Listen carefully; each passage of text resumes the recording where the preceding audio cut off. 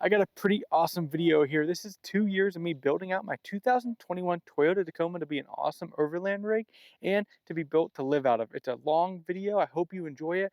I took all my videos, if you've never watched them before, and put them into one giant video showing how this build changed over 2 years. I hope you enjoy it. Please don't judge the video quality too bad. I learned editing and learned YouTube as I was building this truck, so it does get a little bit better as the video goes on, but I hope you enjoy it. Hey guys, welcome to today's episode. We're going to smack on my new suspension. I got the Bilstein 5100s. I'm going to take you guys through the install, try to record as much as I can since I got my mechanic here. My old man, my dad, he's going to be turning bolts. I'm going to record. I'm probably going to help turn bolts, but it'll just help out if I'm recording, he's turning bolts, and I can make a better video for you guys. So let's hop into this. I don't want to waste time. I got an appointment at 1 o'clock to get this aligned with the new suspension, so we got to go. All right, so we got the wheels off, we got the jack and jack stands on. Now we're working on taking the suspension apart. So we're taking the shock off the back right now.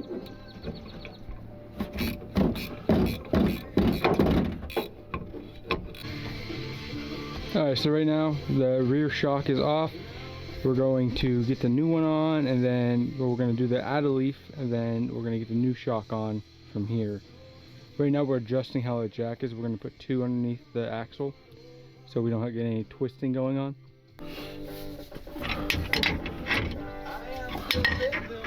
Alright, now we're getting the leaf spring off and compressed right now to get the add a leaf on.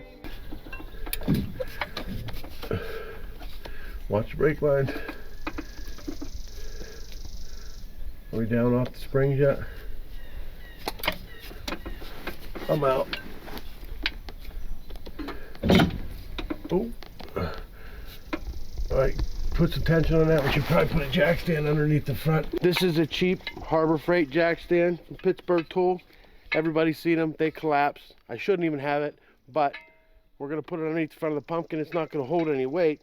It's not going to kill us. I'm sure somebody's going to comment on it, so we're just getting out of the way now. Nailed it. Alright, so the add a leaves I went with are these Torch off-road add a leaves. I got them on Amazon. I don't know how long they're going to last, but I see leaf packs in my future, so this is kind of like a band-aid for now. See how I like it. Alright, we're taking the leaves apart right now.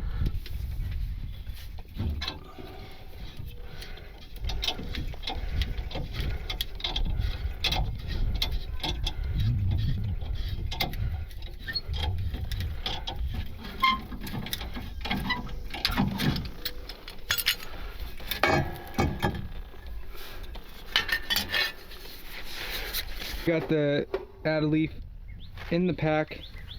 We're going to trim that bolt up top there and keep going. I don't know if it's even done right.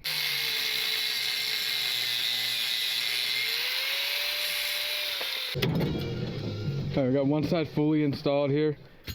Leaf pack in. We're going to do the other side and then get the shocks installed.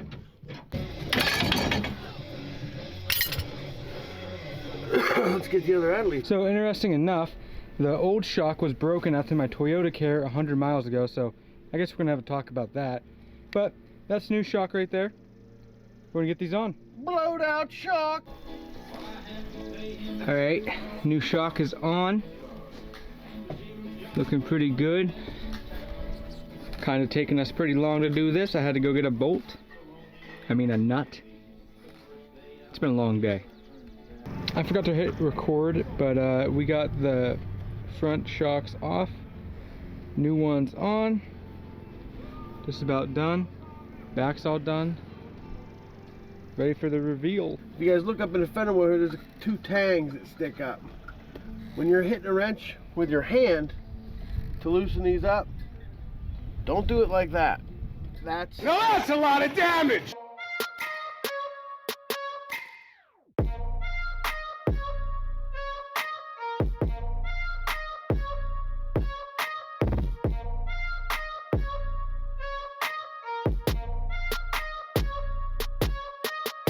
Alright guys, so the install is completely done.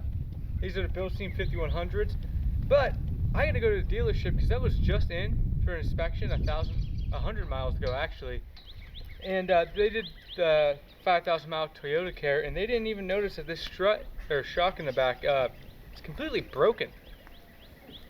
It's been broken because that grease on there is pretty old. So we're gonna go have a talk to the dealership about that. The truck only has 20,000 miles on it, and that's broke, so that's a problem.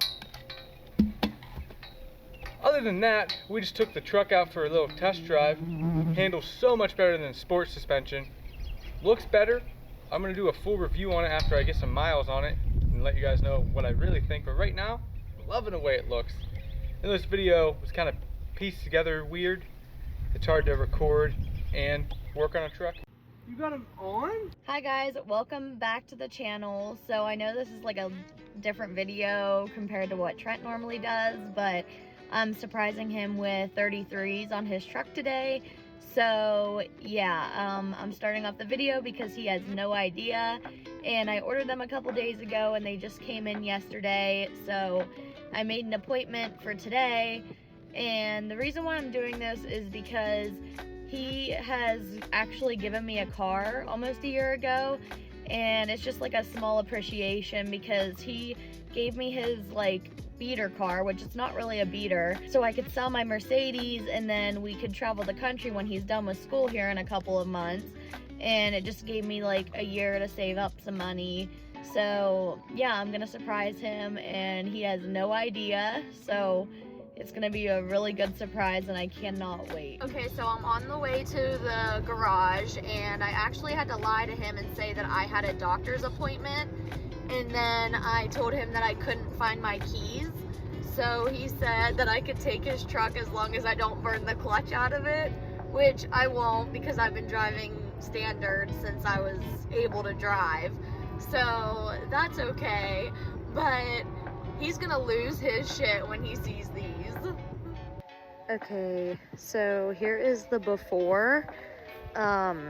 He tries to say that his tires aren't bald, but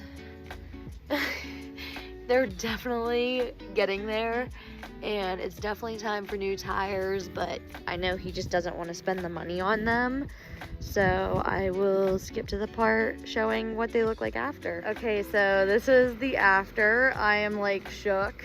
It like lifted it a little bit, and look how much tread there are on these.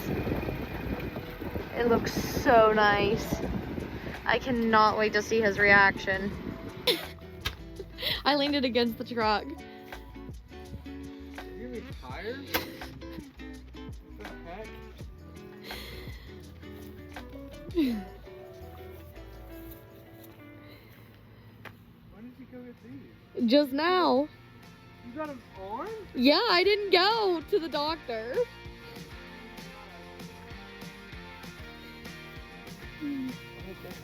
Look how much it lifted it, boo. And you said you didn't need tires. Look at the tread.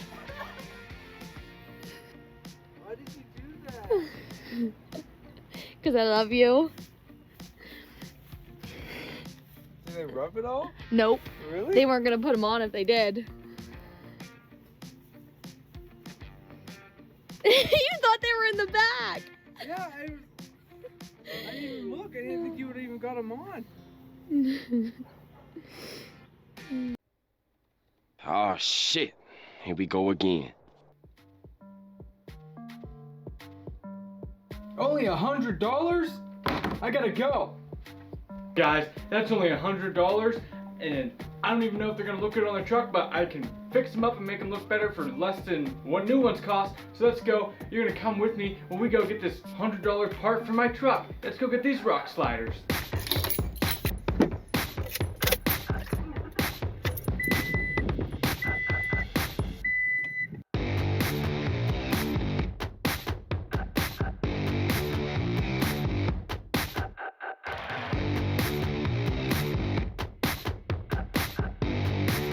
So when I was originally coming down and trying to figure out where to meet this guy, I thought it was going to be all interstate and boring for about an hour and a half as a drive.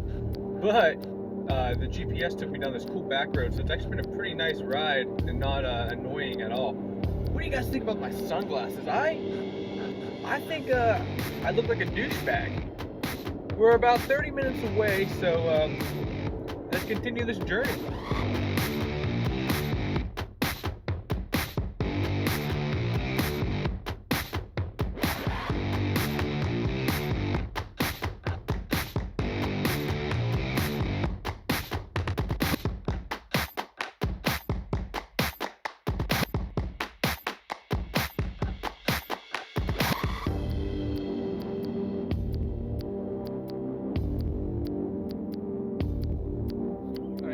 we just picked them up. These are rock sliders. You know, they're a little rusty, but I'm gonna clean them up as best I can, repaint them, sand them down, and it should work out great. No holes or anything in these. At the end of the day, it's only $100, so let's see what they can do when I get them cleaned up. But we're gonna head home now, and I'll do a little bit of overview and show you more in depth of what these look like. Let's go. I just want to let you guys know, if I had my BMW still, I would be tearing up this road. This is the curviest road I've ever seen in my whole ass life, and I'm in a truck. But you know, this is a TRD Sport, so I can drive it like a sports car, I think. Maybe. We just got back from picking up the rock sliders. They're not in the best shape, but with some elbow grease, some paint, some sand, I think they'll be looking brand new. And for what I paid, $100, man, compared to new's gonna cost me about $1,400 to get them here. So definitely not gonna have that much into these. So I think it's a win-win. There's no holes in them, just some surface rust, and the paint's peeling because of that. So pretty happy with that.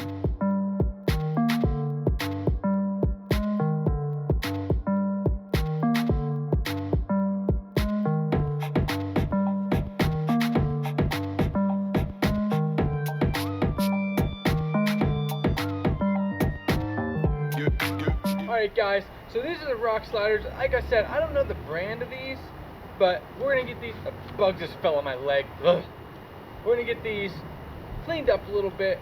My dad's gonna take them because he's pretty good with the body work. You know, he does some painting, he does some stuff better than I can do stuff. So I'm gonna give these to him. He's gonna have fun with them, figure out what he can do, and hopefully get them all looking good. I was thinking about doing them in black again with just some bed liner. Or my buddy got a hold of me and he was like, hey, what if you matched them to match the wheels? So like a gray, or not a gray, like a bronze color. I don't know if I'm gonna do that because it's gonna cost more, but I think I'm just gonna do bed liner black and see how long they last. I know they don't look like they're in the best shape, but in reality, all these are gonna be used for is protecting my truck from rocks. So as long as they're together and not rusted apart, shouldn't have any issues. So for $100, I'll probably have another $100 into fixing them and making them look good.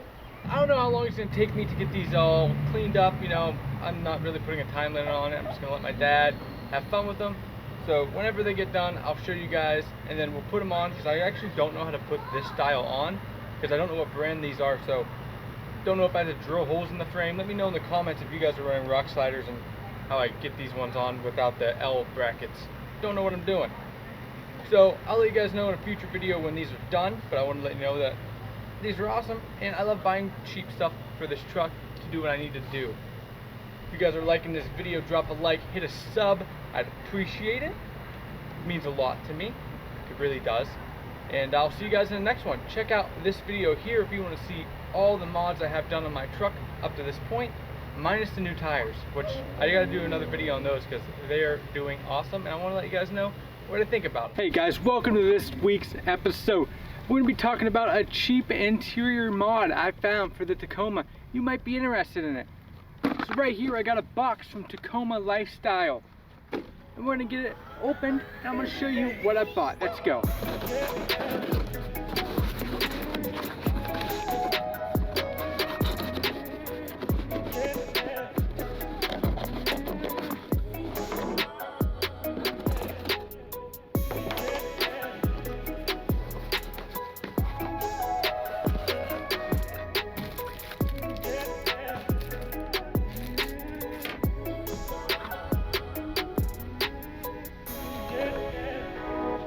So from that unboxing just now, you probably couldn't tell exactly what this is, but this is a Molle panel for the inside. Now this goes in the visor and hangs down, so you can attach things to the visor on the driver's side. They also make one for the passenger side, so you can get both of them. But for now, I only got the driver's side because that's the only one I needed. Now I will say that originally I didn't read this when I bought it, but originally I thought this was going to be aluminum. This is plastic. Looks aluminum, but it's plastic. A little disappointed in that, but not too big of a deal. It also came with a license plate cover, shroud, or whatever you want to call it. I already have one, but nice they sent one. Pretty nice quality too. looks cool. And it came with a sticker. I'll grab that and show you guys. Pretty cool sticker. I like it. It'll probably go somewhere on the inside of the hood. I don't really like putting stickers on my truck, so keep it out of sight, but I do like it. It's cool. It came with all that stuff. It did only cost about $20 to have it shipped to my house, and it came with extra stuff, so pretty sweet. Let's go ahead and get this installed and see if it does what I want it to do. Alrighty, so I got it installed there on the visor. Looks pretty cool. Wasn't too hard, just had to line up the straps. Kind of hard to see with my 50mm lens I have on my camera, but hopefully you get the point. I'll flip it down for you here. And that's what it looks like on the inside with it flipped down. You can still use the mirror. One of the lights is kind of blocked off with how I have it put, but I think it's okay. Alright, I'm gonna throw some stuff on there and see what it looks like. Alright, so there we go. I threw some attachments on there. I got my knife, pen, and my flashlight. Nice quick access there right above my head. The weight of my tools on there are not pulling down on the visor, so that's a plus. Seems like the latch on the Tacoma is holding up well to the added weight from those. So I'm gonna keep you guys posted on this, but as of right now, it seems like a pretty awesome place to attach things.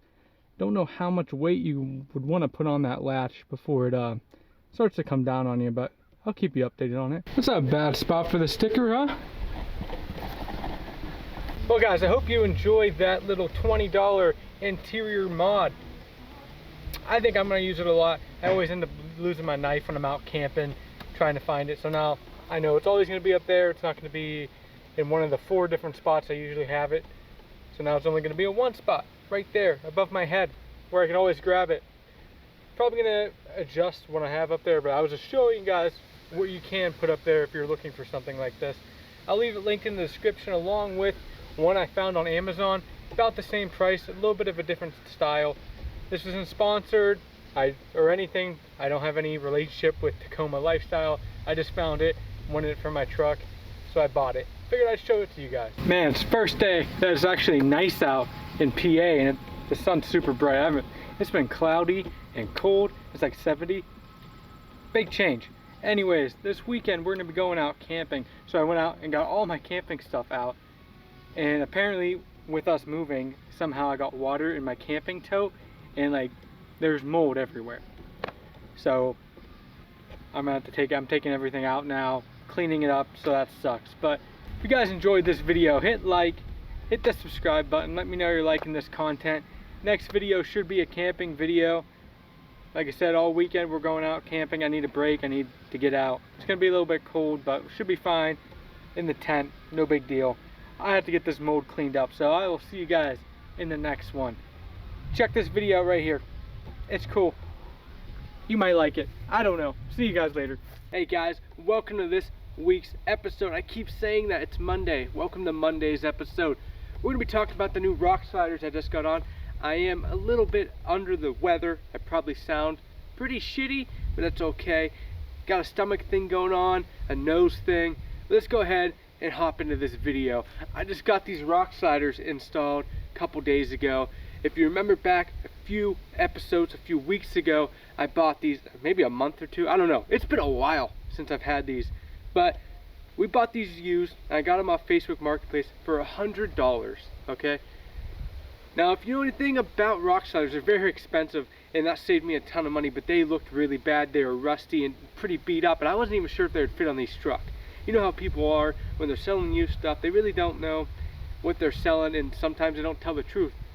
So when I got these, first off, they needed cleaned and repainted. I got a hold of my dad. He's really good at that stuff. So he cleaned these up, got them all repainted, and they turned out really good. And I gave him a bottle of whiskey for that. So that was about $70 there. So all in all, at this point, I have $170 on. Now the other problem was mounting. When we mocked these up to get these mounted on, first off, we were gonna have to drill holes in the frame, which is a big step. You know, new truck, drilling holes in the frame, kind of spooky. The second one is the mounting brackets that are on there aren't perfect, and I don't know what brand these are. I kind of think they're homemade. By looking at the brackets, these definitely didn't come off this truck, like that guy said, because the brackets that are on there do not fit around the rear shackle for the leaf spring. So there was that battle. My dad hurt his back. I've been busy with college, so they kind of been sitting for a few months. Cold's coming, he's been busy, everyone's been busy, so I got a hold of my buddy and his buddy. He's got a garage, and I was like, listen, you can just get these on for me. I really don't have the time to deal with it. I don't have the tools to cut the metal. And they had it on in one day. I'm going to show you guys exactly how they mounted this onto my frame. So if you have a similar problem and you're nervous about drilling holes in your frame, I'll show you where they drilled and how these are bolted onto my frame now. Let's hop into that. Okay, so here's one example of where they drilled and bolted in on one of the supports there. Right there is the other support right there. Hopefully you guys can hear me. I haven't used this new phone to record yet. And then back there is the other bracket. As you can see, it bolts up to 3 different spots right there. I'll come back here to show you where exactly they had to cut to get around. This might have been the one they had to cut. Get around that shackle a little bit. It was too far out. But they're not perfect. As you can see, some of the paint's a little bit chipped. But compared to how they were, they look pretty good. Then here's the other side. For one, they look awesome, but now I'm gonna have some extra protection. These thicker tires I got on here were kicking up some decent rocks, so I'm hoping that stops that. But on this one, the paint's a little bit messed up here. You see right here, it's peeling a little bit, so we're gonna have to probably end up pulling these back off at some point and redoing the paint. But I'll show you on this side with the bolts I used.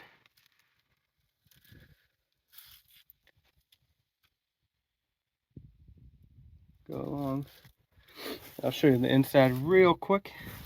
Yeah, I don't even know if you can see that, but that's how they come out on the inside. This is like pretty thin. It's not as thick as the rest of the frame, but there's those bolts drilled right in. Now he did cover them up a good bit. But yeah, all in all, I think those rock sliders turned out pretty freaking good looking. And I'm gonna have some extra protection now. A little bit of a trail peace of mind.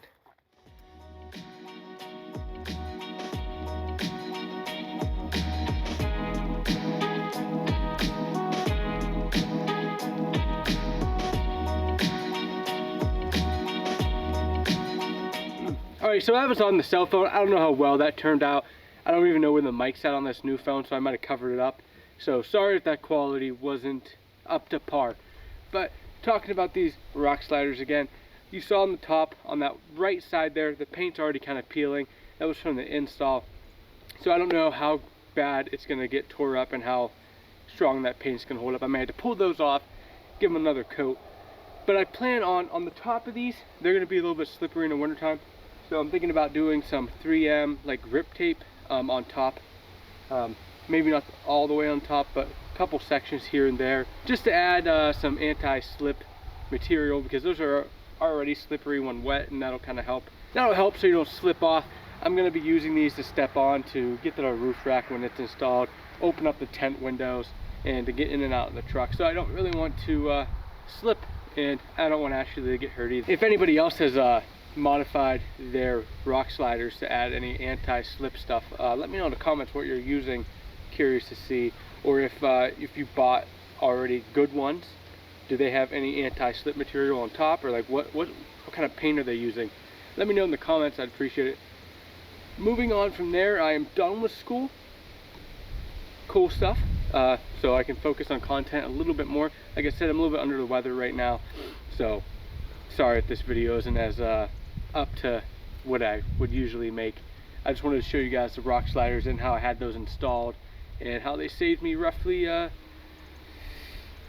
gonna say on average probably $1,300. It saved me doing it this way, doing a little bit DIY work, and that's really the main thing I wanted to tell you guys is, you see these guys that are spending all the money on the truck. There's other ways to do it. I'm not super rich. I don't have that much money to this blow, but I'm trying my best to do a budget setup, and I roughly have about $400-ish, maybe not even that, into these rock sliders, and they're solid, and they're going to protect my truck when I'm out on the trail. They're going to add support for us to step on, and they also look great. So all in all, very happy with that. And with that added protection, I feel like I have the confidence to go out on some rougher trails, and I'm not going to worry about denting anything that's going to be damaging to my doors and cost me money. So listen guys, I guess the lesson in this video will be check your local Facebook listings for anything good. I'll see you in the next one. Thanks for watching guys. Sorry if this video wasn't long enough. I'll see you Thursday. Take it easy. I'm cold, I don't feel good, and there's my dog. He's coming. Stone! There you are. Come here. Come here. Come here. Oh. Oh. Oh. See you later, guys. Hey, guys. Welcome to this Thursday's episode. We're going to be talking about 5,000 mile maintenance on your Tacoma. Now, this Tacoma behind me is at 30,000 miles. So this maintenance is supposed to be a lot more in-depth, but I'm saving that until Friday because a lot of the tools I need are at my dad's. So we're going to be driving this up to my dad's for that maintenance. But I'm just going to do the 5,000 mile stuff here because, well, I have the tools and it's pretty easy. And it'll save me time Friday to focus on the more in-depth stuff that I have to do for that 30,000 mile maintenance that I'm going to do a video on. So my 5,000 mile maintenance is slightly different from what Toyota recommends. That's because I'm a little bit harder on my truck.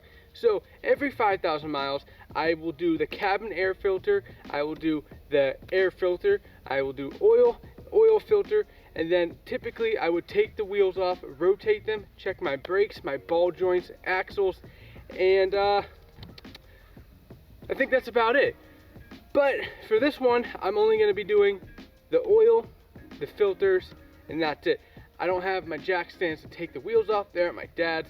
So we're going to save that for that 30,000 mile change that we're going to go more in depth on. But for right now, this is what we're doing today. I'm going to give you a little, not too much of a step-by-step because I'm no mechanic, so I don't want to be showing you guys the improper way to do stuff. But kind of just going through the steps and kind of like what I'm doing on the truck for my 5,000 mile maintenance and what I recommend. Let's hop into this. Okay guys, so some of the parts and tools you're going to need is, well, I don't even have my tools out here yet. I just want to get this intro filmed first. But, so for parts, you're going to need oil. I run Castrol Edge 020 full synthetic in this. Now, oil is kind of your choice as long as it's 020, 520 full synthetic. You're going to be good. I'm not going to tell you what oil to run in your truck. I'm not the expert on oil, but this is what I run. Next, you're going to need an air filter. I run these cheap ones because I replace them. Now, I think I might be going to K&N and doing a reusable filter for that and the cabin air filter. If I'm going to be doing this every 5,000 miles, it's going to be annoying to have to keep buying these. Now, this is my first maintenance off the Toyota Care schedule. So this is what I'm going to be doing every 5,000 miles from now on, now that it's in my hands. Secondly, cabin air filter. Here you go. I'll show you guys roughly how to do this stuff in this video as well. Next, you're gonna need an oil filter. I run OEM filters in all my vehicles typically. So my Subarus, I ran the Subaru official filter, get them off Amazon in bulk. Toyota, you can get these off Amazon. I'll put the part number down below. I don't even know if you can see that, but I got this at Walmart actually. Walmart was carrying OEM filters for Toyota, so that was cool. And an oil pan catcher, got that.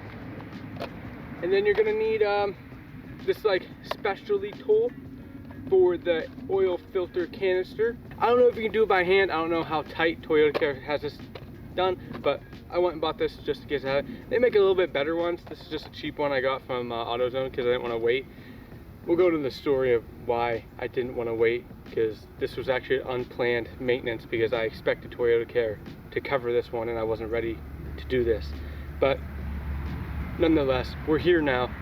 Let's start draining the oil and doing things to this truck. I have the truck started only because it's a lot easier to drain hot oil than it is to drain cold oil.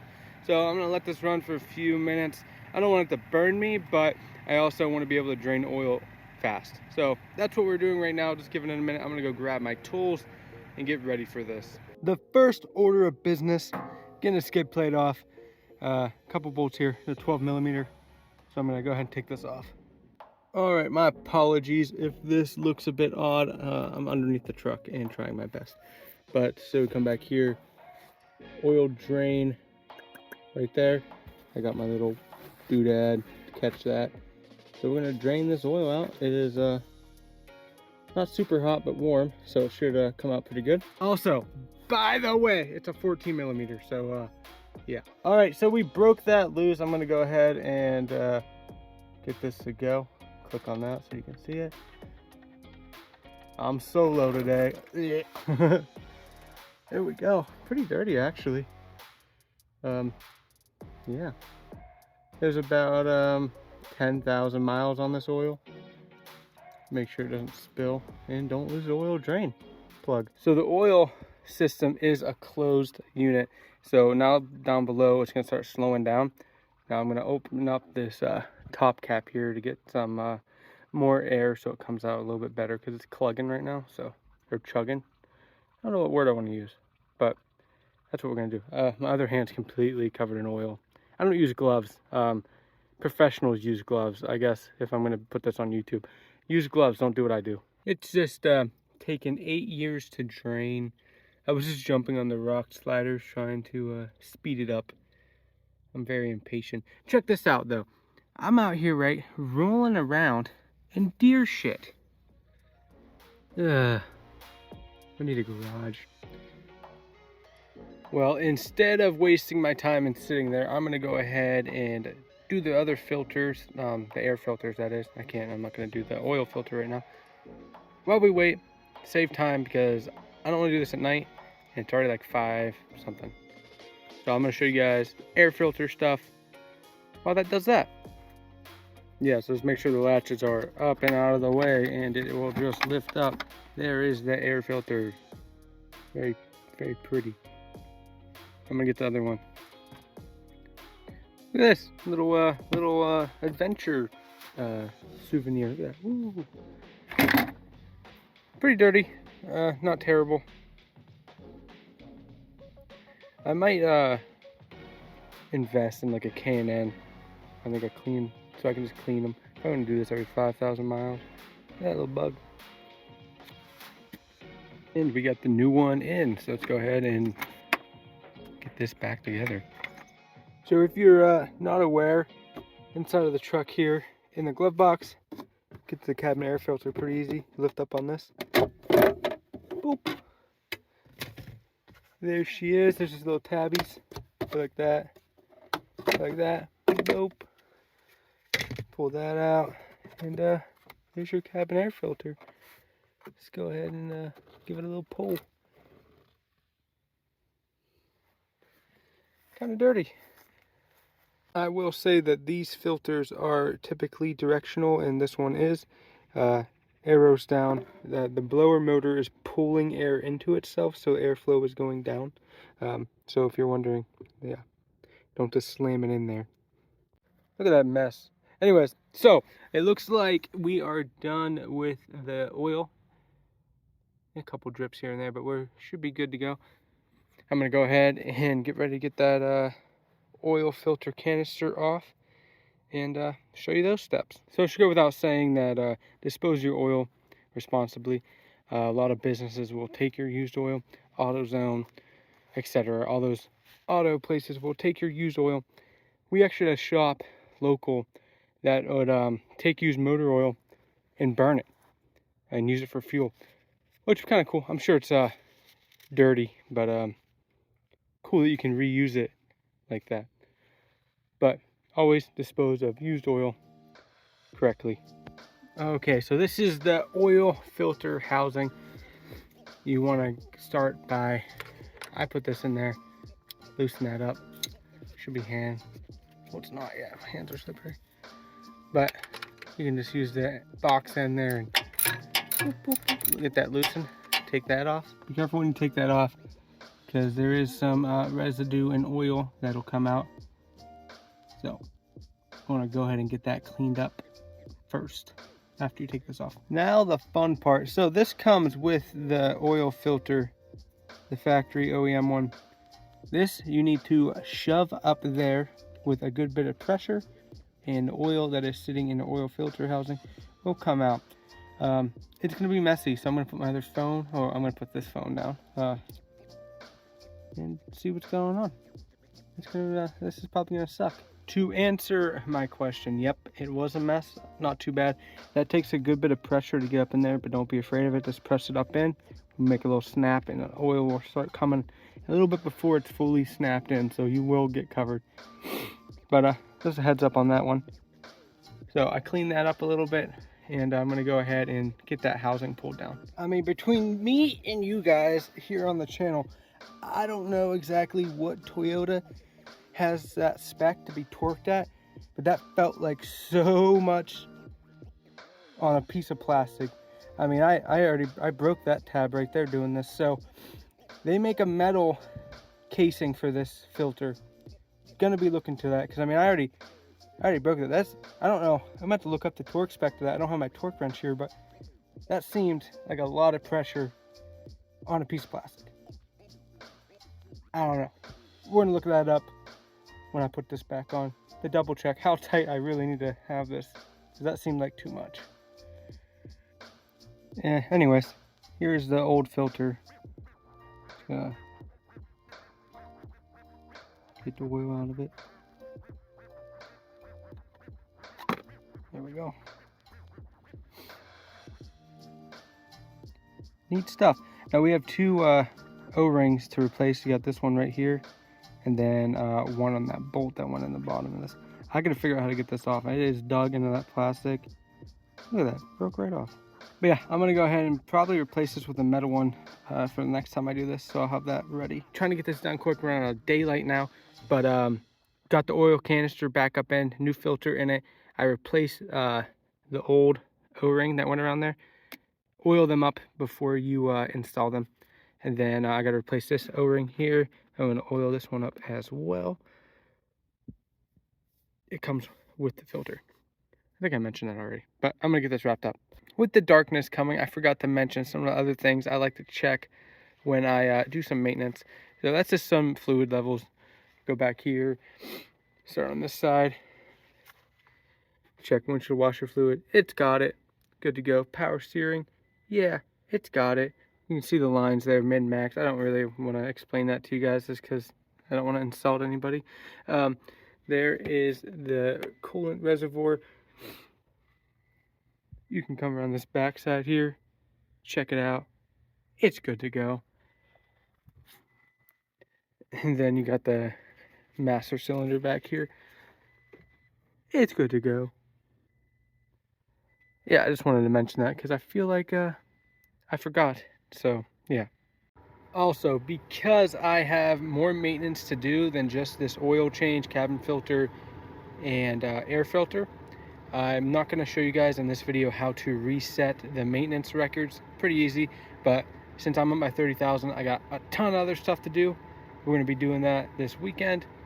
Make a video on it explaining what I'm doing, but that's why I'm not showing you that part in this video. But check out the sunset, huh? That's pretty. Running pretty quiet, checked it. I'm just getting ready to put the skid plate back on, let it warm up, just to triple check and make sure nothing's leaking. Should be good to go then. All right guys, we're gonna wrap this up here. Putting oil back in the truck, just put my big jug in. My next one, I'm gonna put one more quart in. I'm gonna do it almost a full quart because this takes about 6. I'm gonna check it about 5.8 and make sure that it is good. And then I'm gonna fire this truck up, make sure everything is not leaking, it's good to go. Then I'll go ahead and throw on the skid plate and call it a done job. If this was helpful, drop a like, hit the subscribe button. I'm not a mechanic. This might not be the way you do it. This might not be the oil you use. That's fine. This is what I'm doing. If it's wrong, the truck will tell me. But as always, I'll see you guys in the next one. Thanks for watching. And I'm gonna have a beer now too, because you gotta have a beer after you're done working on something. See you guys. We're gonna be doing the maintenance again on my truck. Like I said, this is at 30,000 miles, so I gotta drain a bunch of different fluid and make sure everything's torqued to spec. Now, I'm supposed to be doing the transmission, front diff, rear diff, and transfer case on this 30,000 mile maintenance, but I went looking everywhere for the 6-speed manual transmission, oil, couldn't find it, checked like 10 different spots, nothing. I'm gonna have to order that online and do that on a different date. I'll do another video on that. So today we're just gonna be doing the front diff, rear diff, transfer case, greasing propeller, shaft, and just torquing up some stuff, checking the brakes, rotating tires, kind of continuing the maintenance from last week's video when I was changing oil, did cabin air filter and air filter.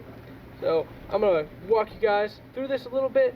Like I said before, not a mechanic, so you know, I'm not perfect, but I'm gonna show you guys what I'm doing on the truck for this 30,000 maintenance and a little bit of details here and there. Let's hop into this. I would usually run AMS oil in the front, rear, and rear diff and the transfer case on this truck, but couldn't find it. So right now we're doing Valvoline 7590. As long as you're doing 7590 GL5, should be good. Now the reason why I can't do the transmission this time around, because it's 75 weight 90, but it's got to be GL3 or GL4 rating. If it's GL5, it'll eat away the synchros, not a good thing. So that's kind of what's going on. A little bit of an explanation on that. But we're gonna start with the rear diff here. Truck should be nice and hot, went for a drive, so it should drain pretty easily. But we're gonna start with the fill plug just to make sure we can get it off, because you don't want to drain your fluid and then come to realize you can't get that fill plug out. So start with that, and then we're gonna drain it. Underneath the truck now, see that plug right here? That's the fill plug, drains right there. I'm gonna remove this first. It's about a 24, I think, 23 millimeter. Don't know if anybody cares, but figured I'd let you guys know that. So I gotta go ahead and get that because I only have a 22 down here, so. Guess I need the right tools before we can do this. Alrighty, so we got the fill loosened. I just loosened the bottom down here, both 24 mil.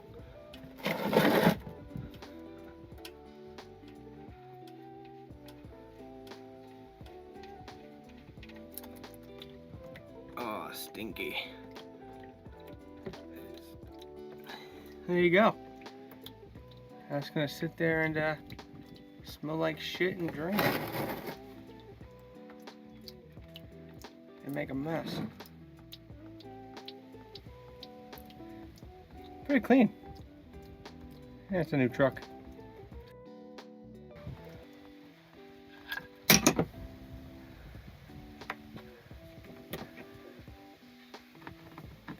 So this is the drain plug on the rear diff. It does have some goop on there. It's magnetic, so it'll grab a hold of anything that is coming off that rear end. Pretty normal for a new truck, being broken and whatnot. All right, so I did want to note that I went through and got the part numbers for these gaskets for the drain plug here. They are one-time use. I do believe they are crush washers. Take a look at that. So we got replacement ones just in case, you know. So I'll put the parts numbers down in the description if you guys are looking for that. So I'm gonna go ahead and put the drain plug back in here. I did put a little bit of never sees on that. I'm gonna go ahead and throw that in. I'll talk to you guys about the torque specs on this when I'm ready. So just got that done up there. That's 36 foot-pounds. I'm gonna start putting oil in. Oil is different on different models, between 3.2 and 4.2 quarts. So I'm gonna see what this one is. I think it matters if you have the e-locker in the rear. I just wanted to show you guys here, basically with these cool little 1 quart containers, you just kind of squeeze in there like a Capri Sun. But it seems, so that was my 4th quart or my 3rd quart. That was my 3rd quart, so I'm on my 4th one now. So it seems like I do have the bigger capacity diff, and I think the difference is the automatics versus the standards.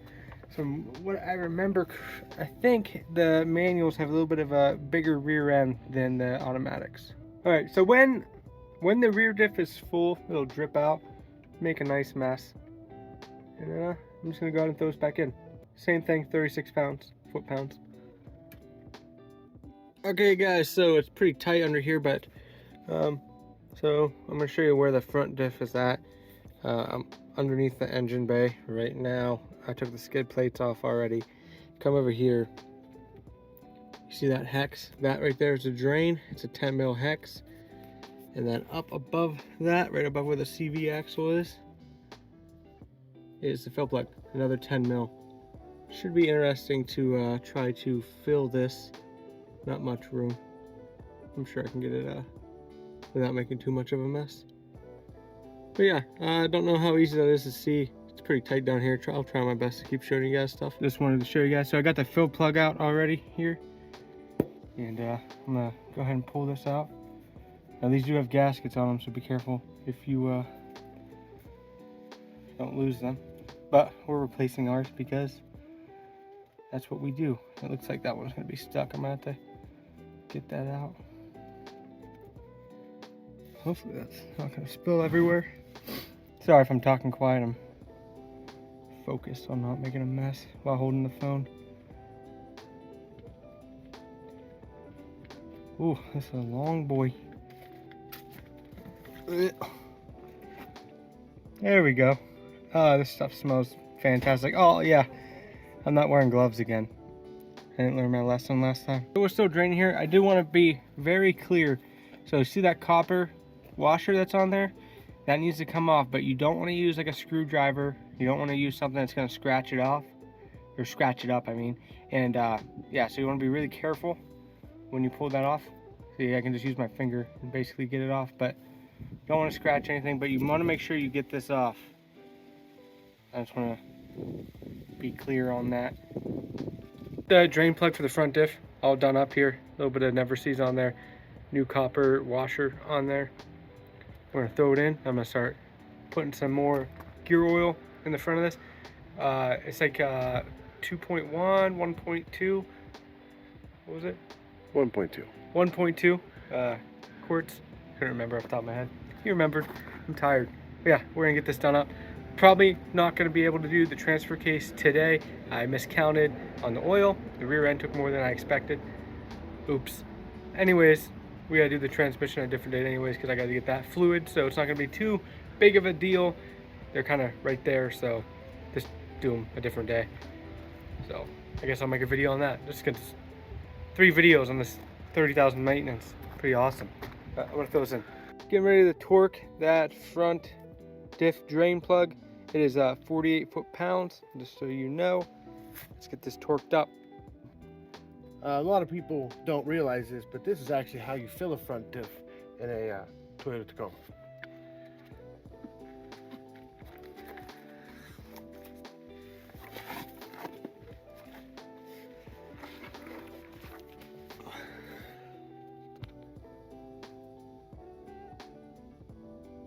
A little goofy, but it works. Too tight in there. All right guys, we just got done with the front diff. It's filled up and good to go. Rear diff's filled up and good to go. My next step here is I'm gonna take these wheels, rotate them, check my brakes, check my ball joints and axles, make sure everything's looking good on that end. I was gonna get under there and grease the drive shaft up, but I have no flanges on this 2021. They're all sealed bearings, so don't have to check that. And I'm gonna retorque the drive shaft bolts, make sure that's looking good. And that's basically about it. The only thing I have left to do on this 30,000 maintenance is going to be the transmission fluid and the transfer case fluid. I ran out of transfer case or gear oil for that, and then the transmission oil, I couldn't find it, so I'm going to have to order it online. I'm going to have to do that in a different video. Checking out the brakes here. They look all right. Probably going to need to replace those pads shortly. Axles look fine. Boots look okay, no rippage or anything. Not worried about that. I'm gonna get this wheel back on, check out the ball joints, make sure there's no play. To wrap this little maintenance up, because everything's basically done for this, I'm gonna go ahead and reset the maintenance for this. Right there you see maintenance reset. I'm gonna go ahead and click that, reset maintenance reminder, yes please. Should be good to go. As you see, that little triangle went away. There's a little flashy thing. And that's it. Just to get back out of this. And yeah, figured I'd show you guys that though. We got the tires rotated. I checked the brakes. I'm pretty sure I showed you guys that. The ball joints and the axles. Everything's still looking good. I expect so. I mean, it's a Toyota. I don't really beat on it too much, so shouldn't be a big issue. The only thing I have left I want to check right now are the U-bolts on the leaf springs. Now we did just do those add leaves a few months back, so I'm just going to check the torque specs on that, make sure they're still good. And that's going to wrap up this little maintenance here. Like I said before, we still got the transmission in the transfer case. I need to get the oil for that, so do a whole video just specifically on that. Shouldn't be too hard, but gotta have to break this up a little bit. If this helped you guys, drop a like, hit that sub button. Helps me know that you guys are liking this kind of content. And I'm gonna check these U-bolts, and I'll see you guys in the next one. Thanks for watching. It sounds like everything's breaking. Welcome to this video. We're gonna be changing these out. I'm gonna let my dad handle this intro. Here you go. Alright guys, once again, Trent made the voyage up here to do the differential oil change and all the oils and stuff for his 30,000 mile mark. The other day, I realized I had spent an abundance of money on Amazon and I had some points to burn up. So before Trent got up here, I got on, ordered myself a set of sequential tinted LEDs for the truck on the mirrors, and they were so cheap I figured when he gets up here I'll surprise him with a set for his own truck. So I got them in on my truck. I've been waiting for the mail guy all day. Oddly enough, my regular mail person who gets here at 1:30 was off, and today it was 5:30 when the mail showed up. And so we're gonna go ahead and make a video of me putting these on Trent's truck. Here's what we ended up buying. I ended up going with the high flying because they were tinted and they were sequential. If you look at his turn signals on the side of the truck, you can't even really see them from the front, can you? Oh no, they look dim. Those are dim. Yeah, you can't really even see them from the front, and they're crystal clear white. Nobody likes chrome. Nobody likes white anymore. But you got a little what's in the box here. You open it up.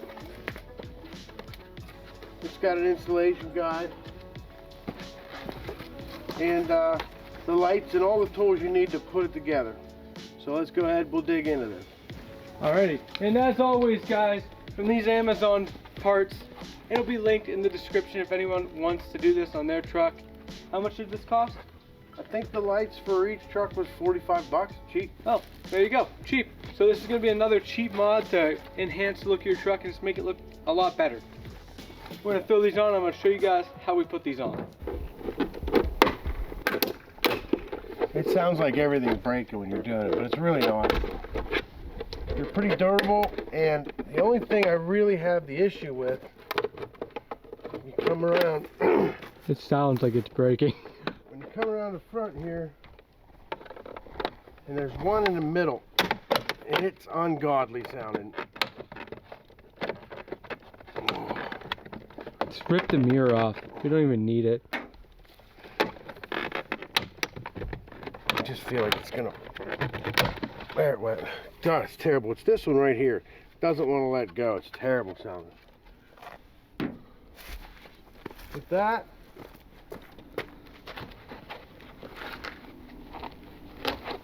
and they give you a screwdriver that comes with it. I used it on mine. I was going to use a different one, but we'll use their tools. Can I shut the power off to them first? No, you don't have to. Matter of fact, you want to leave the power on, or at least check them before you put them back together, because if you hook them up backwards, they won't work at all. Pinch thing back here in the back of the light. You just pinch that. This should pop away from the light. Pull this wire back like that. This pops out, and the light comes right up out. Unplug your light. Factory light, go over here. Find the right side light in here. Should be this one. It's got a little right in there. You can see it. It's in the tint, so it's hard to see, but it does say right. See how I plugged that in? It's not working. Turn it around. Now it works. So you got to make sure you got that before you put it back together, because I'd hate to take that mirror off one more time. All right, so once we got that light set in there on the foam, so it's all sealed up, we'll put these screws back in. Listen, you got the lights for 45 bucks. I don't know what kind of screwdriver you're expecting to come with it. This thing is no gem, but I used it just because it came with the kit, and I wanted to show you guys that you didn't need everything. anything. Everything came in the box with it.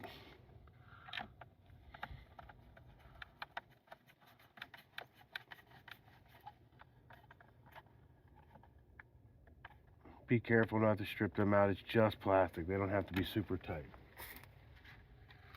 Then you put this back on, which is scary in itself. Okay guys, once again with this, it seems brutal when you're putting them back together. Pretty sure I got the screws all lined up. Everything should be good. You just kind of got to force it a little bit. Got fingerprints all over my mirror now. That's much better. I'll show you guys the stock side again. You can barely see it. I mean, the box is in the way, but... Oh yeah. Now we're doing the other side here. Much easier to have the cameraman while things are being worked on versus in my earlier video when I was underneath holding the camera while dealing with the diff fluid. Not fun. One thing I did notice when you're taking the covers off your mirrors, you'll notice you get all the outsides of them unsnapped, and then you're fighting with the one holding like the middle end. Well, it turns out if you just twist the mirror cover a little bit, it helps tremendously. I know it was kind of a short video, but we just wanted to show you that little cheap mod you can do on your truck to really enhance the way it looks and, you know, usability of it, because now you can actually see those turn signals. If you like this, hit that like button, hit the subscribe button. The lights will be in the description if you want a pair for yourself. They look awesome. And I will see you guys in the next one. Later. Is this the best budget roof rack for your Tacoma? Let's find out. Hey guys, welcome to this episode.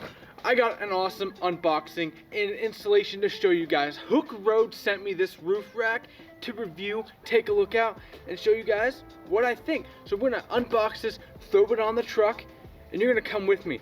So the first step of this is obviously gonna be to unbox this. So let's do that. Boom, we just got it unboxed. I'm gonna bring you guys a little bit closer to show you what we had in the box. Come over here. Looks like a box of bolts. I have not opened those yet.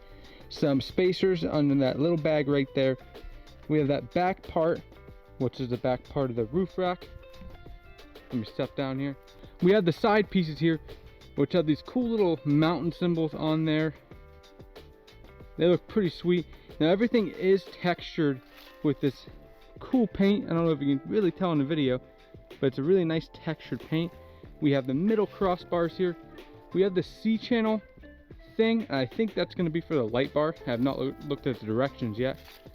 Then we have the wind deflector here. I'm going to go ahead and throw this together and see how it looks. All right, looking at the directions here, you don't need many tools. All you need is a 4mm and a 6mm hex bit and a drive socket wrench. We have all that. I'm gonna go ahead and start putting this together. I wanted to give you a quick overview using the phone camera. Look at my dog, he's awesome. We're gonna throw this together. We have all the needed parts. I checked, verified with that. Probably always wanna do that before you start putting stuff together.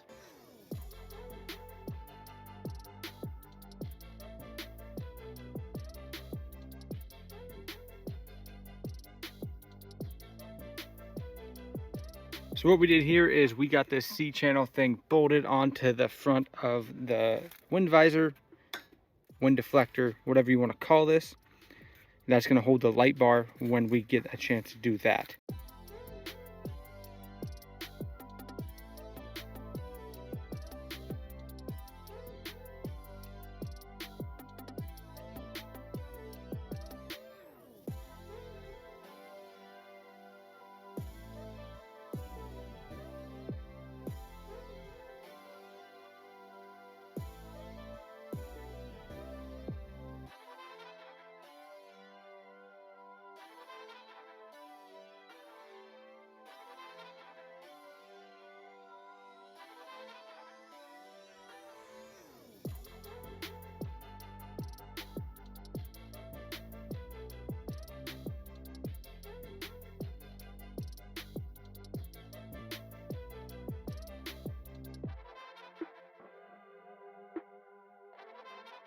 Crossbars are now on. We're gonna do front and back, and we should be good to go to throw this on.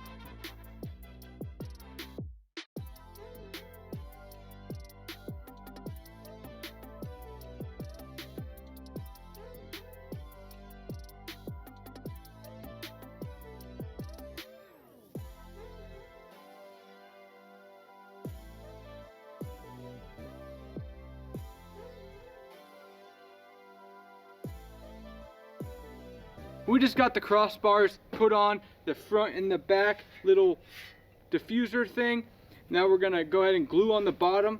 That's what the direction says. We got these little mats to glue onto these bottom pieces. Then we're gonna get ready to throw that on the roof.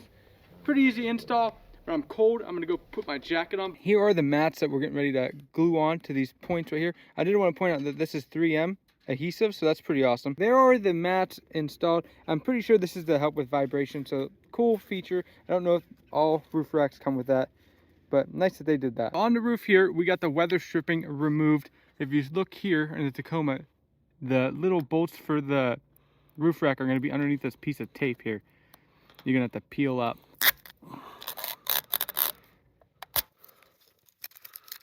The plastic stripping. Okay.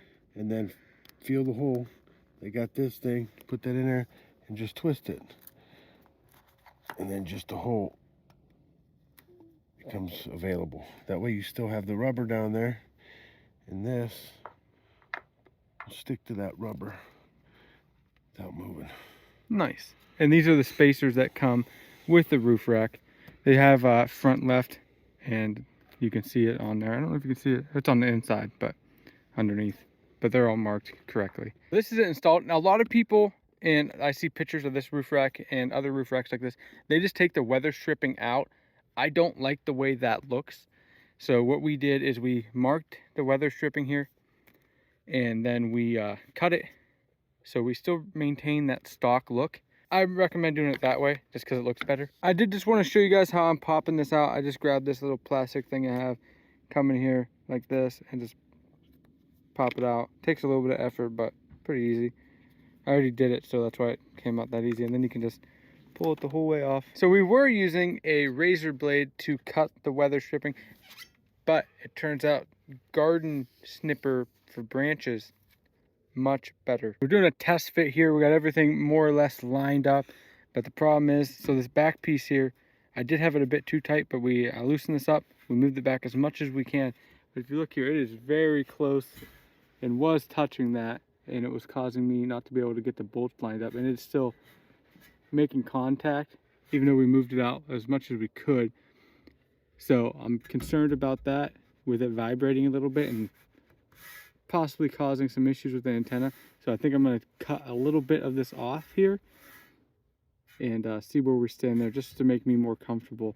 Now in Trent's chart, I don't know if everybody's going to be the same or not. His antenna in the back is going to have to go a little bit deeper into this for this to get the holes to line up. We got it marked out, just a little bit of a notch. I'll probably go a little deeper than I should. It's going to take some structural integrity out of this, but we're already in this thing and there ain't no quitting now.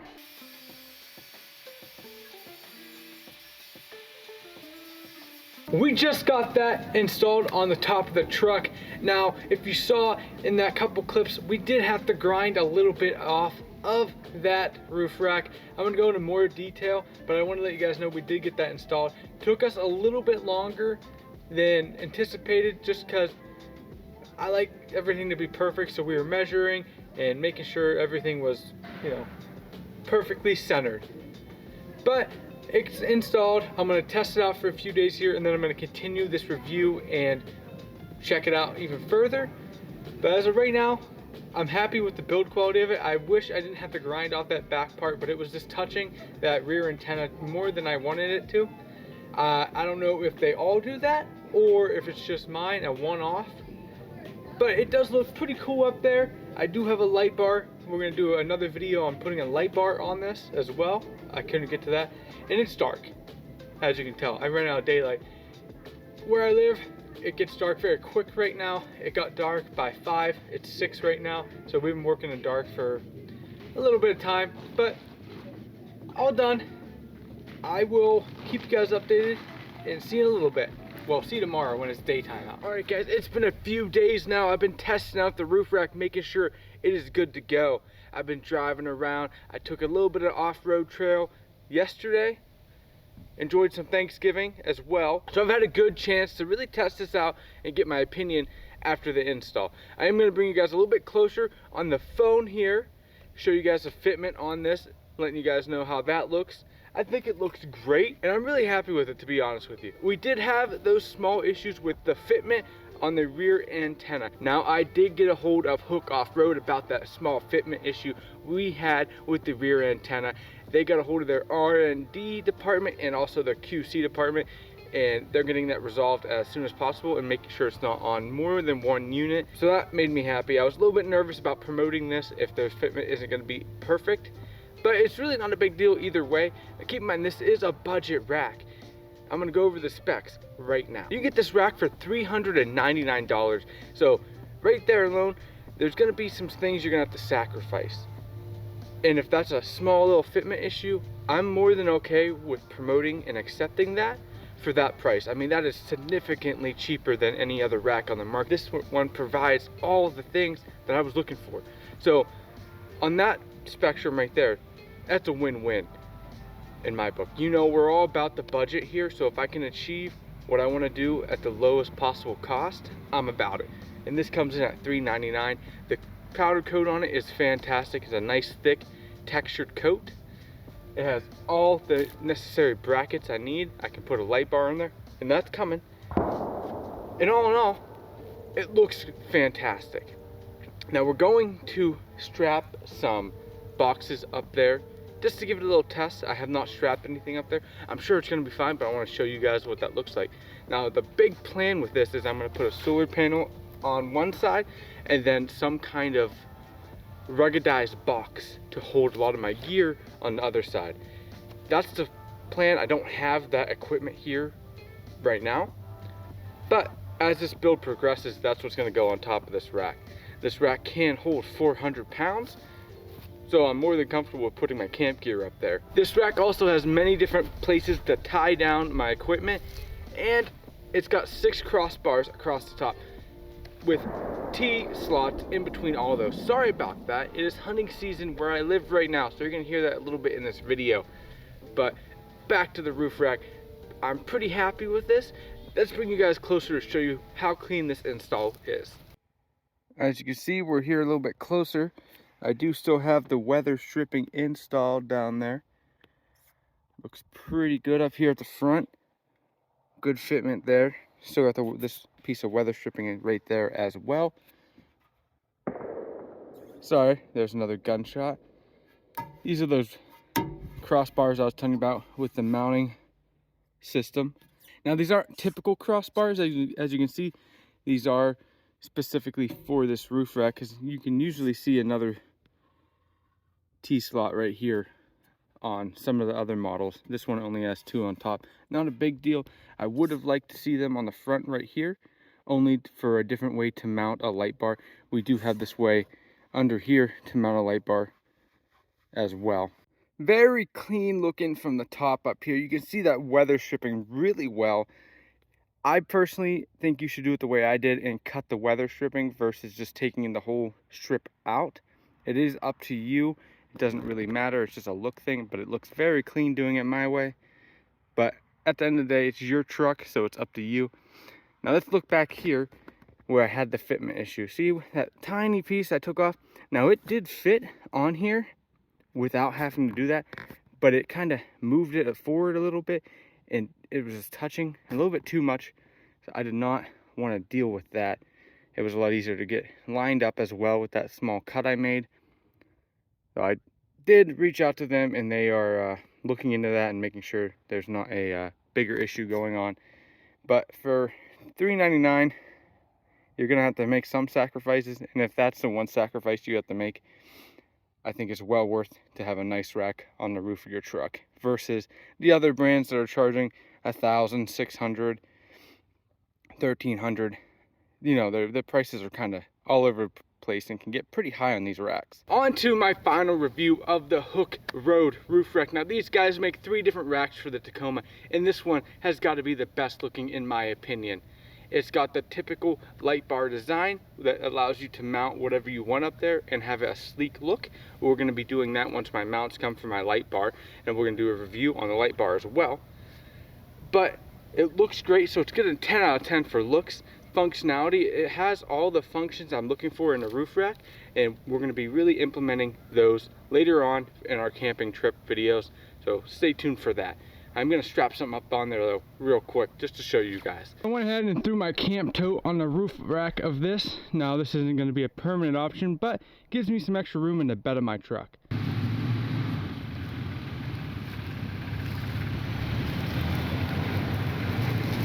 Next, I do have to mark off a couple points because of that fitment issue. So fitment's going to get about a 7 or a 6 out of 10. Not too bad for the price. That's very acceptable, and it did go on very easy. The build quality, the directions all get a 10 out of 10. The install was pretty easy. You only needed 2 tools, so that's a 10 out of 10. So all in all, I feel confident supporting this company and really getting their name out there, because this is a pretty awesome product for the price. I will have a link in the description if you're interested. A big shout out to Hook Road for sending me out this roof rack. I'm a big fan of it. It looks awesome. Can't wait to take it out on some more adventures and really stack up some gear on there. Thank you guys for watching. If you liked this video, hit that like, hit the subscribe button. If you have any questions about this roof rack, please let me know in the comments and I will provide some answers as best I can. Hey guys, welcome to this week's video. We're going to be installing a light bar on the roof rack of my Tacoma. Now if you look up there, it's already installed, quote unquote. What I did was I just got the brackets on there because it was a whole kind of process to get those brackets on that roof rack. So I left that part out. I'll go over the brackets I used and they're going to be in the description. But let's go ahead and hop into how I wired this up and how I got this installed in my Tacoma. Alright guys, I'm working on a little project here. You know, we're always doing something here on the channel. And so today I'm going to be installing a last fit light bar on the roof rack of my truck.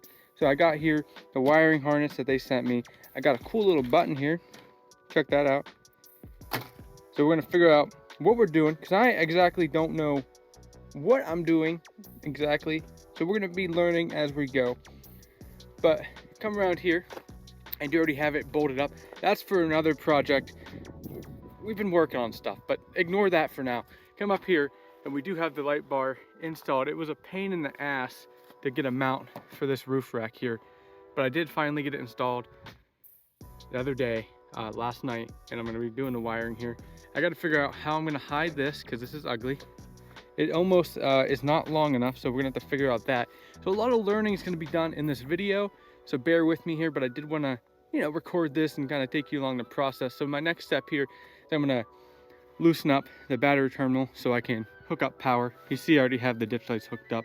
They've been hooked up, but yeah, so that's kind of where we're at. So this is not a permanent solution for now. I just want to test to make sure everything is going to work how I think. So got the power hooked up there, running the ground to there. So, and then I did just plug in the light bar. You know, obviously this can't be permanent. I'm going to go ahead and flick this on and see, you know, if it even turns on. It does in fact turn on. So that's a win-win. Now I'm gonna figure out how I want to hide these wires and make it look good. The first order of business is going to be to figure out where to hide this main wire. It is pretty thick. Now I thought about cutting the plastic sleeve off and, you know, having a less thick wire to deal with. But I'm gonna try this out. I'm gonna try to shove it on the inside of this with this little plastic tool and seeing how close I can get that to looking good. I guess I should show you guys the mounting solution I came up for with this light bar here. So if you look on the inside, there is, I can't really show you guys that, but I'll try to. See that T-channel right there?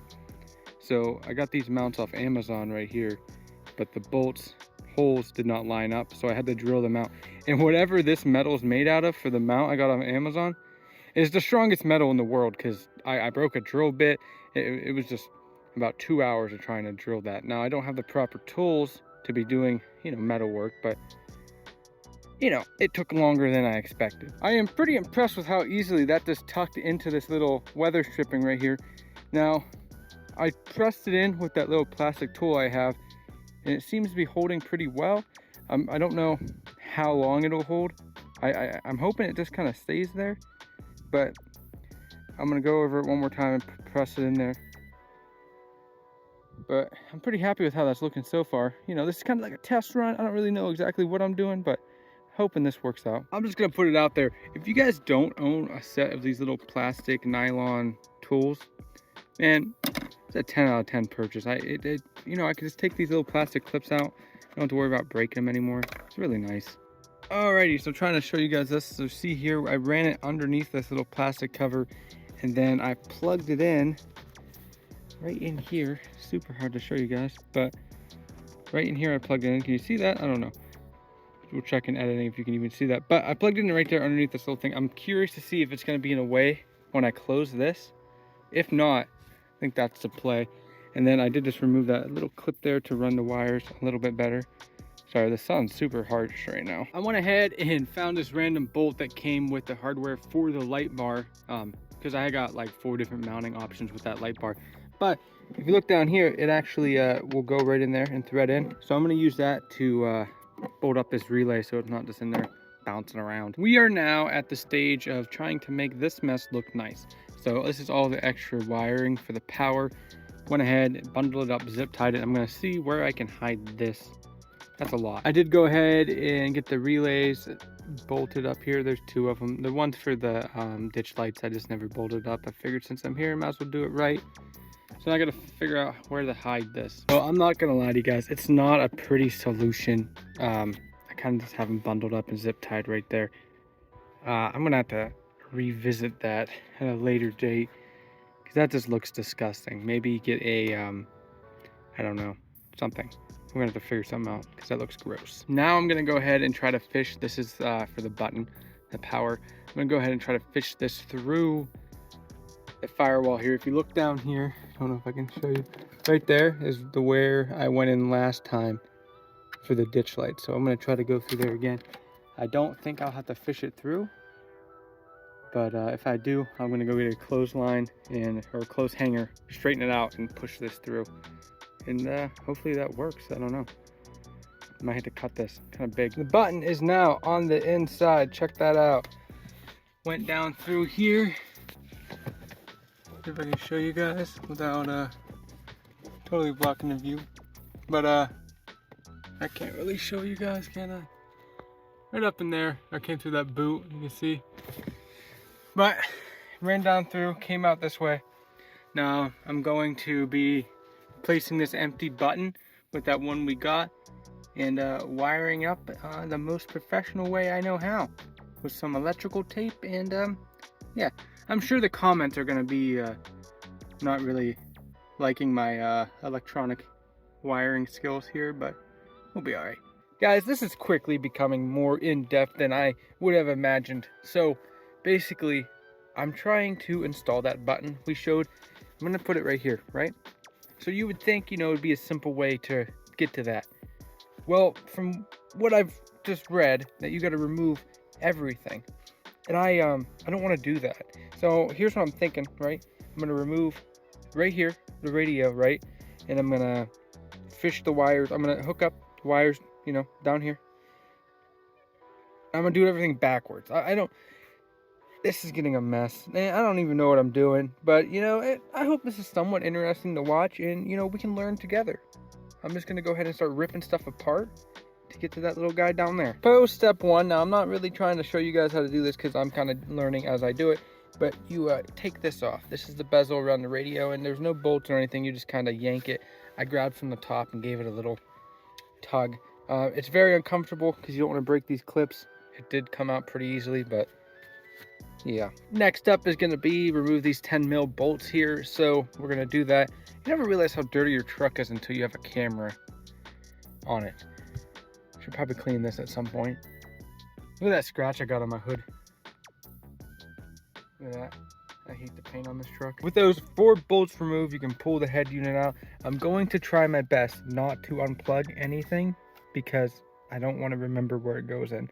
Shouldn't be too hard, but I don't want to do that today. So my idea is I'm just gonna fish some wires up through here, or I don't know. It seems as if my idea is gonna work. So I'm gonna go down here, I'm gonna reach down, and I should be able to pop that little switch cover out if I can find it.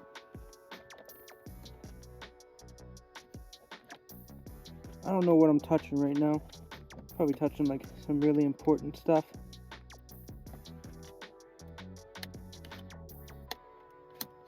I see it moving. Oh, woo! Look at that. Okay, well, that's one step done, I guess. I have used one of these buttons before for the ditch lights, so I have an idea how I want this wired. But we want to pay attention here to the wiring diagram for the switch. Now, I've already tapped in for my other switch to illumination, so I may run cabling splice back into where I already spliced in, so I don't have to splice into the Tacoma wiring harness again. Plus, I'm not going to have that much room down in there. So I'm going to try to do it that way, so I don't have to cut up the wiring harness even more than what I've already done. But we'll see what we can do. Alright guys, so here's my new and updated strategy. I ran the power up through here, so it came down from up there, whoop, whoop, whoop, and I fed it this way. So we have the button, right? Now all we need to do is feed it down there. So I'm going to go ahead and wire this in. So this is for the button. So we're going to cut this here, wire this in, feed out the button, or feed out this wire out the buttonhole, plug this in, pop, feed the button in, and that should be good to go.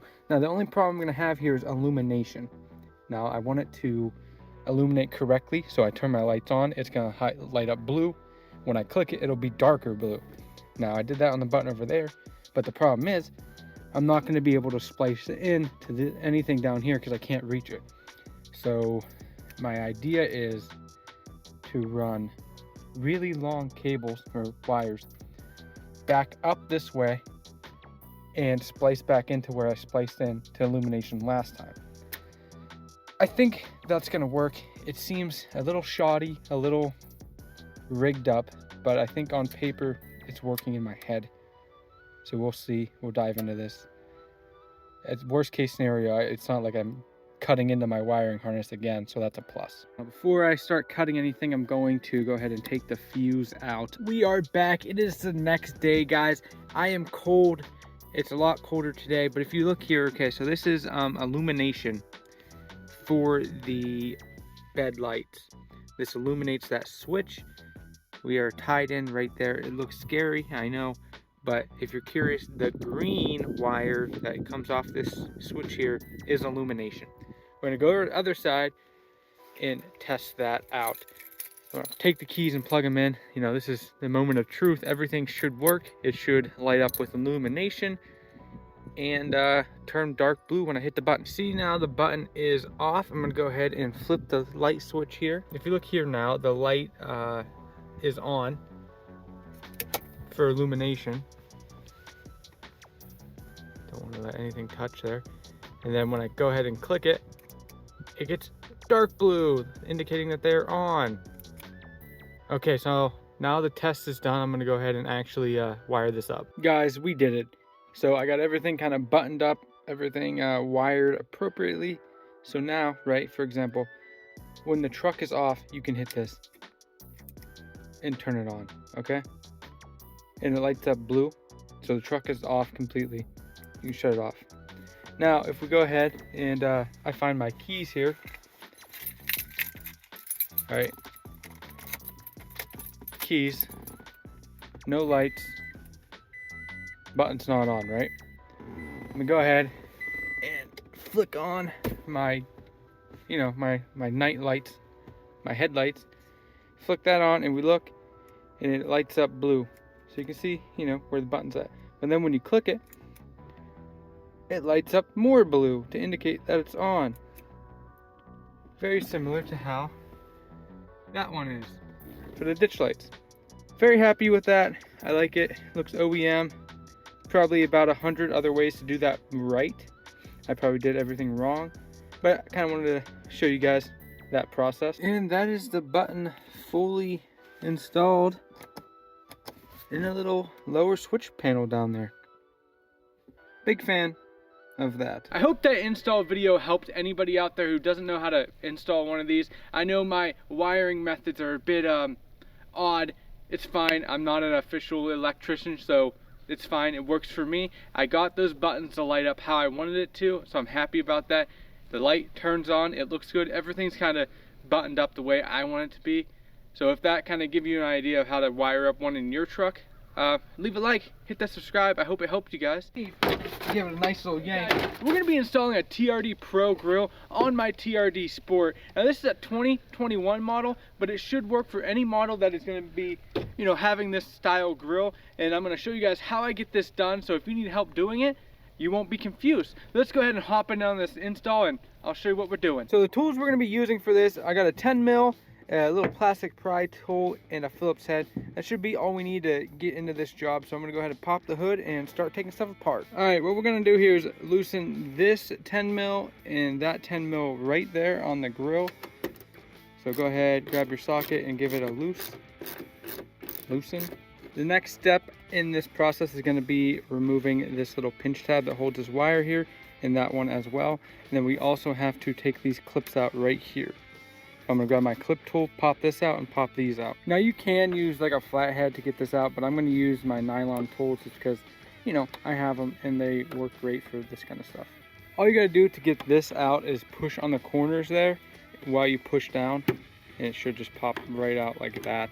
Same thing goes for this one. You just got to push the corners down as you push down. Now that we got those two push tabs down through, you see this is just dangling here for that sensor. We can go ahead and unplug that sensor now, so I'm going to go ahead and do that. Pull it up this way. You can see all you have to do to get that sensor out is push on this and pull it. I need both my hands, so give me 1 second. So we now got the front sensor disconnected here. We should be good to go ahead and grab the hold of the front here and pull it. I'm going to switch to a different camera here so you can see that action. Give me 1 second. All you want to do here is, you know, I don't exactly know what I'm doing. It sounds scary already, but you're going to want to go ahead and take this, and I believe give it a nice little yank. It should come right out just like that. That was scary. It's cold out and I don't want to break any plastic things, but it came right out after we took out those few little parts. So I'm going to throw this on the bed of the truck and start taking the centerpiece grill out. So let's go back here. The next step here is going to be to remove these Phillips head screws all around there. We're going to go ahead and get those out. There's a bunch of them, so I think there's about 10. I'm going to pull them out and we'll count them, but that's going to take a long time, so I'm just going to go ahead and do that and not waste your time on the camera. Now we got all the screws removed. I don't think that was necessary to remove, so only the ones that are close, I believe, we have to remove. But we got all those removed. I'm going to go ahead and get the sensor removed. Again, some more Phillips head. Pop that out. Then we should be okay to pop that grill out. Because I don't want to round off those big Phillips head bolts here, I'm just going to go ahead and use the 10 mil socket on those, because there's no reason to not do that, and we should be good to go. Now that we got the sensor removed here, I'm going to leave that connected. I did just pop that little clip out there. You just give it a yank, it'll come out. I shouldn't have to take that one out. I'm just going to leave that installed because we're pushing this grill out. The next step is going to be, see these little tabs here? You have to push in on these and down, just like the other tabs, in and down, to get those out. So I need both my hands for that. Sorry, I'm gonna go ahead and get that popped out. As you can see there, we just got the grill completely popped out. Not too bad. I'm gonna get the other grill prepped and ready and see what we can do to get that installed. Alrighty, so we just got the old grill out. Pretty easy once you got those push tabs in. Went around the whole, you know, the whole grill clockwise. Not a big deal getting that out. But we got it all out now. I'm gonna go ahead and get the other grill prepped, get some more space moved so I have some, you know, working space on the bed here. Now I went ahead and moved the old grill inside so we can take a look at the new grill here. So if you look, this is where the new sensors are gonna go, but there's this insert here. So I gotta go ahead and remove that. It looks like I just gotta push these tabs in and maybe pull that off. So I'm gonna go ahead and do that real quick. Okay, so I have the garnish now for that sensor. I'm gonna go ahead and push it through just like this and get it all clipped up there. Might need both hands maybe. And then they did bring me extra little clip things on that to keep that top part sealed in. But what I like to do to get those on there, I grab a socket that I just dropped in the snow, so it's filled with snow now. But I grab a socket like this and I put it on there, and I kind of just push on, and that'll get that to push on there so it doesn't push out. If that makes sense. See those little boop boop things? Yeah. Now that we got the sensor garnish installed, I'll go ahead and flip it around so you guys can get an idea what that looks like from the front. Fully installed there. I was a little bit concerned. So here's the lettering. If you take a look here, you know, it's not screwed in, and as you can tell. But the thing is, I was concerned because I didn't come with screws, and I was like, oh, well, that's kind of strange. Why didn't it come with screws? But after looking at this grill insert here, it doesn't require any of those screws that I took out. So I'm assuming the process is to use those screws in this. I think that's the plan, because this one does not require any screws in it. That's interesting. I'm gonna go ahead now and screw in the lettering with those screws that came out of the grill. Give me 1 second to throw that together. All right, guys, so we just got the lettering installed. There you can see the screws in. I'm gonna go ahead and slowly drop this down and make sure everything is lined up. I don't want to scratch my blue, but I'm gonna drop it in this way. I think this is, you know, I don't really have to do it this way, I guess. I don't know. I might hold it up and do it. I don't know what we're doing. Maybe I'll hold it up and push it in. That way I don't have to scratch anything. Yeah, maybe pushing it in this way is probably a smarter decision. Okay, so we got that installed. I got everything clipped up there. It made some gross noise while clipping. Did not like that, but everything is clipped together how it should be. I'm gonna flip it over here now and get that sensor bolted up. Looks pretty good though, huh? From the old grill, we removed these. I'm gonna slide them into these little slots right here so we have something to bolt the sensor into. Like that. Get the other one real quick. All right, guys, we got that sensor bolted up, good to go. We reused those old bolts that we took out. Same thing with that one. Everything should be good to go. I'm pretty sure that's all I can do with that wire there, so hopefully it doesn't look too bad through the grill. I don't think it will, but it might. So we'll go ahead and throw this on. As you see, there is no bolt holes in what we took out, so that's interesting. We're gonna go ahead and throw this bad boy in. Don't watch me too hard, because I'm probably gonna mess up trying to line this up. Already messing it up. I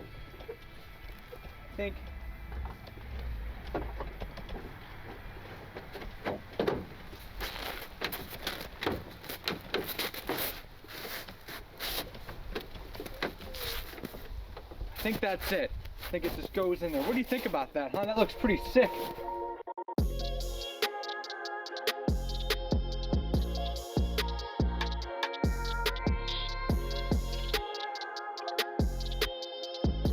Huh. We're gonna come closer here. We're gonna get this bolted up and finished up, plug in that sensor. All right, we're gonna go ahead and get this sensor put back together. I'm gonna put it back into this little slot and get this bolted up.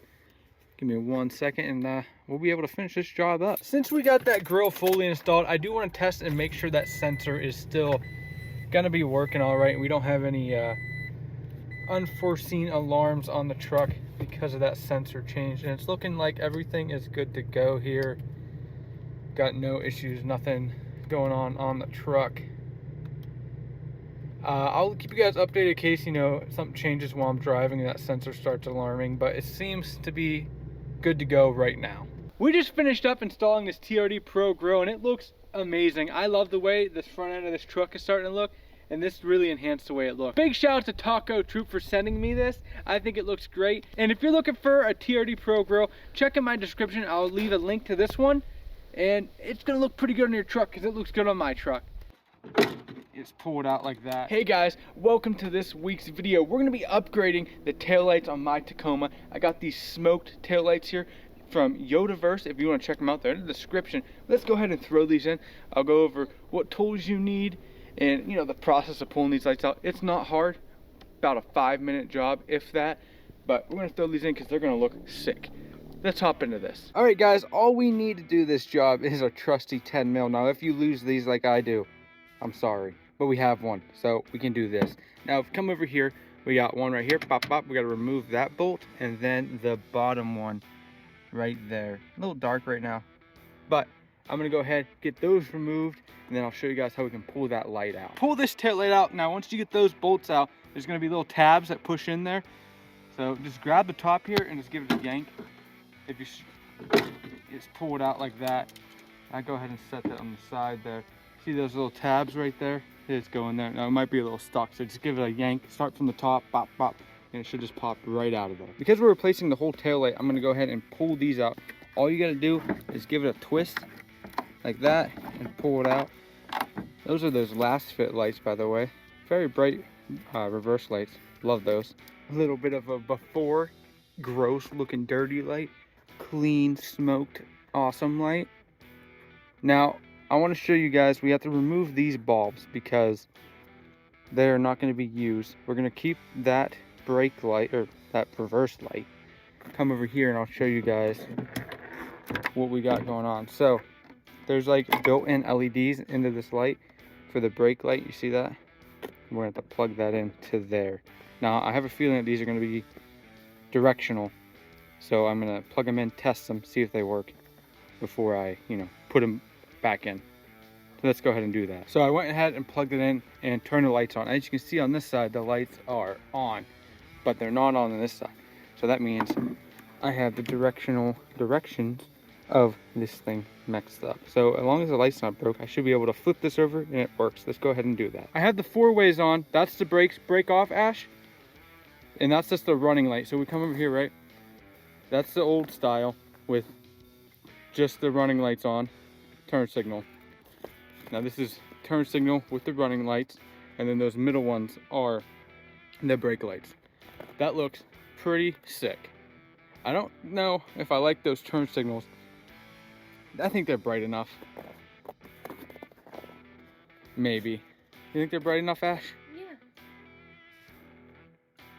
I don't know about that one. At night they'll be bright enough, but I don't know during the day.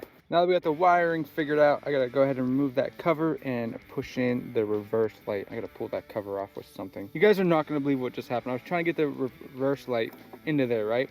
So I was trying to get it to turn around, and the light fell off and got stuck inside there. I don't think you guys realize how scared I was, because it has to fit through that little hole. It was laying in there sideways. Ashley was able to actually get that out. Be very careful, because I don't think it's very easy to get these lenses off. You would probably have to bake that. Alrighty, so we have that in. I just got to bolt it up, but I just pushed it in, make sure all the lights are good. That was kind of a pain, but not too bad, though. You just got to make sure it's directional, and so we had to keep testing stuff to make sure everything worked correctly. But that is just the running lights on. And then we come over here to this side. Lame lights. Cool lights. That looks sick. Quick side note, look how beautiful the sky looks right now, huh? Look at that. You can see the moon up there, huh? That's pretty.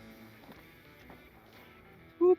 I'm gonna go get warm real quick. My feet are cold. Went ahead and moved the truck because that sunset was just too good looking to just let it sit there and go to waste. Look at that. We're still doing the light install, but I had to show that off a little bit. Forgot to mention this because I didn't even realize.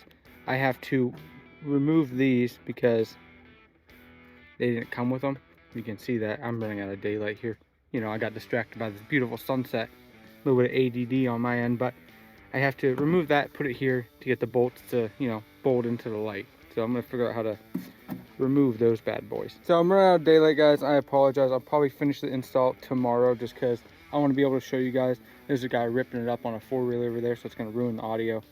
So I'm probably just gonna finish this tomorrow, but I wanted to show you. All I had to do was I pried up and out. So you push up, there's little clips there, super hard to see, I'm sorry. Up and out, and then I slid them into this, and now I should be able to bolt them up. This is at night, it's pretty dark right now. I'm gonna finish up the right light, but that's the right, the old light. That's the new light. Looks pretty freaking awesome, big fan. Yeah, we'll finish up tomorrow. It's cold. I ran out of sunlight because I'm a goof. I'll see you guys in the morning or in the afternoon whenever I finish this up. Hey guys, we're back. We're gonna finish up this install. Again, it's a little dark out. I don't like being out here when it's super bright because the camera just gets blown out and it doesn't look very good. So I wait until later in the day, and it usually kind of bites me in the ass. But let's go ahead and finish this install. I got my tools here. I'm gonna grab the other light. We're gonna pull that light out. Let's go. Okay, I just removed the top bolt right there and the bottom bolt right there. I got the lights taken out of the housing. Boom.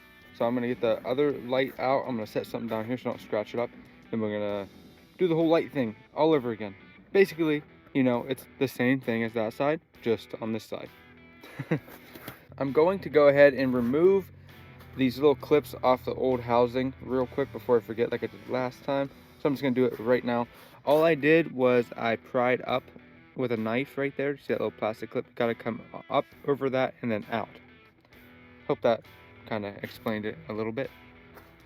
Unlike last time, I'm actually going to do the reverse light first, so it's less annoying. And I'm going to try very hard not to make the light fall in there, because that sucks.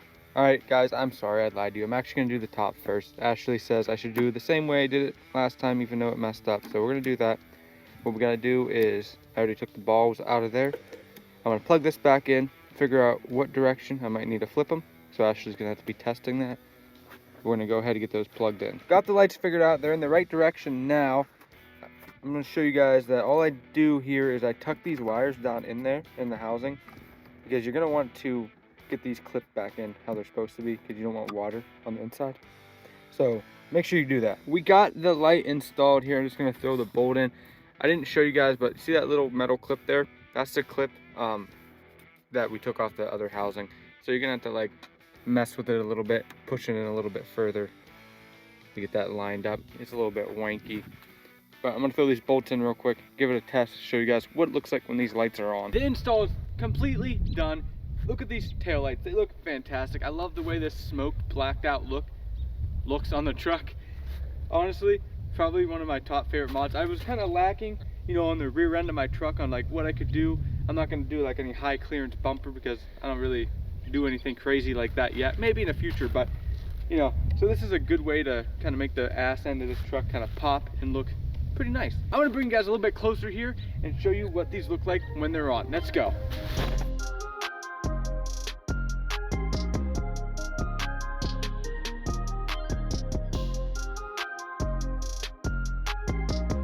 A big shout out to Toyota for sending these lights out. I think they look great. I have one small complaint, and I want to talk about that. Now that I got these installed and was able to look at them a little bit better in the truck, the turn signals are a concern for me. Now at this price point, I was hoping this whole switchback here, well, this whole red tube would be a switchback, meaning that when you hit those turn signals, this would go from red to orange and flash, so you can see it a little bit better with this smoked lens.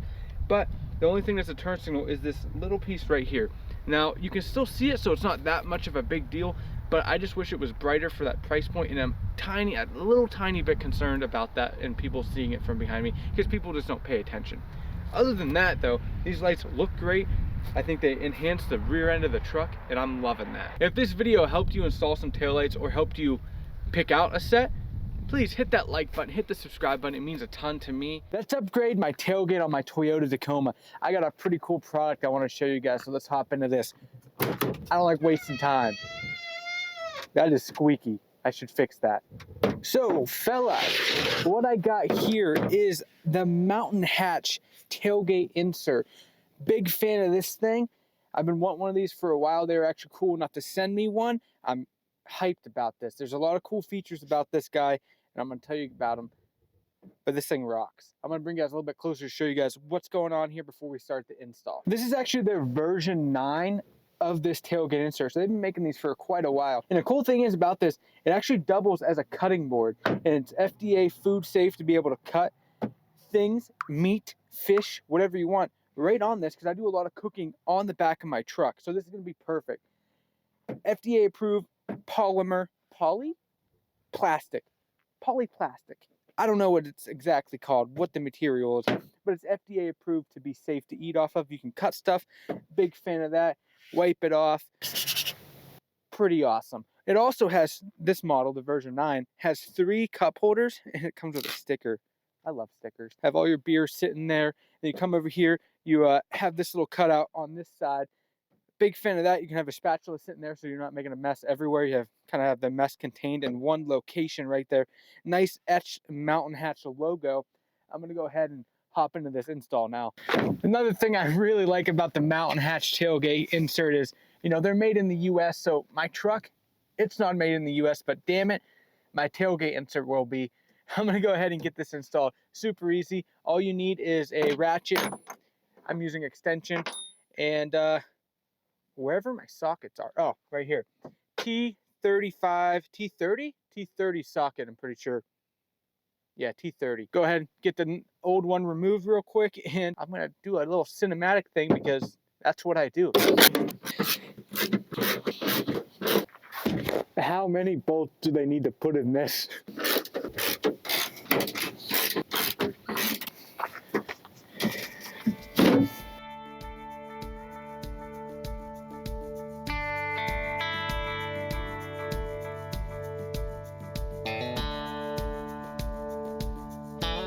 So I got this all smacked in there. Now I just gotta go around and put every one of those screws back in. They do send some extra hardware in case one of the screws break or you lose one. I didn't lose any, but nice that they send that. I'm gonna go ahead and throw these screws in real quick. I'm hyped. This is awesome. Well guys, that was a very easy install. I guess the only thing we have to do now is test it. So the first test is gonna be the cup holders. Will they cup hold? Let's find out. That's very good. They cup hold. That's fantastic. The second part of my test, I'm gonna go ahead, head out into the mountains here, and we're gonna throw some food on this and do some cooking to see how it actually handles some food thrown on it. We're gonna find a nice spot, cook up. I think, what do you guys think? Cheeseburgers or fajitas? I'm thinking fajitas. Do shrimp, chicken, steak, cut up on here, some peppers. We're gonna test it out.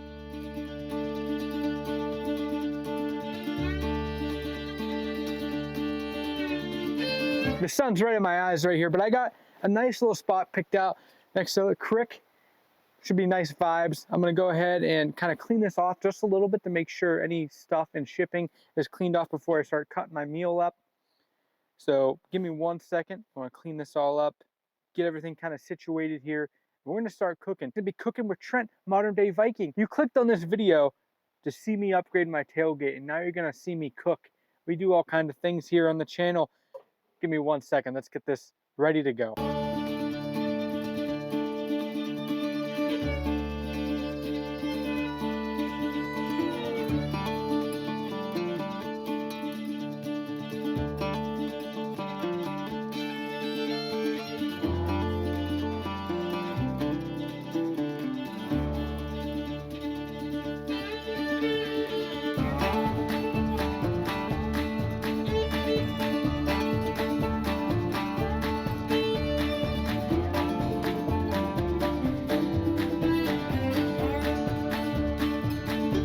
Switching here to the GoPro. This is weird, but I figured it would show you guys a little bit of a different view, exactly what it looks like while you're cooking on this little stuff. Look at that butter.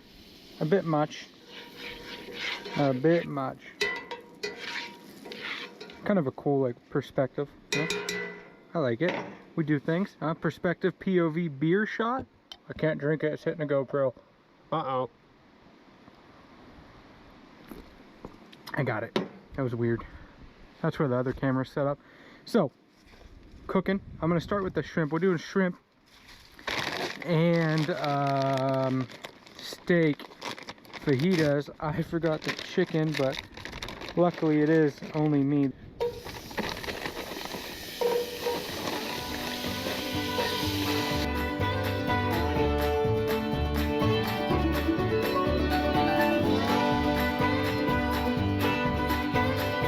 Got the shrimp all seasoned up. I think it's about to come off here, so I'm gonna go ahead and get it on a plate and then get my vegetables cooking, and then I can chop up a little bit of steak.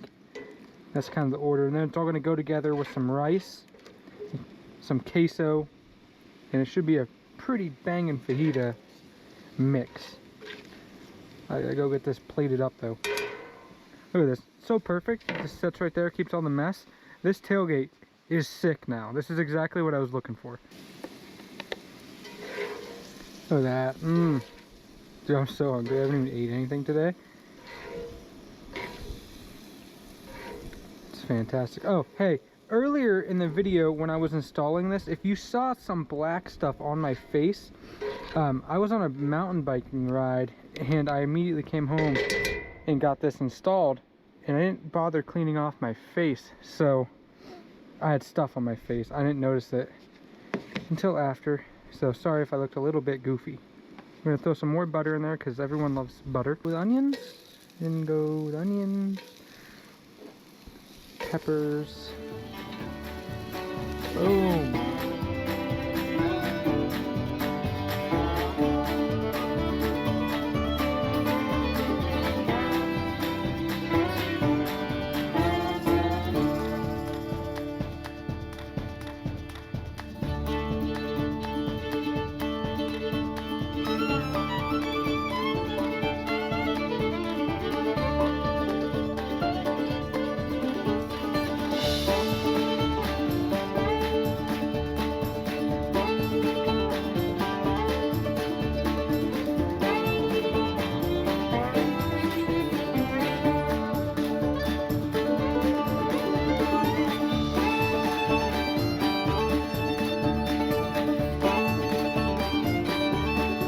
I'm a big fan of rice. I don't know if this is gonna taste okay. We're gonna go ahead and see.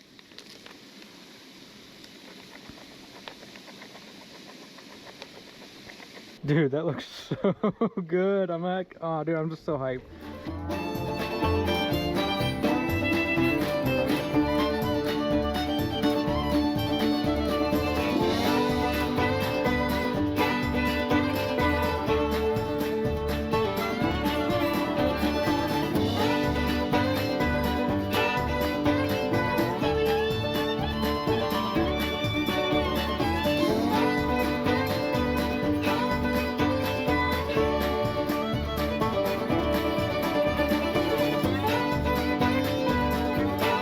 I just got done cooking my first meal on the Mountain Hatch tailgate. I'm gonna be honest with you guys, this is a complete game changer.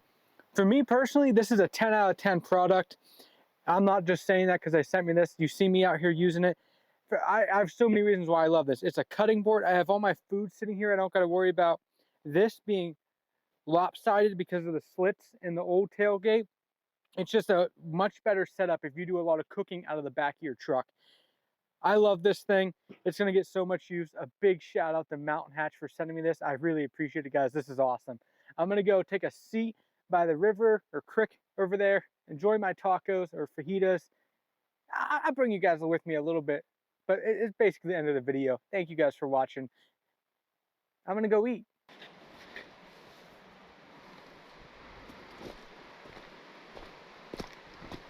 I set the chair up. It looks like somebody else was like cooking back here. I think this is some kind of cooker. So it's like kind of a chill cook spot. But I'm gonna sit right here and enjoy my food. Hopefully I don't fall. Also, funny thing is, when I was washing the vegetables over there in the river, I had bent down and ripped my pants. These are older pants, but kind of embarrassing. I figured I'd let you guys know. I'm gonna go ahead and dig into this. Thank you guys for watching. If you liked this video, hit a like button, hit a subscribe button. Do you want to add more power to your Tacoma? Now listen, if you click this video in hopes that we're gonna add horsepower, I'm sorry. I'm talking about electrical power. I worked with GRILLE Outfitters on this. They make this awesome product to make that 400-watt inverter in the Tacoma run all the time. So you can be in park or drive and it'll still push 400 watts. That's step one of this mod. Step two is they send out a small outlet here, if I can even get it out of the package, because my hands are cold. They get an outlet here, and we're going to put this outlet in the back of the console in the truck, so we can have a 110 volt outlet in that truck on the inside. So that's step two of the mod. I'm going to walk you through this, how to do it, and show you guys exactly, you know, step by step how to do this. But it's very cold out. I can't feel my hands right now. It's windy. It's crazy weather. But thanks for GRILLE Outfitters for sending this. They also sent a cool shirt, but it's too cold to be out in a t-shirt, but I just wanted to show you that. And I'm actually going to be working with them to give you guys one of these kits as a giveaway. So check in the description. There will be a link to a Gleam giveaway, and I'll be giving you guys one of these kits. Let's hop into this install. I wanted to bring you guys a little bit closer to show you guys what is included in this kit. So we have the outlet right here. You can put this in a few different spots. I'm going to put it in the back of the center console because that's, you know, just where I'm going to use it the most. Secondly, this is a OEM Toyota part, and they include it in the kit, so it's nice because I looked, and it's actually really hard to find this in stock anywhere, so it's cool that they have that. Secondly, they provided this cutout. I do still need to cut that out, but no big deal. It just lets you line this up so it can plop right in there, and it's nice that they provide that. It makes it pretty easy. And then they got the wiring. Now, you can just get the wiring without all of this stuff, and this will let you run that 400 watt anytime to that back bed outlet. I personally like it with this because it's more useful. I find myself not using the bed outlet because a lot of the things I got to charge I don't really want left out in the weather and stuff like that. So this is gonna increase the use of my truck a lot. I've had the truck sitting out there running to try to warm it up because I'm telling you guys, it is very cold out there. I wasn't even gonna do this today, but I'm kind of bored. It's Saturday. I wanted a little bit of a project. So let's get into what kind of tools we need for this job. Not 100% we're gonna need a Phillips head, but I always like to bring it just in case. I have a plastic pry tool. Now you can use a flat head or something. I just have these because I don't want to scratch up my stuff, and these just work pretty well. You're gonna need 10 mil, and then I have 2 different sizes of these box cutters here, and I'm gonna use this to cut my plastic for that outlet. I might have to heat it up a little bit, but I should just be able to saw that out and have no issues with that. Some tape, a drill with some drill bits because that's how I'm going to start the hole, and I did already cut that out there. See, it kind of fits there. So what I'm going to do is I'm going to tape that and then just kind of boop boop boop cut it out. I might have to, you know, shimmy it up a little bit just to give it a little bit more room, and then that should just fit right in the back of the console. Let's go ahead and hop into this. I'm going to take all this stuff out in the truck and get started. Alrighty guys, so here we are in the truck. Man, it stays like this that I kind of wish I had a garage. But I'm going to go ahead and show you guys. There's this little piece of carpet here. You want to go ahead and remove that, which exposes those bolts. Our next step is going to be to remove those bolts. With those 10 mil bolts removed, go ahead and set them somewhere they are safe. Remember, we're going to be moving all this console stuff around, so I wouldn't suggest setting anything here so you don't drop it and down in the under the carpet, and it'll just be a headache. So set it somewhere that's not here. Days like this, I realize that, you know, maybe I should probably clean my truck a little bit more often. Oh yeah, check out that Tacoma, that blue Tacoma. Got that from Christmas. My dad got me that. It looks cool, huh? It's a Etsy thing. Pretty neat though. Anyways, truck's a mess. Let's continue this. Depending on where you're going to put your outlet, you have a few different location options. You know, I've seen some people put it down in there, but I'm going to be putting it in the back of the console. So I'm going to go ahead and only remove what I have to, and I really don't want to have to take my shift knob off because, you know, once you take them off, it's never going to feel the same. That's how it is to me, at least. It'll be a little bit sideways, and it's just a headache. So I'm going to try to not have to remove the shift knob, and I should just be able to kind of half dislocate some of this stuff. I'm going to try that and take apart as little as possible. So the first step is going to be to get the clips to unhook off the back of the center console here. So I'm going to pry up, if you can see there on this corner, and see if I can get it to come off. I did kind of want to show you this before I tear it any more apart. So here's the inverter button. As you see, it says 400 and 100, and I kind of told you guys it's a 110 volt outlet, but it's a 120 volt. That was my mistake. But if you see here, it can run 400 or 100 watts, but it can only run 400 if the vehicle is stationary and parked. That doesn't work very good because, you know, some refrigerators, when they kick on, they use a lot more than 100 watts for that initial like 30 seconds. So that's not cool, not very useful. Now this mod will let you run the 400 watts while you're moving all the time, no issues, and without having to cut into your wiring harness, which is very awesome. So what I did here is I took that tool, and I'm going to try to show you it, but it's kind of difficult, and I went around and pried up on all that while pulling out, and I was able to get it to come off a good bit.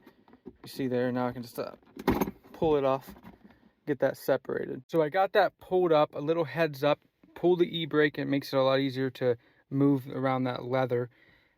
I didn't have to remove the shifter. That should give me enough room to do what I need to do. So cool thing there. Everything else kind of comes off as you pull up. So no more bolts, no nothing, just little clips. So just kind of pull up from the back and everything will come undone. It is kind of hard to do because I have the door shut right now, so it's hard to show you guys because I don't want to open it because it's very cold and the truck's warm. But I'm going to have to go in the back seat now to continue this. It's starting to become very difficult to show you guys, but as you can see, the back of the console, all you got to do to move that is there's no bolts, it's those two. See how that kind of hinges there?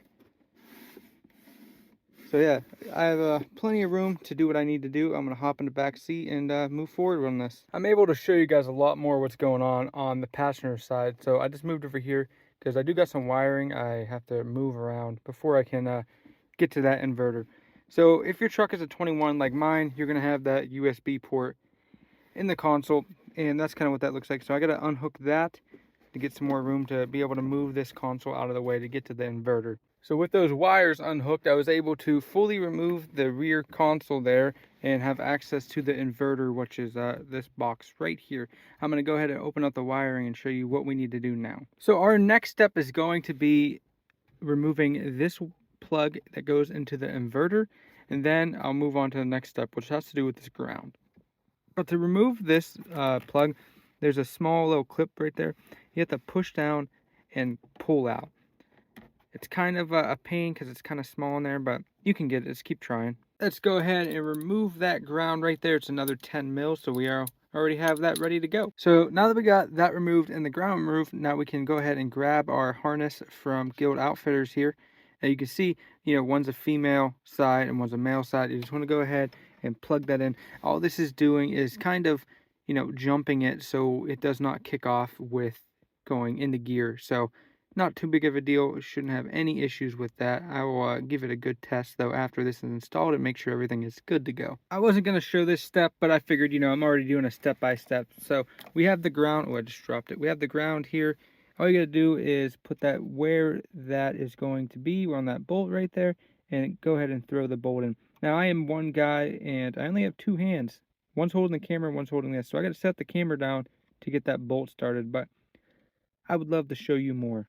But I don't think you guys need me to show you how to put a bolt on. Now that that bolt is in there, we got the ground done. That's what it looks like, to give you a heads up. Now we can move on. Now that's all installed, that you can run 400 watts anytime now.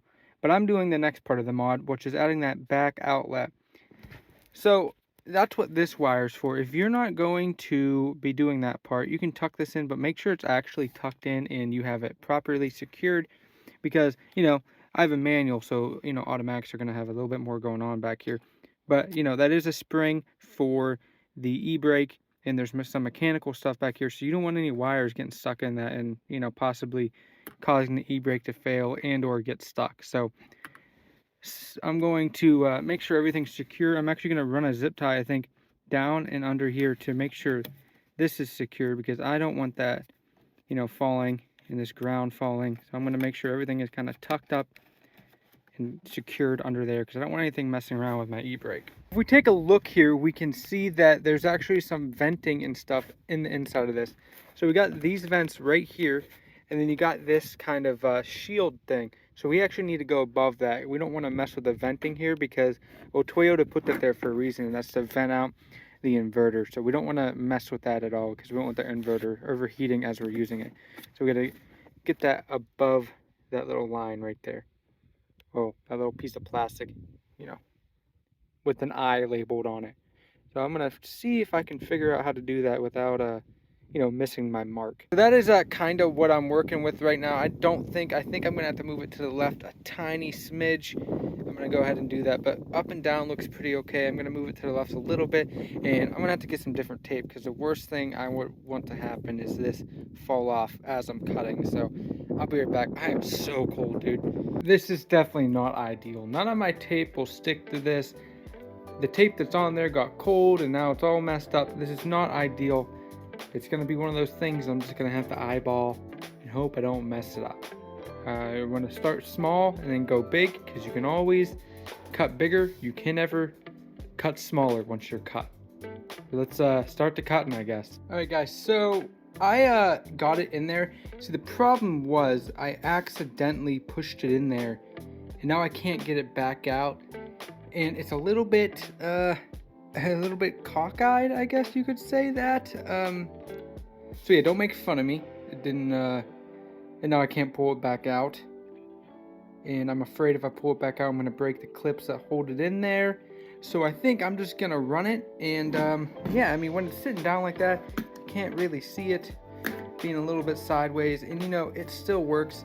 And I'm sure there's 1,000 other ways to do that, but what I did was I drilled a hole with this, and I upped the size accordingly, one on each corner, and then I cut it out using this as a saw.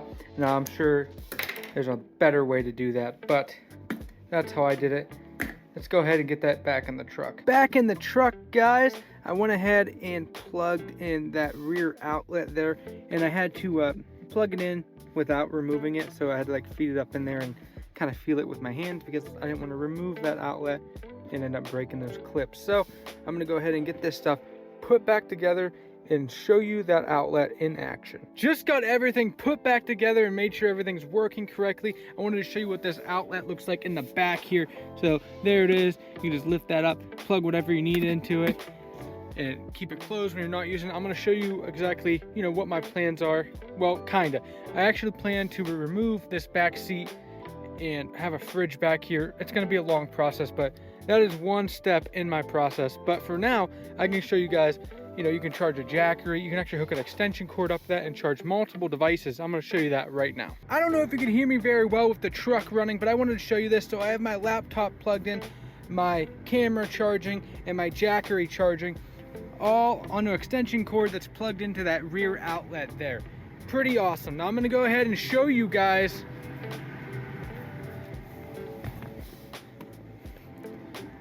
shut that door. I'm gonna go ahead and show you guys. See how it says 400 watts there? Now I will go ahead and put it in drive here.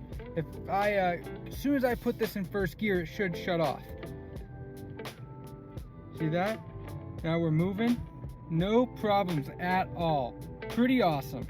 The 400 watt stays on while we're in drive now, and it used to shut off if you went in drive, but now we can drive, charge the stuff up in the back, and not have to worry about anything being dead on my camping trips. A big shout out to Guild Outfitters for sending me that mod out and working with me, because I'm going to be giving one of these away to one of you guys. So in the description, I have a Gleam giveaway just like before. Go ahead, get into it. I'll probably run it for like a month. I'll be promoting it on Instagram, Facebook, you know, all the stuff. Just to give everybody a chance to get into this, because this is an awesome mod. 10 out of 10, probably the most useful thing you could do to help your truck while you're overlanding and camping and just charging your stuff in general, because if you spend a lot of time in your truck, your stuff's going to be dead, and that's the best way to charge up your stuff. You can tell by the install, it didn't take me long at all, but I did take my time with it, kind of had fun with it. It was a Saturday, I was just kind of relaxing, just working on the truck. The longest part of that was cutting out the back console for the insert. If you have the proper tools or different tools, I bet you could probably do it faster, but with what I used with that box cutter, it kind of took me a little bit longer than I wanted to. I added some awesome storage to my Toyota Tacoma. I want to show you guys this. Check it out. I'm gonna fix that. You know, I'm tired of it. I'm fixing it.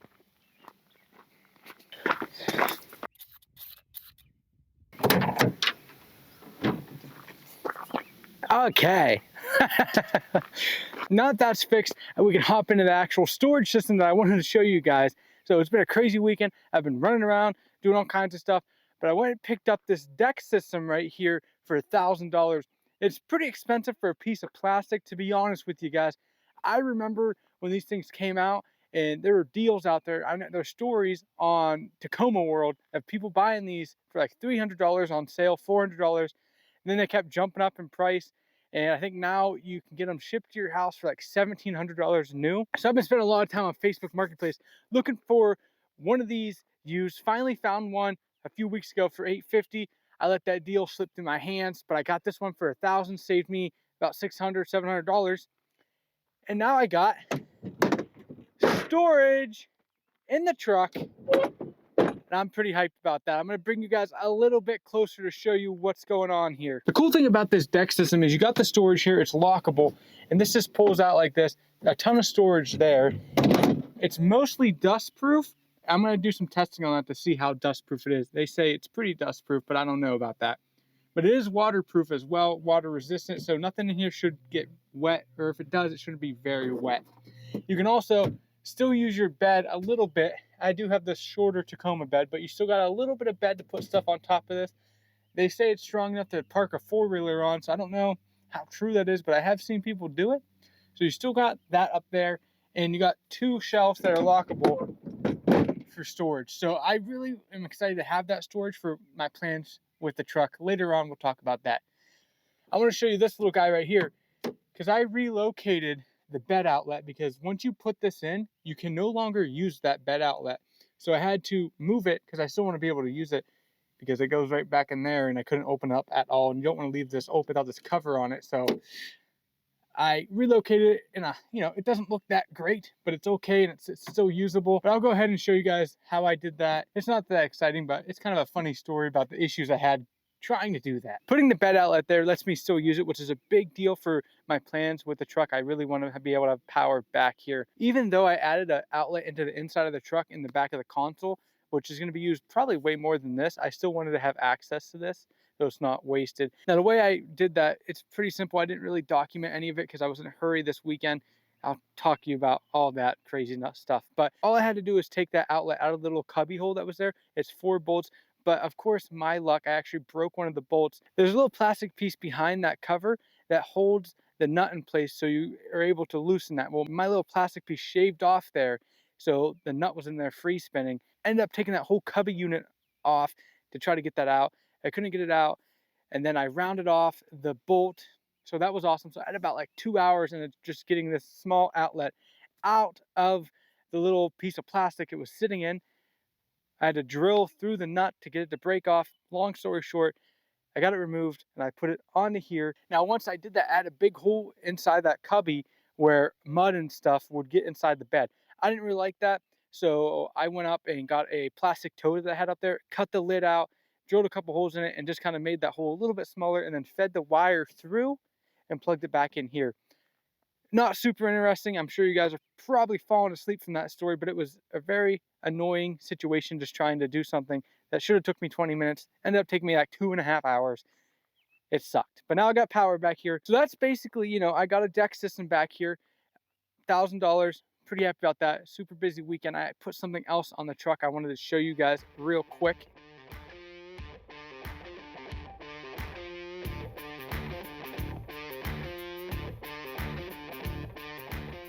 I also added an awning onto the side of the truck finally, so we can get out of the rain when we're camping and exploring, which is going to turn in from camping to us living out of this thing. So definitely want to be out of the rain. I did buy this with my own money. This is like the cheapest one I could find on Amazon. I think it was like $140. I have no idea how long it's going to last. So the review is kind of ongoing, but it mounted up pretty good to the roof rack there, and it seems like it's probably going to keep me somewhat dry. Maybe. I don't know. It's going to be awesome when we're down on the beach, though.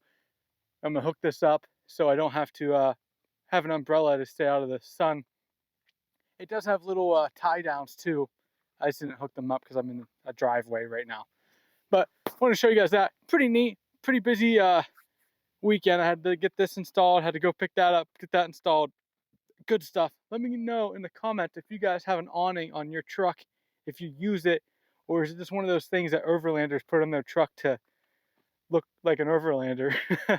But I'm kind of excited about this. I probably didn't hook it up right because I just kind of threw it together real quick, but pretty cool stuff. I'm going to put this away and talk to you guys a little bit more about the plans, the deck system, all kinds of cool stuff. Let me put this away. I'm sorry, I'm all over the place this video. I'm scatterbrained. Things are crazy. Yesterday was the last day at my other job, so I'm only working one job now. I'll be able to focus a little bit more on the content side instead of just trying to scramble, get everything done. That's a loud bird. Anyways, I didn't put the awning away. I'll do it later. I'm running out of daylight here. But the idea here for the deck system, since we're going to attempt to live out of this truck, explore the country, I'm going to keep a lot of the kitchen stuff on this side and a lot of my tools as well because it stays dry. I don't have a lot of tools. I don't want to take a lot with me. I just want to have enough to fix the truck in case something breaks. I'm not super mechanically inclined, but I can wrench on some stuff. So hopefully if anything happens when we're out on the trail, I'll be able to fix that and, not have to have it hauled off somewhere. You don't want that to happen when this is your place of living. But so kitchen stuff and like all the camping stuff. So you guys know my other camping videos, you can check them out right here, wherever I post one. But I always have a camp tote with all the camp stuff, you know, the camp stove, kitchen stuff, you know, all the necessities stay in one tote. Now I'm hoping everything fits in the deck system, so no more tote action. It'll all stay here and live in the deck system. So that was the main reason wanting this setup, and I think it's going to work perfectly. I know a lot of people do some DIY stuff, but I didn't really feel like dealing with that. I'm already going to be doing a DIY seat delete for some storage in the back there. So I just wanted this to be simple, and it works for what I want to do. So yeah, that's what I got going on. The deck system's in, the awning's on. I have a bunch of stuff in the works right now being shipped here, ton of stuff to mount. Going to be a lot of videos coming out. I'm going to be trying to post maybe even more often than my Monday, Thursday typical schedule. I'm going to try, maybe not. I now have every weekend off, so I'm definitely going to be able to push some more content out there. Thanks, guys. Hit a like button if you like what I'm doing with the truck. Hit a sub button if you want to see us continue to build this truck out and attempt to live out of it. We're going to try to hit that goal of starting our exploring and living out of the truck in May. I don't think we're going to hit it. I'm going to try my best, but you know how it is. Hey guys, I got a pretty awesome mod installed for you guys. This is the Miller Cat Guard that protect your catalytic converters from people stealing them. It does have 2 extra pieces here, but I only got 2 hands to show you. But this is the main piece. It's going to go underneath there and protect your cat from getting stolen. I'm going to go ahead and show you guys how to install this. But basically, the thing is, the Tacoma is a really high target to get the cat stolen, okay? It's got 4 of them on there, and I don't know if you guys know anything about this, but it's got a bunch of really expensive metal inside there, so people cut them off and take them. And the Tacoma is a really easy target because of its height, and it's really easy to get under there and cut them off because of how much room there is. So we're going to be installing this to protect our cat when we're out on the road to make sure people don't steal our stuff. Taking a look here, this is everything that comes in a box when you get this cat shield. I'm going to go ahead and start putting this together. I got to put the 2 sides on first here. I'll go ahead and walk you guys through what tools you're going to need, but I can't do that if I'm going to hold a camera, so give me 1 second. Taking a look at the directions here, all you need is a bit driver, 12mm socket, and some protective gear. I'm going to skip that last part. Sorry, cat shield guys, but we're skipping that. Step 1, let's remove the crossbars. I got my 12mm here. Look at that chrome socket. You can't stop me. I'm a rule breaker. Let's go under there and get that removed. So underneath the truck here, these are the crossbars I need to take off. You can see though, that right there is a cat. You got one on that side as well. So they're pretty easily accessed. As you can see, I can cut that off really easily with about no effort at all. Hopefully we get that guard on, and it's gonna make it a lot harder for anybody underneath my truck trying to get that cat off. To make it even harder for anyone trying to steal your stuff, they got tamper-proof screws here and security bits that only come specific to each kit. So if you lose one, you're gonna have to contact them, show your proof of buying it, but it just makes it that much harder for people. You can't just take it off. I'm gonna go ahead and get this stuff ready to put on the side guards there, because that is step 2. All right, full disclosure on the cat guard. The only thing they did was one of these small flat washers was missing in packaging, so we used a bigger one. And then this bolt right here is a direct result of over tightening. We're bouncing back and forth from the seat, and had the impact gun turned up a little hot, snapped that one right off, so we replaced it with this one. That's no fault of the company, that was on us. Also, so I did get all the sides on here. This washer, they might have sent it and I might have lost it, to be honest with you. So that could be my fault as well. But we do have it all together here. Went together pretty easy. We had the impact driver here turned up a little hot. It was bop, bop, bop, going around, make sure it's tight. Snap that one off. Our fault. We are in the middle of doing the seat delete as well, so I'm kind of bouncing around, doing a little bit of everything today. But I'm gonna go now and get underneath the truck and put this on using the little plate here. All right guys, to give you a little example of how we're installing this. So it's kind of annoying to hold this up and get that cross member plate mounted up. So what we did is we used these crossbars here, mounted up the back first to hold it up while we mess around with the front up there. Hopefully you guys can see that. It does look pretty cool. Also, real quick for anybody, Do yourself a favor and get some never sees. Anything you want to take back apart again, you'll appreciate yourself for doing this down the road. All right, so this plate here for the front of the cat shield, it has 3 nuts that are pressed in. You need to make sure that the side that sticks out is up when you put this plate up on top of your cross member. If you do not, it will immediately pop these nuts off and let go of this brace. Ask us how we know. Very good. We just got it fully installed here. Here's the Miller Cat Security Guard. I don't know the full name. It goes something like that. But it looks pretty cool. Actually, looks way better than I thought it was going to look. They did a really good job designing this. So if you see on the side here, when you go to get it inspected, if you need emissions or whatever, and they need to be able to see that cat, you can still see the cat in the numbers, but it's going to make it really hard for anybody to get a Sawzall in there and cut your cat off now. On top of that, it does provide a little bit of a skid plate for your transmission. Now, I wouldn't park your truck on top of a rock on this. It's not that thick, but it is steel, so anything kicking up from the road is going to hit this and bounce off, and you're going to be a little bit of extra safety for your transmission back here. All in all, the install went pretty well. We had a little mess up that's mainly our fault for being a little goofy, and I did find that washer, so it was my fault. They did provide all the needed hardware. It was just me being in a rush. So thank you, Miller Cat, for sending this out to me. There's going to be a link in the description if you want one of these to protect your cats so you don't get your stuff stolen. All right, guys, it's been a few days since I've installed the Miller Cat Shield on my truck. I wanted to wait and do an outro to let you guys know if any issues came up. My main thing I was worried about was any vibrations or noise coming from that shield while you're driving. I was very happy to find out that all my driving the last couple days, I have no noise coming from underneath the truck that would indicate any vibration coming from that shield. So that was a big concern of mine because I don't like, I don't like hearing noises when I'm trying to drive. So did a little bit of off-roading and went on just my normal trips to the gym and interstate travels. So all in all, I've had the truck do like 75 back roads, and I didn't hear anything coming from underneath the truck. So awesome to see that there's nothing vibrating underneath the truck from that install. All in all, it was a pretty easy install other than our couple little mistakes. Big shout out to Miller Cat for sending that out to me. It looks great, and I'm happy to have a little bit of protection for my cats. I removed the back seat in my Toyota Tacoma to install a DIY seat delete. The reason for this was to install this awesome thing right here. This is a portable fridge freezer combo, and it is mounted in the back of my truck now. That's pretty awesome. Before I hop into the details of this DIY seat delete, I should probably explain why I removed the back seats out of my truck to install a fridge. It's not a normal thing to do. It's kind of weird. And I understand if you have questions. If you're new here, the reason why I did this is because we are designing this truck and building it out to be our house, our full-time. We're going to live in this full-time.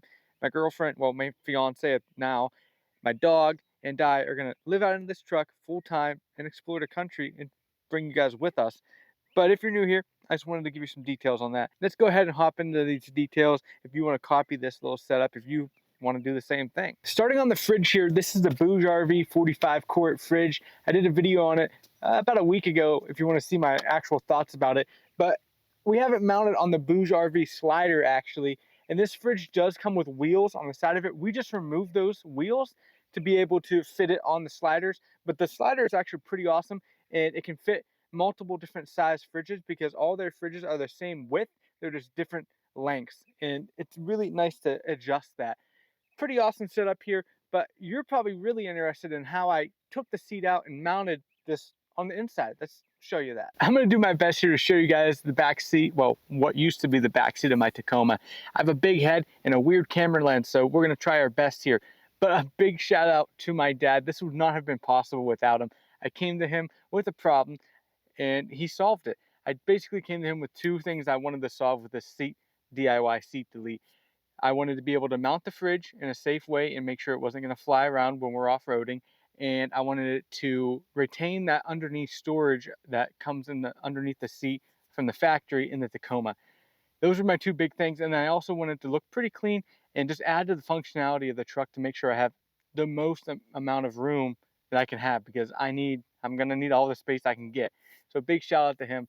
I think he really delivered on this one, and awesome job here. We used OSB for the base of this seat delete. I know a lot of you guys are out there saying, why is he using a Sawzall? Well, the circular saw died in a horrible accident, so Sawzall is what we got. Instead of plywood, it's a little bit stronger to be able to hold up to that weight that I'm putting on with all the stuff that I'm going to be carrying in the truck. The size is 53.3 inches long and 23.3 inches wide. That fits perfectly and gives me plenty of room as a nice base back here. We then had to cut the OSB, so 1/2 of it is actually 20.5 inches. That gives me enough room to flip that up and get to that storage that's in the floorboards of the Tacoma. This works great because that way I don't have to take the fridge off every time I want to flip it up.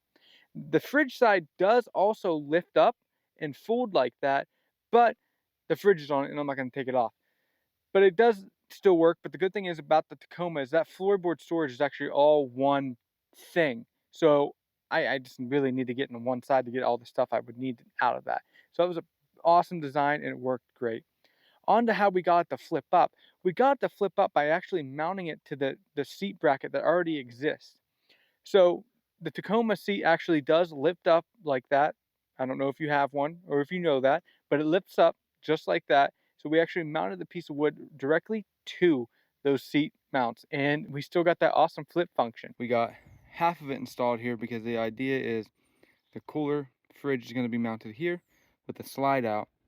On the other side, all my stuff and stuff, but I wanted to split in it so I can lift only that side up and get the storage underneath because I don't want to take my cooler out just to lift that up. On the back here, I'm going to do one solid piece that folds out like this, almost like the normal seat basically, and so I have that storage back there.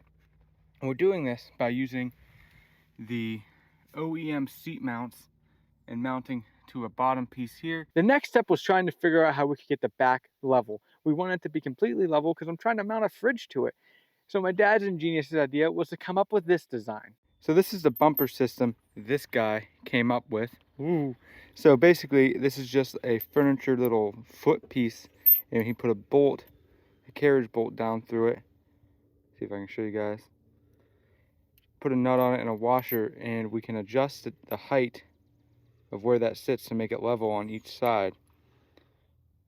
How neat's that, huh? I'm sure they make adjustable bump stops if we're in a hurry, and this works perfect for what we were trying to do. Good job. He's a genius. Smart. That was basically a random bolt from a place and a little table leg thing that we found at a random hardware store, and he designed this thing with some nuts and a bolt and that table leg, and it turned out great. He then used hot glue to stick that bolt up into the piece of OSB so it wouldn't go anywhere, and it works fantastic. It was pretty ingenious if you ask me. My original plan, I was going to have the back done with a solid piece of wood and have that carpeted as well. But after a week of having it how it is right now, I realized that extra storage is actually pretty awesome. I was able to shove mountain bike tires in between the back of the cooler, and I didn't want to lose that extra space I had there. Now it's not too much, but putting a piece of wood there that could fold down as well to access that back storage would have just been a headache. It would end up taking away that space that I wanted right there. So I just opted to only keep the bottom done, and I think it turned out pretty well. I'm about function over looks. Looking at the back here, this is my Boost setup, and I think it looks pretty good up there. It's out of the way, and I don't have to worry about anything smashing it, and I can put power to it whenever I feel like using it with one of my battery boxes. So if you're curious about what that red thing is mounted there, that's what that is. It's a Boost cell phone booster thing. Pretty awesome. Works really well. I'll do a full video on it at some point. Let me know in the comments of what you guys think about this DIY seat delete. Would you do this to your truck? Do you have any recommendations how I can make this better? Let me know. I always like to hear from you guys. My favorite thing about this seat delete is the space between the floorboard and the seat delete. That little space right there is great for fishing pools, just any random thing. It just is just a little bit of added storage, and I actually use it and I like it a lot. I think this is a great setup for us. A big thank you to my dad for helping design this. I've been all over the place in this video, a little bit scatterbrained. I'm sorry. You know how it is, guys. I'm all over the place all the time. If you like this video, hit a like, hit a subscribe button if you want to see more DIY stuff. I have a bunch of other stuff I want to show you on the truck that we got done. It's been crazy. Seat delete is awesome. Everything that, well, almost everything that we use in this, I can link down in the description. The carpet, everything. I know those DIY bolts, I don't think I'm going to be able to find those DIY little things because we made those. But there's a rough idea how you can make one in this video. Hopefully it helps you guys. Hopefully this gives you a good idea on how to set up your truck if you want to do anything like this. And thanks for watching, guys. Hit that like button, hit the subscribe button. How's it going today, guys? I wanted to show you my bed setup on my Toyota Tacoma. Now, this whole truck is being set up for Ashley and I to live out of. We're going to be traveling the country. So my setup is pretty specific to my needs, but I want to hop into this because it might help anybody else out there. And it's becoming a bit crazy back here. So I want to take you guys on a little tour of my back of my Tacoma. So back here, this is the Victory 4x4 bed rack. For me personally, it was a budget. Now my budget is a little bit different than other people's, mainly because I had a specific idea what I wanted the truck to look like before I even started modding it. So I wanted it to be this height, and I like this style because it comes back to the tailgate.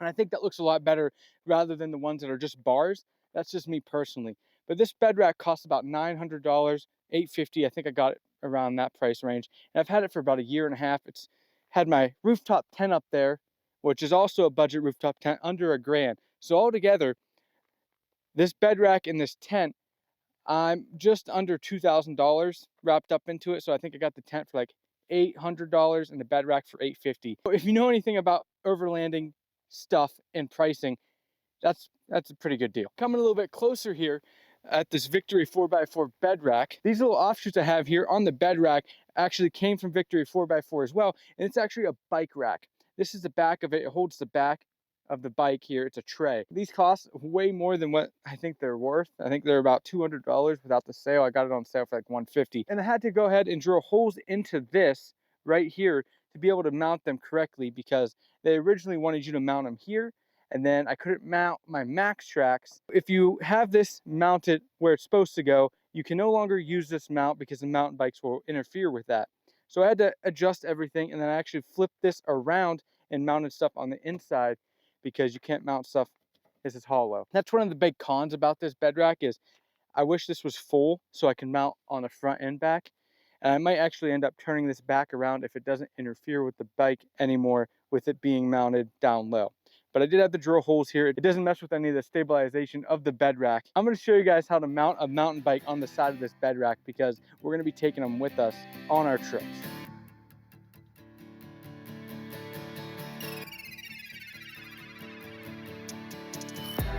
Mountain biking stuff doesn't really do too good on my channel, so I kind of sneak it in a little bit if anyone is kind of niche down in the Toyota Tacoma overlanding bike scene. But looking here, this is called a Titan strap. I actually fell in love with these little straps, and I ordered a bunch of them. They have a variety pack.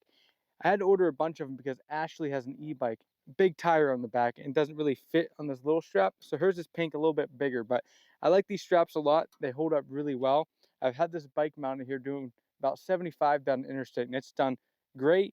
And that little clip up here in the front, this is a fork mount I got off Amazon, like $17. I was a little bit nervous about it, but it's held up really good, and the bike doesn't go anywhere. I think this is a lot better than how I used to carry my mountain bikes. I used to carry it on a Fox tailgate mat, and it looked good and it worked well. I didn't have any issues with it, but this just takes it up a notch. I think it looks so unique on the side of the truck. You don't really see this too often. I know a lot of guys don't do the whole mountain biking thing, especially on my channel, but I thought this was too cool not to show you. Let's hop on the inside here, show you what's going on in my bed. All right, looking back in the back here, you can see this is my deck system. This is the main reason why I switched how I was carrying my mountain bikes, because they could no longer clear. This is a deck system. It's pretty pricey, but I got this one used, and I've been a big fan of it. I've actually loaded this up pretty well. There's locks on it. I don't have it locked because I usually lock my tailgate so people can't get in here. But basically, you know, this is made for us to live out of. So on this side, I'll bring you guys a little bit closer. So on this side, I have it set up to be our kitchen area, basically. So I have some plates here. I have our camp stove, some propane, a little sink thing. Oh, dude. Our little knife. Check this thing out. This thing's awesome. How sick is that, huh? So yeah, this is basically all of our kitchen stuff. And then I have it separated right here with a lot of my tools. So this is actually most of my tools other than my power tools that I still have those in the house. This is just, you know, wrenches, ratchets, and stuff like that. But up here a little bit further, I'm gonna probably have to take my bag out to show you guys this. Oh, it's full. But this is a bag, and it's actually got a little camp toilet in it. I'll show you guys that. I don't think you guys actually need to see that, to be honest with you. It's just a little portable toilet. We haven't really used it yet, but you never know when you're going to need one. And with us planning to live out of this truck, I think it's important. And then a toolbox right there. And underneath that, I have a steel fire pit under there that folds down super small, but it actually weighs a lot. But anytime that we're out and we want to have a fire and there's not a fire pit available, that's going to be extremely useful. So this is actually the bed outlet that a lot of Tacomas come with that goes in here. But the problem was when I put the deck system in, I could no longer use that. So I actually moved it up and mounted it right here so I could still use and have access to that outlet. Pretty smart idea if you guys are running the deck system. You know, you can also just run an extension cord there, but I didn't want to have to leave this open the whole time. It bothered me. I don't know. I just thought this was a cleaner way to do it. On to the other side of the deck system. We're running out of room, guys. So here is some camp stove equipment. It's got pots, pans, little bowls and whatnot.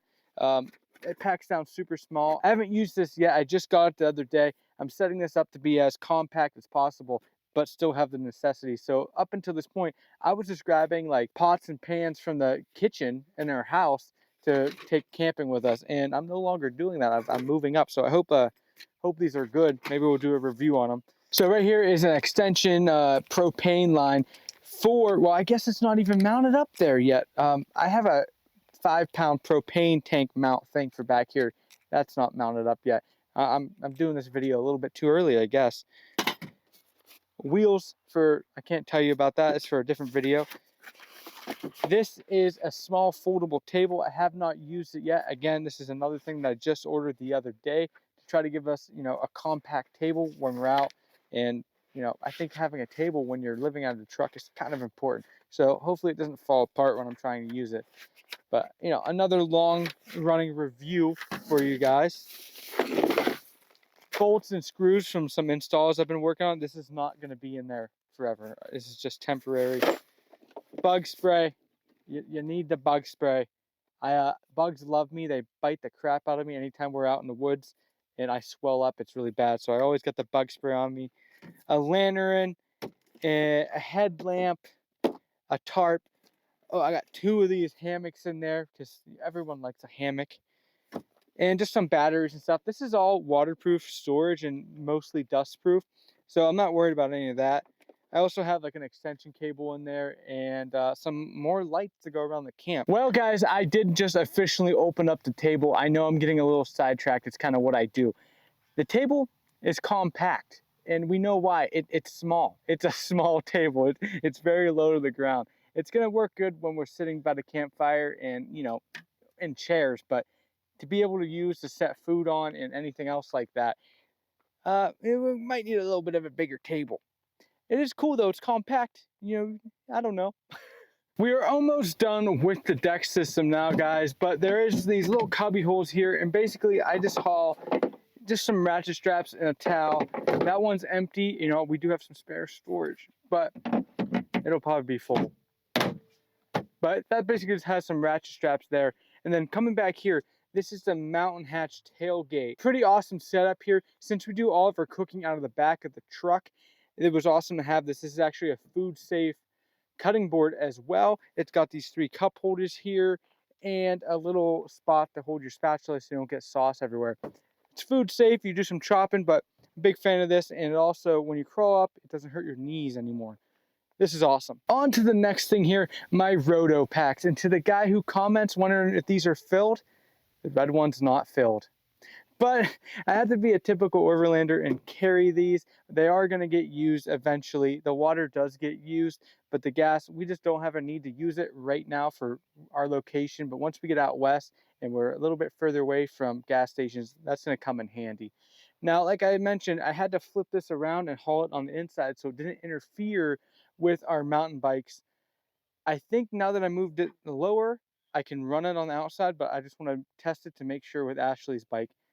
Hers is a pain in my ass to get on there, but we'll talk about that a different day. Coming here on the other side of the bed rack, you can see I have some off-brand Max Tracks. I got off Amazon about $70. I hope they don't break when I go to use them.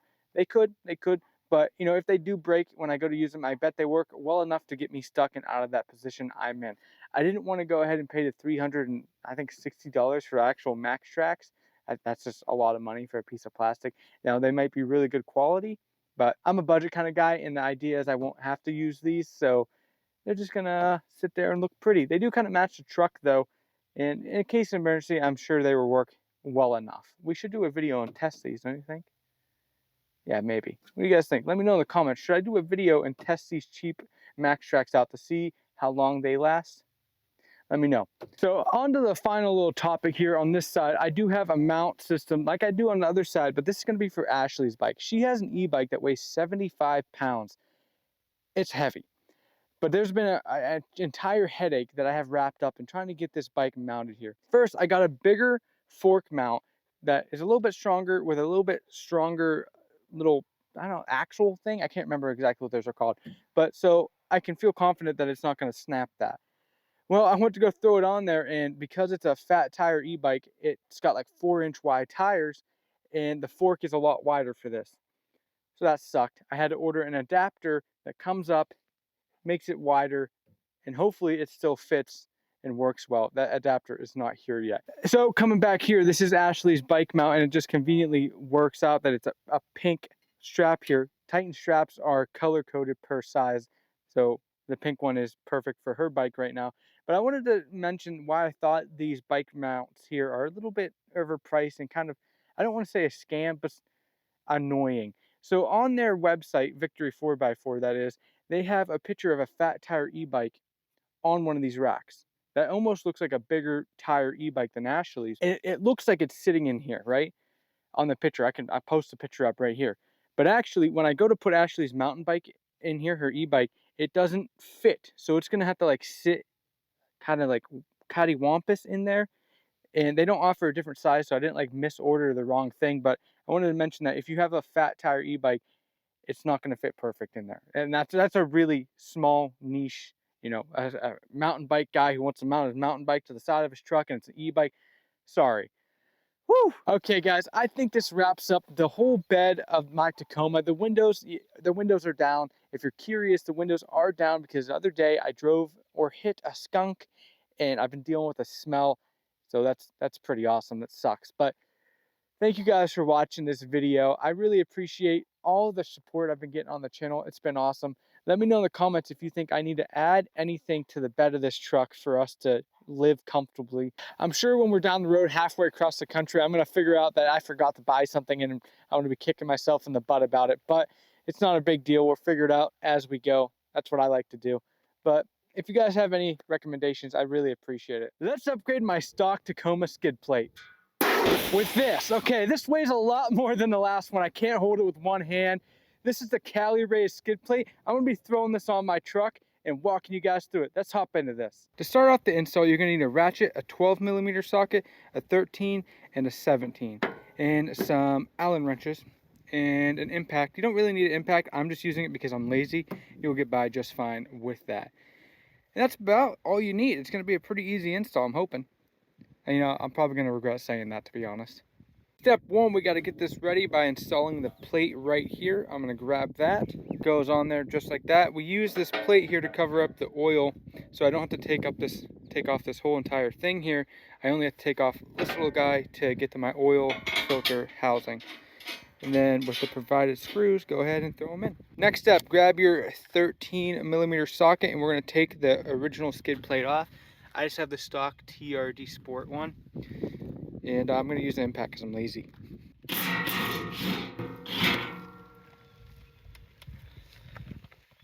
It's stuck. It's actually stuck. What? With the stock skid plate removed, we now need to remove these kind of brackets right here. I don't know exactly what they're called. We gotta remove these. There's a bolt here, a bolt back there, 2 bolts up front, and 1 bolt back there. Do not lose the bolts when you take them off because they will be used to hold the new skid plate up. Grab your size 17 socket and go ahead and remove that. You might need to use a breaker bar. I don't know how heavily torqued these are. That is one of the brackets removed. You see there's actually 3 in it. 2 of them were in the back. I thought there was only 1. I forgot a tool you guys are most likely going to end up needing if you're installing this skid plate right here. So as you see, they got these indents, or I don't even know what you want to call it, but you're going to need to go through the bottom and run a bolt into this. You're going to need an extension to do that. I have this really big one. It's the first one I found. You don't need that big of one, but I just hope it works and it doesn't get in the way.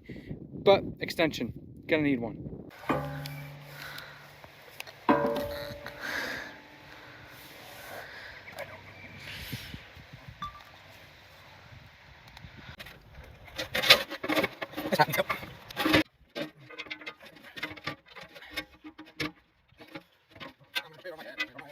So with us being only 2 people, Ashley behind the camera and me doing this stuff, kind of hard to hold this. This is it's very heavy. It's no joke. So I was trying to do it with one hand and get everything aligned, sitting on my belly.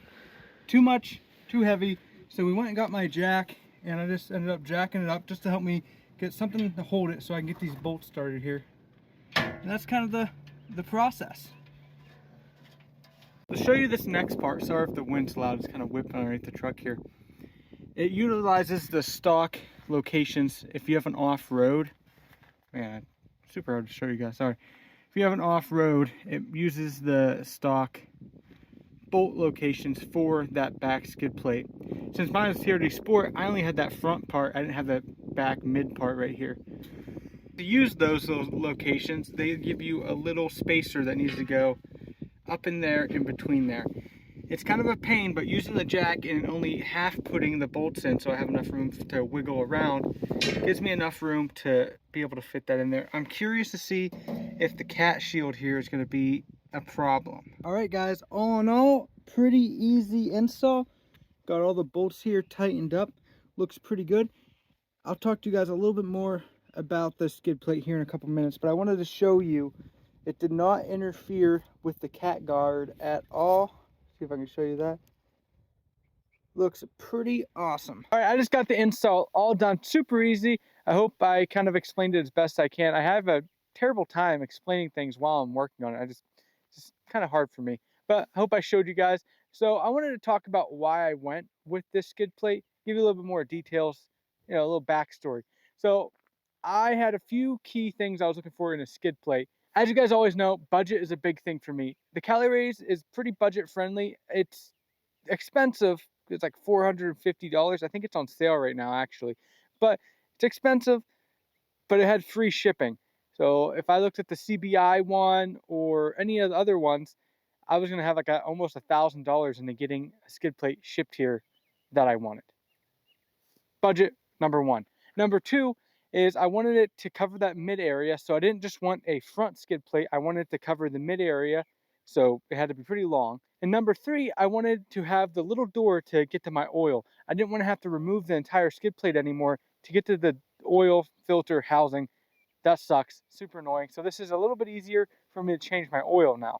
The last reason why I went with Cali Rays is because I wanted a steel option. The reason why I went with steel is because they're a little bit stronger, and if you get stuck on a rock, say you saddlebag and you're on a rock, aluminum, you're gonna get kind of stuck there because it digs in. Steel kind of slides a little bit. You have more of a chance of kind of sliding off rocks, and that's kind of what I wanted underneath the truck. All in all, pretty good product. I did pay for this with my own money, just to give you guys a heads up. I have no affiliation with Cali Rays, but really good skid plate, super thick and very heavy. Easy install. Let me know in the comments, guys, if you have been looking at skid plates, if you have an aftermarket one on your truck, what one you went with. If you have any interest in them, or do you think the stock one's good enough for you, just let me know. Love hearing from you guys. Hit a like button, hit a subscribe button.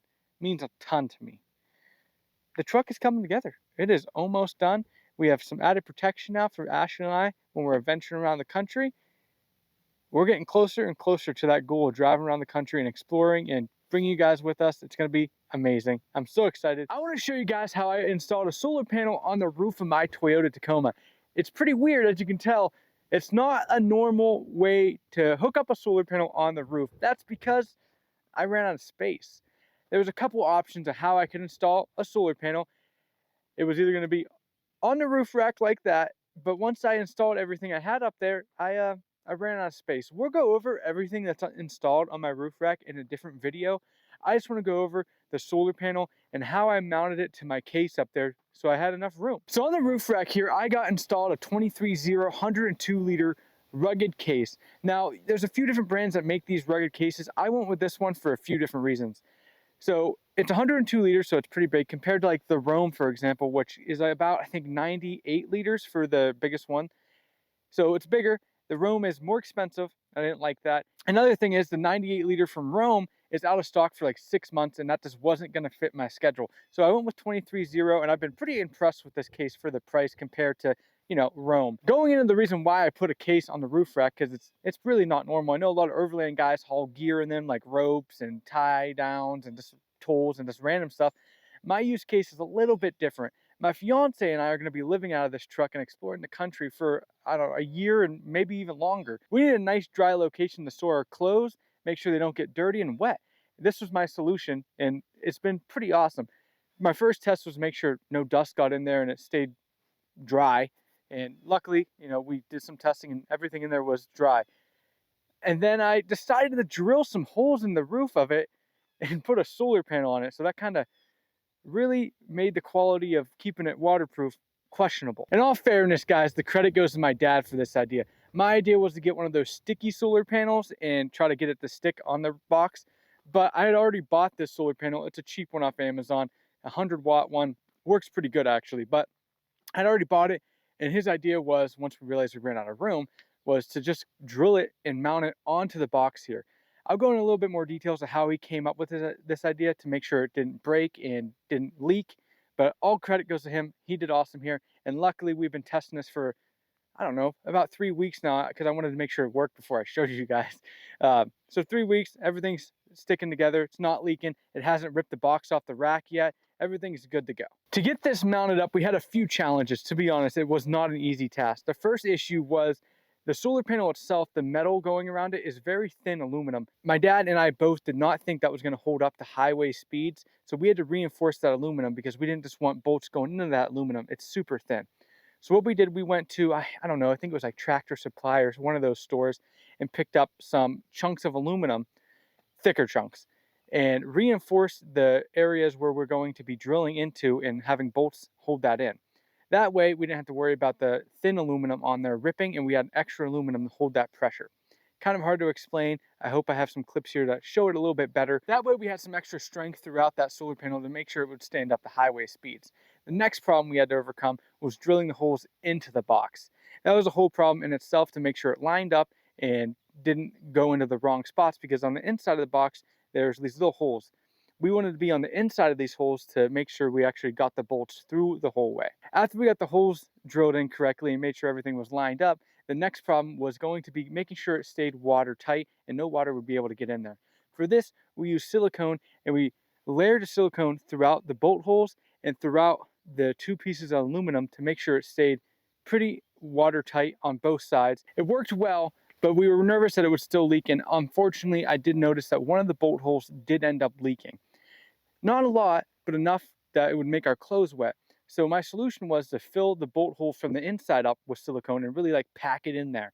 This worked very well. It hasn't leaked since, and there was only one bolt hole that ended up leaking. I've been keeping an eye on it ever since, and I haven't had any more leaks, no dust getting in. All in all, the whole box itself has kept its water tightness, dust proofness. A big shout out to 23-0.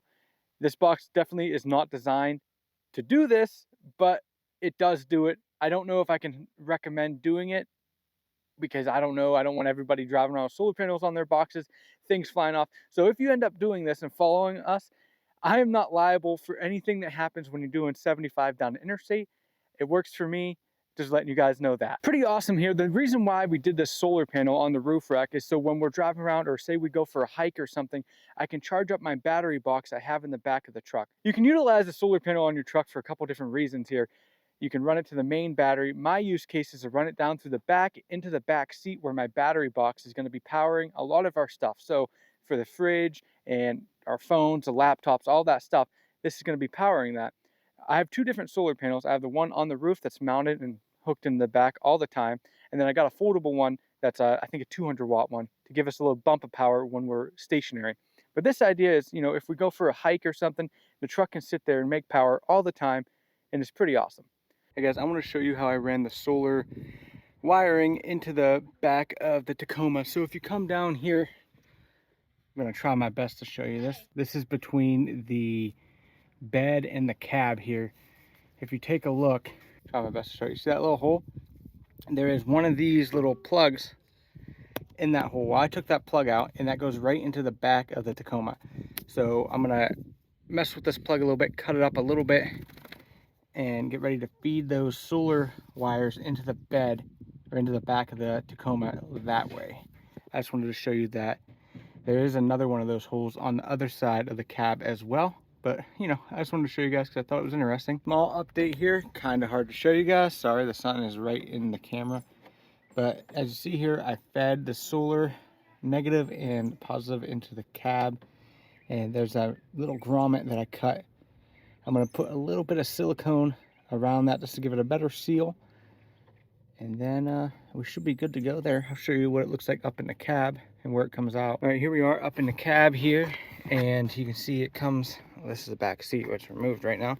But it comes up behind this piece of plastic here. It's literally like right behind there is where the hole comes out. And then I got to put the little quick connects back on there, but good to go. Solar is now in the back of the truck. You can also, you know, run a solar panel to your main battery, make sure it stays charged all the time. But this is for my use case. I want it to be up on top of the roof and come down into the back here through this little grommet hole into the back seat to power my battery box. So that's how I fit a solar panel on the roof rack of my truck when I ran out of space. I don't know if I can recommend this because it's pretty sketchy, it's pretty DIY, it's weird, it's niche, but I wanted to show you guys because I thought it was pretty cool. And a big shout out to my dad, as always. He comes up with these crazy ideas, and somehow, I don't know how, but they always end up working. Super weird. I'll let you guys know if it ends up breaking for sure. Keep you guys updated on any kind of water leaks if this 23-0 box ends up breaking. I did buy this 23-0 box with my own money, so I don't have any affiliation with those guys. So if they comment and say, hey, don't use this box, I'm sure they don't want you to use a box like this. Also, I'll let you guys know if the solar panel ends up breaking. I'll keep a link down in the description if you guys are interested in anything like this. It's a lot cheaper than those solar panels that go on the hood as well. The solar panels that go on the hood, there's like $350 for like 50 watts of power. They're not very good. This is 100 watts of power for like $80 if you don't count the box I mounted it to. Pretty awesome setup there. All right, guys, let me know in the comments if you would be worried about driving behind me on the interstate. I'm curious, you know, do you think it's sketchy? You think it's going to hold up? It's been like 3 weeks. I've been driving on the interstate. It's been holding up pretty well. Let me know in the comments. I love hearing from you guys, as always. Are these the best Tacoma taillights? These are the form lighting taillights that I just got. I think they look awesome. They're very unique, and they're only Tacoma taillights I've seen that have a cool startup that looks like that. Form Lighting just sent these taillights to me. The install was super easy. I'm gonna show you guys how to do it. I know we just changed out the taillights not that long ago, but I'll tell you guys why I had to change them out again in a little bit. But the install, I'll show you how to do it again, even though we just did it. Let's hop into the install. Let me go ahead and show you guys how to throw these taillights in. It's pretty easy. I know we just upgraded these, but I'm gonna show you guys again how to install taillights in your Tacoma. Very easy install. All you're gonna need is a 10mm wrench, and I'm going to show you what 2 bolts you got to remove to pull out these taillights. We're going to remove this guy right here and this one down at the bottom. Don't touch this one, and we don't touch this one. The next step here, after you got those 2 bolts removed, you got to go ahead and grab the taillight. It's very simple. I usually grab from right here and go ahead and like pull, and it'll come right out. There's these little clip plug things that the taillight will fit into. Might be a little bit tough on your stock headlights, but you can pop that out pretty easily. Taking a look here at the plugs, I'm going to be honest with you, I didn't look up any directions on this, and the first time I'm seeing the back of these taillights. So give me 1 minute, I'm going to take a look at the back of that and see what we have to do. Should be plug and play though, but I don't want to tell you guys the wrong thing, being a little goofy. With the stock taillight removed, or your aftermarket one, or whatever taillight, you're going to see 3 connectors that go into that taillight. Well, typically you would have bulbs plugged in. Mine didn't have bulbs except the reverse light, but I'm going to show you guys what to do to get these to work with the form taillights here. But super simple, but I'm going to bring you guys closer so you can actually see. So as you can see, we have the 3 connectors here, and if you look, see how this black thing, it's made for a bulb? Well, the black thing over here is not made to look like that. None of these connections are going to work. So if you look here, this black thing actually plugs into this. So you can remove that. I'll show you guys how to do that. Give me 1 second. You see this little press down right here? There might be some road grime or some dirt in there, so you might have to struggle a little bit with it, but I just push down on this and it comes right apart there, and you have a normal connection that it'll plug right in the back of that tail light. Same thing on this one. You're gonna have to press pretty hard right here and give it some wiggling. Do not pull on these wires because you don't want them to come out there. But basically, just press hard, wiggle, wiggle. It's kind of a pain, I'm not gonna lie to you, especially if you have some road grime or some dirt going on, but if you can work at it, you can put some elbow grease in it, it comes out pretty easily. Got the last one right here. Not fun. The next step here is going to be to plug these in.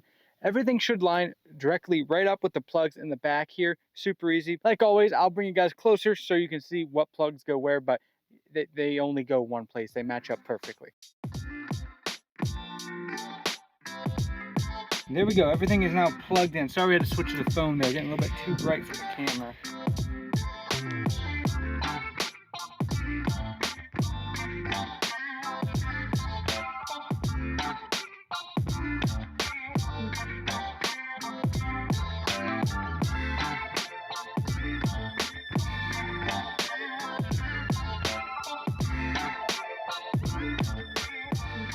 Now we had all the connections on the light plugged in, I went ahead and kind of snapped it in there so I had something to hold it, and then I tested the lights, made sure the turn signals work, made sure the brake lights work, made sure the running lights work, and they work and they look great.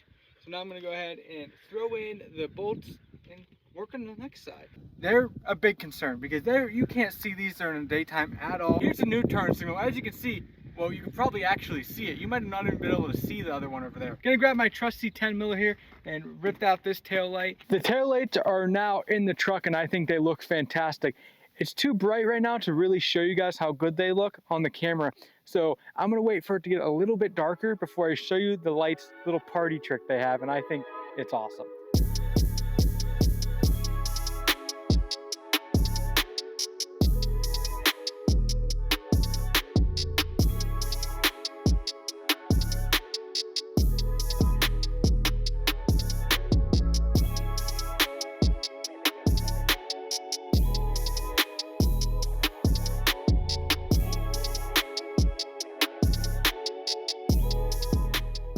But all in all, guys, they look great. I'm gonna go ahead and flick the turn signals on so you can see what they look like.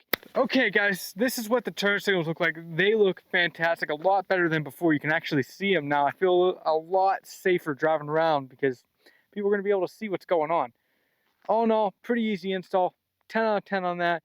They look great. I'll let you guys know on a continuous update if they break, if they start leaking, if moisture gets in there.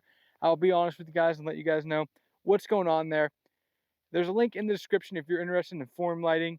They have tail lights, headlights, all kinds of stuff. Link in the description, as always. Oh, check this out. New merch. I've been working on merch, so I got my own shirts. They're not for sale yet. I want to make sure these shirts are good enough to sell to you guys. So I'm going to be beating them up a little bit, stretching them out, making sure they don't rip and the stuff doesn't fall off. But a little sneak peek. Pretty awesome. All right, guys, the install is all done. Check out how these lights look. Let me know in the comments if you would rock these lights. Are they a little bit too loud for you guys, or are they just right? For me personally, I love the way they look. I think they look fantastic, and they fit the style of my truck really well. That little party trick is pretty awesome. That little startup sequence it does have my heart. I gotta be honest with you guys. As always, big shout out to Form Lighting for sending me these lights out. There will be a link in the description if anybody is interested. Check them out. They have headlights, taillights. I mentioned that already. I'm a little bit of a guy who likes to repeat himself, I guess. Do me a big favor, hit that like button, hit the subscribe button. It means a ton to me. I'm installing these brand new last fit rock lights that just came out. These rock lights are awesome. Not only do they turn white, but they also turn amber. And I think that's an awesome feature that not many rock lights have. They have a built-in switch to allow you to do that. I'm going to show you guys how I have these mounted up on my Toyota Tacoma and wired. Let's hop into this video. It's going to be a good one. Before I show you how I installed these on my Toyota Tacoma, I want to talk about the construction of these lights. They're very well made. It's a full aluminum body with very thick glass. I'm going to do a long-running review on these. Let you guys know if they break on me or anything, but I don't see these guys breaking at all. Pretty impressed with how they built these guys. If you guys have watched my channel for a while, you know Lastfit and I have a pretty close partnership. They've sponsored all the lights on my truck, my ditch lights, my LED light bar, my reverse lights. They make good quality lights that I've been using for a while now. I will say the light bar on the truck has a little bit of moisture on it, not much, but we're talking about trying to work out a solution here. I want to mention that though.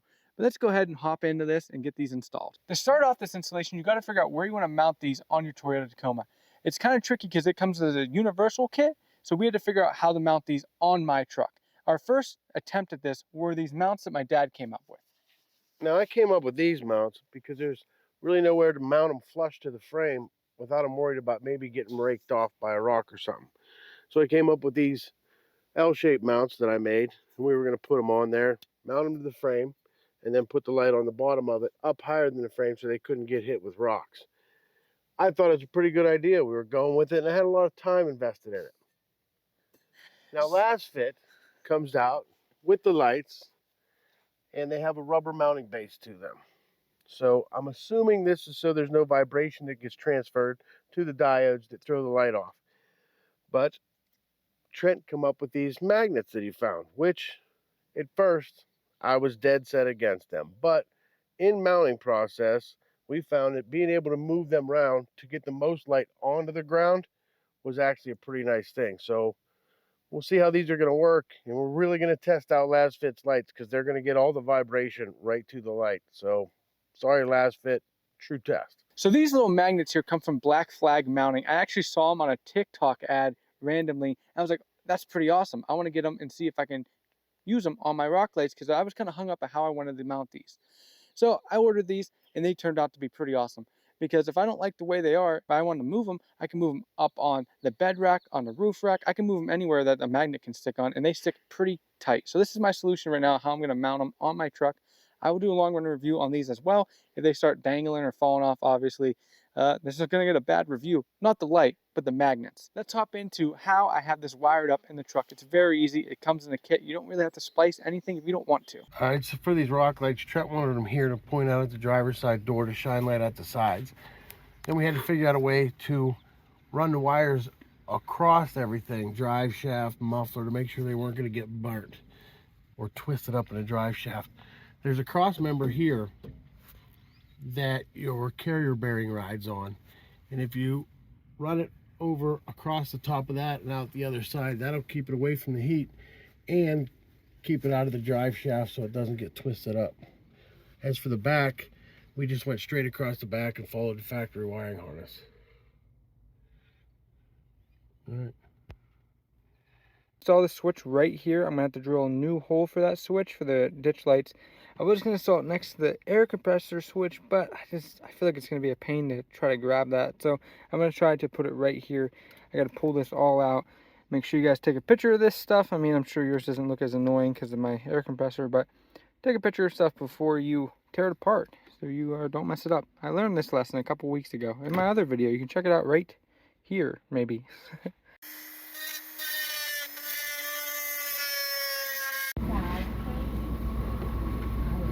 This is the button Last Fit provided here. I have that going to white, and then amber is down, and then off. Doesn't look too bad right there. My switch panel there is getting pretty full though. And then my wiring mess up here, I'm gonna have to figure out some kind of maybe distribution block. This is not optimal, but I have it coming out here, goes in back there where I have all the wires fed. Now you can't really see it. Sorry for trying to even show you guys, but come down here. We can remove this, pull the wires up through there. See them? You can kind of see it right there. We followed the factory harness up like that. Pretty easy, not a bad install at all. We just got the lights fully installed. All the wiring is done. The switch is wired up and they look fantastic, guys. The install was very easy, actually. I thought it was going to be a bigger headache, but Last Fit has all the wiring you need. It's plug and play basically, other than the little things I had to do with hooking up the switch and running the wire throughout the truck and making it look as good as possible. Other than that, there's no splicing involved with this install. Super easy. I thought it was going to be a bigger headache, but I'm very happy with how it turned out. Let me know in the comments, guys, if you run rock lights on your truck or if you've been looking at a set. I'm very excited to be using these out on the trail. My main purpose of using these lights, I'm going to be setting the tent up in the dark, packing up in the dark, and it sucked using flashlights, dropping stuff. So now I can run these lights while I'm packing up and be able to see at night. I'm very happy about that. You have anything you want to add about these lights? No, once again, the lights themselves very well built, very heavy metal. I don't think you have a problem with them breaking. The magnet idea, throwing it out there, I wasn't for it at first, but I like it. I like to be able to move them around a little bit. And I'll be honest with you, I wasn't a big fan of the underglow lights in the first place. That's why I was hesitant to even help with this one. But once he set them up the way he set them up to utilize them for wrapping up camping stuff, it made sense. And I got to tell you, it's a pretty sweet setup. Last Fit knocked this one out of the park again. A big shout out to Last Fit Lighting again for sending me out some awesome lights so I can do a video, show them to you, and then use them on my trips. Really appreciate it, guys. I can't wait to use these on some trip. Leave a like, hit that subscribe button. It means a ton to me. We're on a road to 10,000. We're almost there, guys. I'm going to show these lights off one more time, guys, but I did want to let you guys know I got in contact with Last Fit about that light bar issue I mentioned in the beginning of the video. They offered some steps to vent out that light, and I've been working on it. Unfortunately, I did let that water build up for a while. I didn't realize you could vent it. So it is coming out, but it's going to take a little bit of time because I let it build out a little bit too much. So if you ever have experience with water buildup in your light bars, go ahead, get it vented early. Don't let it go like I did because it takes forever if you let it go as long as I did. Hey guys, I got the new TRD Pro V2 grill here from Yodaverse. They sent this out to me to check it out. I'm going to go ahead and throw it into my truck, show you guys how to install one of these, and kind of mock up how you wire it up. Let's hop into this. It's going to be pretty good. Because I already have the TRD Pro grill in my truck, my installation is a little bit different. I only need a pry tool and a 10mm. If you're running a stock grill, you're going to need a screwdriver as well, and some other tools. I think, if I remember correctly, maybe not. There's more bolts and more screws you have to remove if you haven't ever done this before. I'm going to go ahead and remove this 10mm and this 10mm right here. Let's go ahead and do that real quick. Next step is you got to remove this plastic clippy thing here. I got my plastic pry tool, and you just kind of got to push down the edges while you push it down. Then you got to press down on this clip right here and get that pushed out after you remove this plug right here. Using your pry tool, you go ahead and remove these little plastic clips as well. Then you just go ahead and pull that out just like that. I was mistaken. You are going to want to get a screwdriver for this. You got a screw here and a screw there you're going to need to remove, and screw there. Just got the grill snapped into place there. Got some lights wired up. It's kind of what we're working with right now. What do you guys think about that? Pretty hard to film because these lights are very bright. That right there is when the hazards are on. It's got switchbacks in it. And then they switch back to white just like that. That looks pretty awesome. Super hard to film. Sorry if you guys are having trouble seeing. And this is it, guys, with just the running lights on and the Raptor lights. I'm on the fence here about my opinion about this. Don't know if I'm going to keep it in myself, but it does look pretty neat. I'm not too big into the crazy lights, but it looks pretty neat. All right, guys, I got the grill installed here. I know I didn't show too many steps on how to install this grill, so if you have any questions, please check this video out right here. I went way more in depth on my TRD Pro grill, and it shows what the stock grill looks like when you take it out, because there's more steps there. So if you have any questions, check that video out right here. But taking a look at this grill with the lights wired up and in the truck, I was on the fence at first when I got this grill. I didn't think I was going to run it, so we just kind of mocked it up in there just to get it what it looks like. So the wiring is just kind of tapped on the battery right now. But after looking at it and seeing what the lights look like on, I'm a big fan of it. So now I have to sit down and figure out how to wire this up.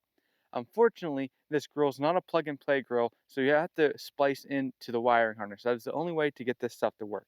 Now, you can just tap the Raptor lights onto a fuse, not a big deal. But to run these guys right here is a whole nother process. You want these to turn on with your DRLs, but there's no DRL fuse in this truck. It runs on a relay, so you can't just do a fuse tap there. There comes the task where you're gonna have to splice into your wiring harness. I need to sit down and think about how I want to do this to make sure I'm not going to mess it up, because I would hate to ruin my actual headlights trying to splice into this. I'm worried about water getting on them, and I just, I could easily cut the wire, splice it in, and it'd be good. But I'm worried about water, and I want it to be perfect. The other feature of these grill lights is it can be hooked up to the turn signals, and they're actually switchbacks. So I can make it go from white when the turn signals are off, and then when the turn signals are on, it blinks orange like this. That's an awesome feature, and I think it looks very unique, and it's cool. But you also have to splice into that. You can hit the fuse, but then it will just turn orange all the time whenever you turn a turn signal on, whenever it gets power. You need to hit a turn signal when each side is flashing. There's 2 wires for that. So then you have to splice in 2 wires for each turn signal. So altogether, you're going to have to splice in 3 wires to get these to work how they're supposed to work and how they look on the ad. Not a big deal if you're okay with splicing into your stuff. I, for one, very hesitant about doing it, especially in the engine bay where water can go. So I got to sit down, figure it out. I'm going to do a follow-up video on this and how to wire this up correctly, because I don't think anyone's even showed how to wire this up yet. So it's kind of a mystery. So I'm going to sit down, figure it out. I'm in a rush today. I don't have time to do it, but I like the grill. It's going to be in the truck. I just got to figure out how to wire them up because I want it to work just like this, how it's supposed to, because I think it looks awesome. Also, a big shout out to Yodaverse for sending this grill out. Let me do a video on it. Let me show you guys this awesome grill. It'll be in the description if you want to tackle this challenge of getting these lights wired up on your own before I get mine done. Pretty awesome. Let me know in the comments, guys, if you like this grill. I know a lot of people are on the fence about the Raptor lights and the lights in the grill. I was too, but seeing it on my truck and seeing it lit up at night, I actually really like it. So big fan of this. Leave a like, hit a comment, it means a lot to me. Hit that subscribe button. We're on the road to 10,000. Method Race Wheels finally has a fix for their center cap issue. If you have a set of Method wheels, you know the struggle of keeping center caps in the middle of these. Me, for example, I've been through about 2 sets and I decide I'm not going to buy any more, and I just run them without the center caps in them, even though it doesn't look very good. They reached out to me and let me know they have a fix for it, and they sent them out, so I'm going to do a video showing you guys the new fix they have that'll make your wheels look good as new again. So the fix is they got the center cap as one big piece now that you screw on rather than just a center piece. So when the heat builds up from you hitting the brakes or just from riding around on the road, they don't just fall out now. They're going to be screwed right in with this whole piece of plastic. Let's go ahead and get the old ones removed and throw these on. So each one of these center caps here come with a Allen wrench and the screws needed to replace the current set right here. I'm gonna go ahead and pull these off. Hopefully I don't have too much issue trying to pull out the old screws. I really hope nothing breaks. They've been on here for a while. With the original screws going straight in aluminum like this, I'm pretty worried about breaking one. As you can see here, this one's got some nasty stuff on it. It was kind of a pain to get out. I'm just hoping none of these break when I'm trying to pull them off. All right, guys, I was able to get all those screws out without breaking one. That's wheel 1 done. That's still the new one on.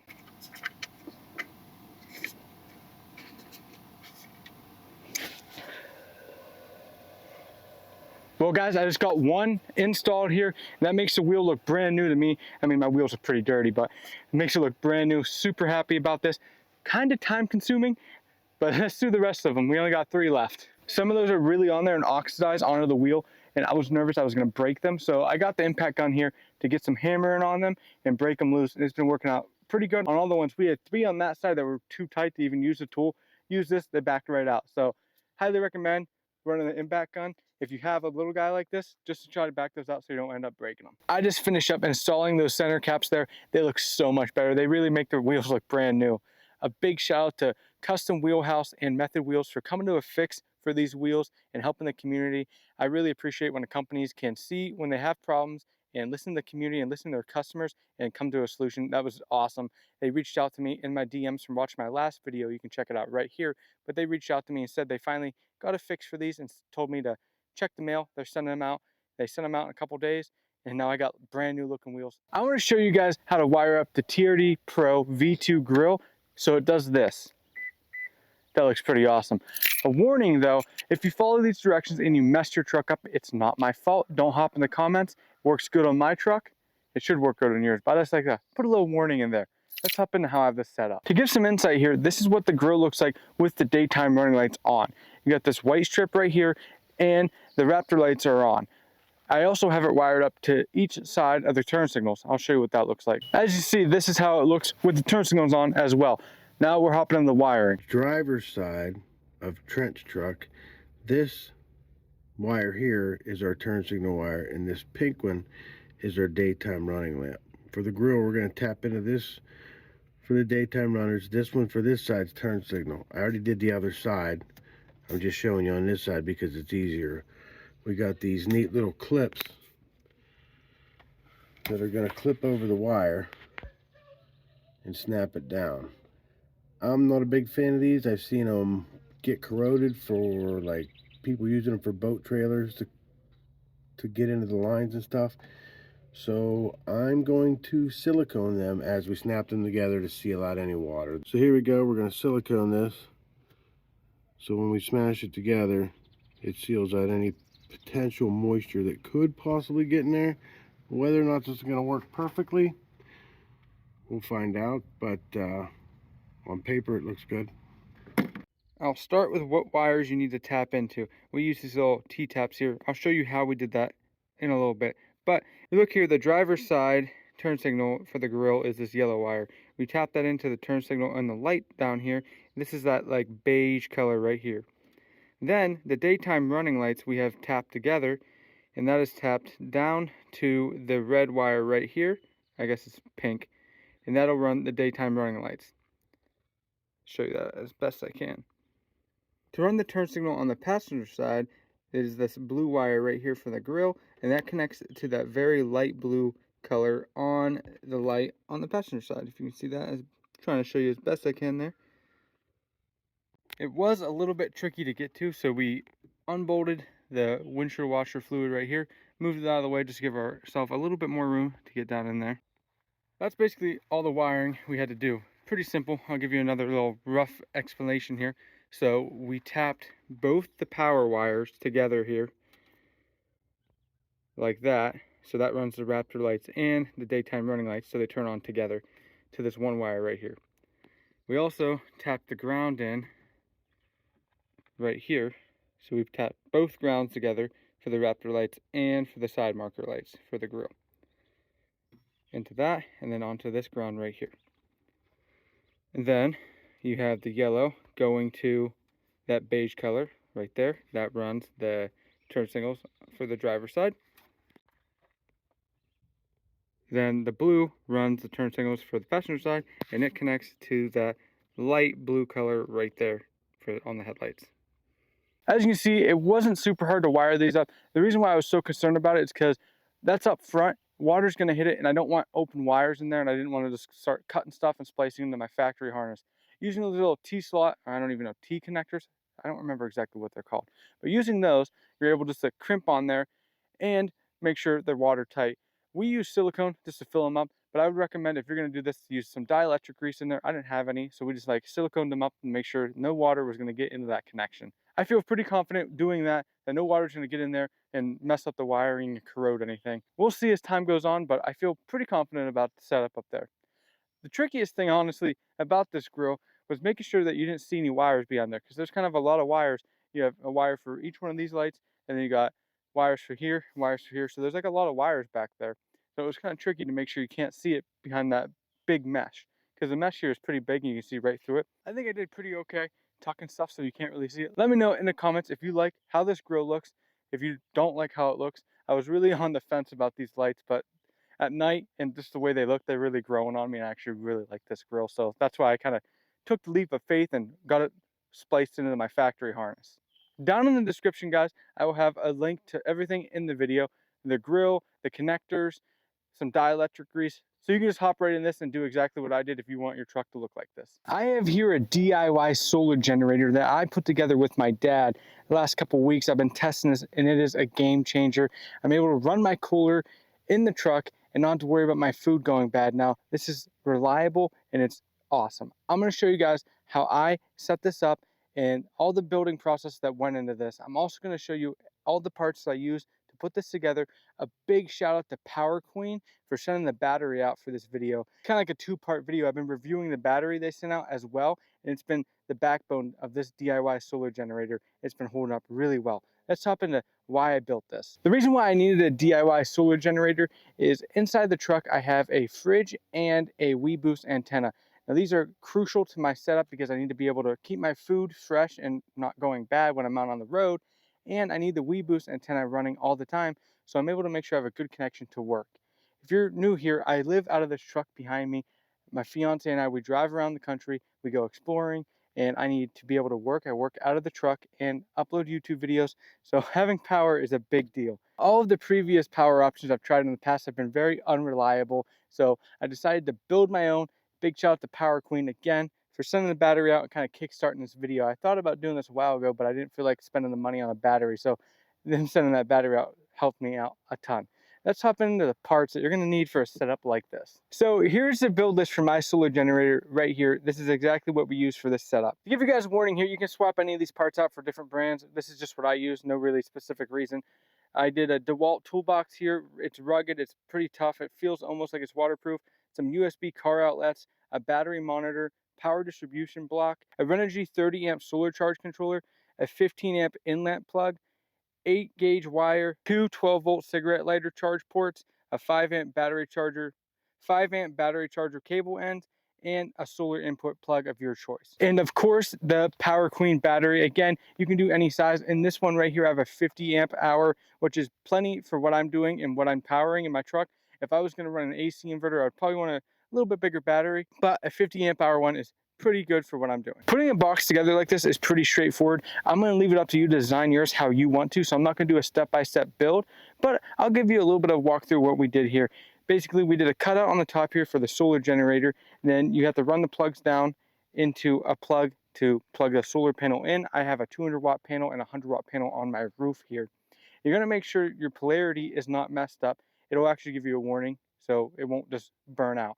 But the big thing here with this solar charge controller is you're going to want to make sure it's hooked up to a battery before putting any kind of juice into it from a solar panel. Again, I'm not a wiring expert. My dad actually did all the heavy lifting on this install because we were out on the road and I had all the parts shipped to him. So big shout out to my dad for putting this together.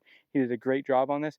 He's a way more DIY guy than I am. And he actually has a background in electrical stuff. So awesome job here. I think it turned out great. But to give you a rough idea how he did this, he cut a piece of plywood out, stuck it on the bottom so he was able to drill into that and make sure everything kind of stayed where it's supposed to in the bottom of the box here. He strapped down the battery. And with a setup like this, you can kind of set everything up how you want it. So you don't have to copy me exactly and put your ports on this side or put your solar controller on this side or your input on this side. This just worked out for us. As you can see in the bottom of this box here, we have a lot of room left. So if I felt like upgrading the battery to 100 amp hour or adding another 50 amp hour, I could with no issues, or I could add a little inverter in there with no issues as well. I'm a really big fan of a DIY setup like this because I'm able to change the build and have it grow with me. So if I need more power, I can add another battery. If I want an inverter, I can put an inverter in there. I can change out the solar controller. If anything ever breaks, I can just swap it out. Versus if you buy an all-in-one power station from Blue Eddy or Booge or Jackery, if that ever breaks, you're stuck with it. It's broken. You either have to contact them for warranty or you're just going to have to sit with e-waste basically. This, you're able to swap out parts and kind of do it yourself, and it has been a million times more reliable. Hopping into the testing portion of this video, there were a few things I needed to test to make sure before we hit the road.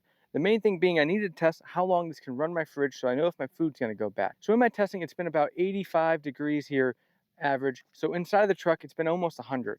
That's where the fridge is running, and I had it hooked up here, and I ran this for over 90 hours. Now keep in mind, I do have a 100 watt panel on my roof, so I had the panel plugged in as well, and it ran over 90 hours, and by the time I finally decided to end the test, I was still sitting at 25 amp hours out of the 50 amp hours available. So I was able to keep it basically level with that 100 watt panel. It wasn't super sunny this last couple days, but it was sunny enough to keep everything going very well. Mind you, the fridge in the truck runs about 45 to 60 watts while it's running. It doesn't run constantly, it kicks off. And then I also have the WeBoost plugged in on and off, which takes about, I think, 11 watts to 13 watts.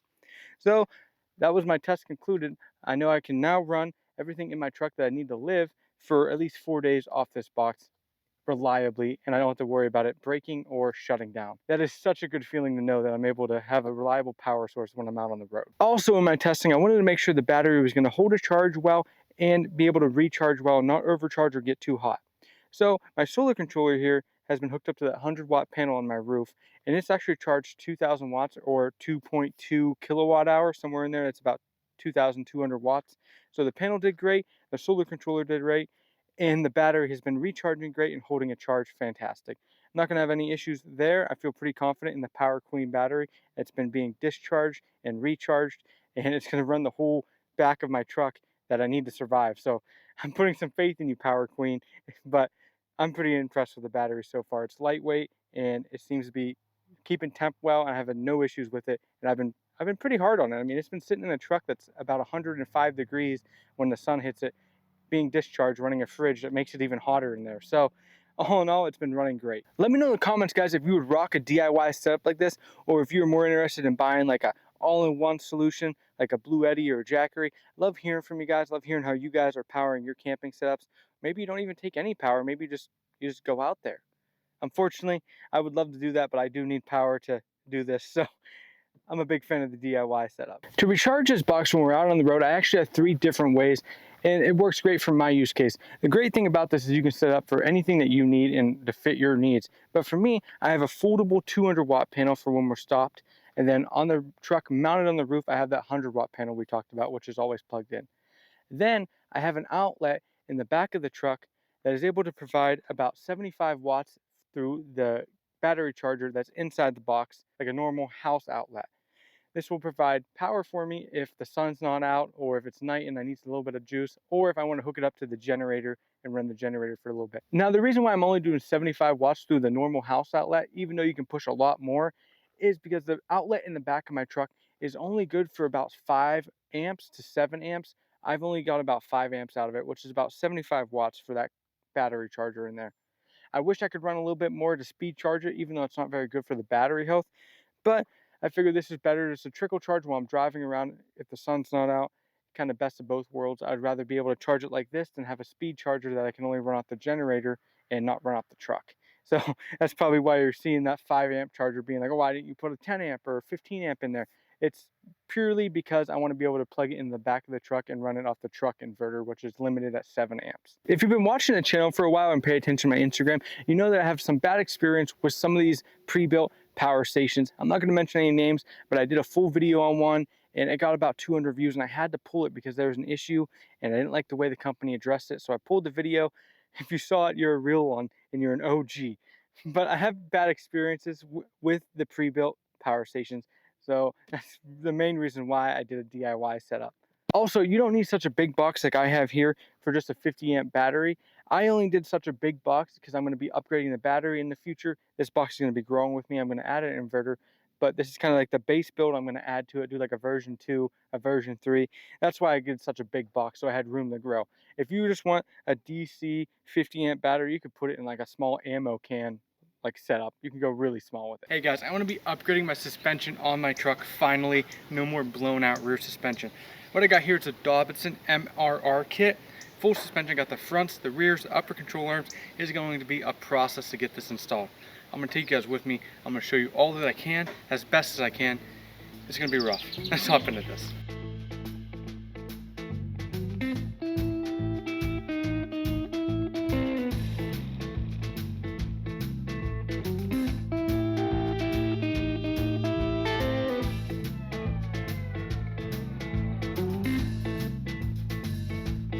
This is the full rear suspension setup here.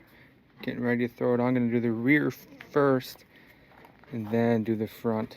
See how it looks. Wish me luck. I'll be filming the process as best I can here.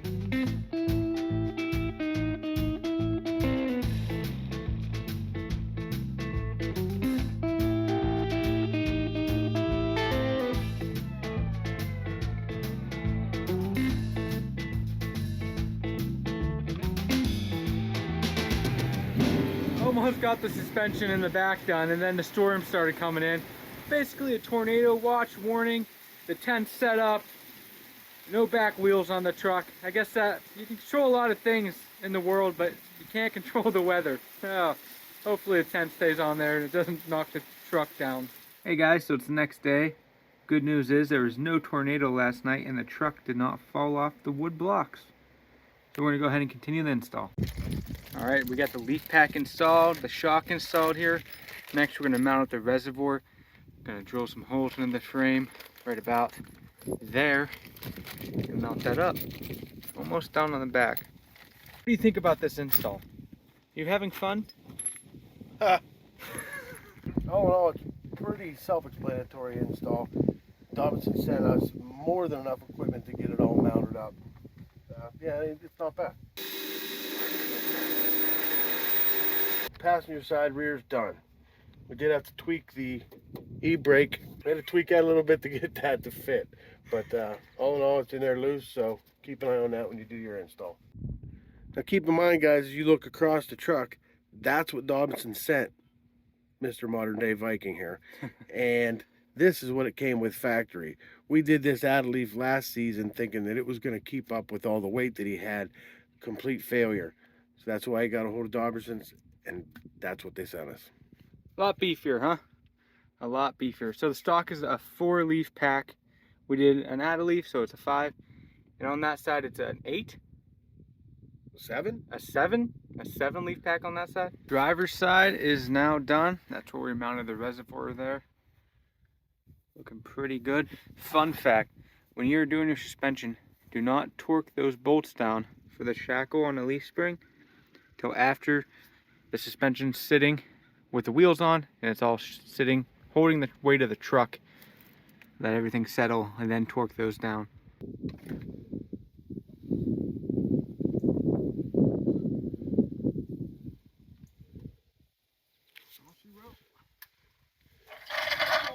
We just finished up with the rear end, looking really good.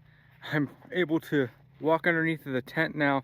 So it's actually like a 3-inch lift in the back over stock, but with how saggy my setup was, with how much weight I have, it's more of a 5-inch lift over where it was before I put this on. So I got a lot of ground clearance from my hitch now. I was hitting it off basically everything when I was off-roading, so it's a big headache. Gonna tackle the front tomorrow. Pretty awesome, right? Look at this. It is so pretty. All right, next up is going to be to get the front on. We got the front new control arms here.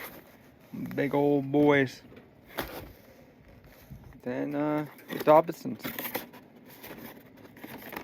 Gonna be a nice install. Probably the biggest headache of this is gonna be to take all my skid plates off. I'm gonna break this into a different video, but this is the front needle bearing that goes into the front differential. I'm gonna swap it out too while I have it to do a clamshell, so it gets rid of any vibration I have in the front end if that needle bearing's bad. Pretty big day here in modern day Viking land for Trent. Dobinson's lift going on the front. We did the rear yesterday. It was fun. And yeah, shout out to Dobinson. Pretty nice equipment. Fail safe, right hand side, written right on it. Can't mess it up. First step's done. Got the sway bar off. Now they send an extender for the sway bar mount. I'm thinking about just leaving it off on my rig and adjusting the suspension to make it a little bit stiffer in the rear or in the front if I have too much body roll. So no more sway bar.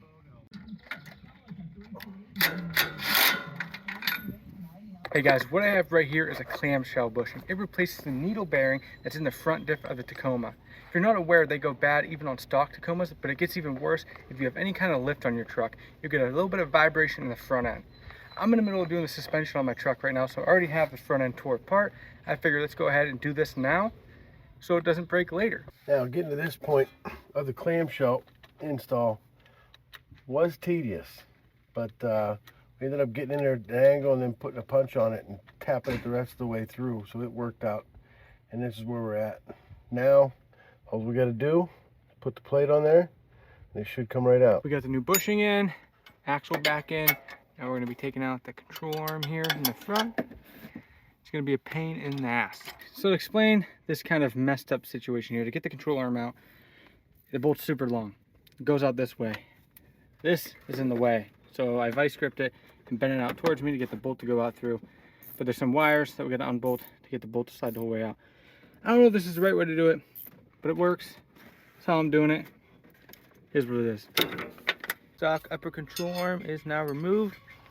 Bent that back a good bit. Looking good. Got the reservoir mounted up right there. Everything's looking pretty good. Almost ready to button this side up.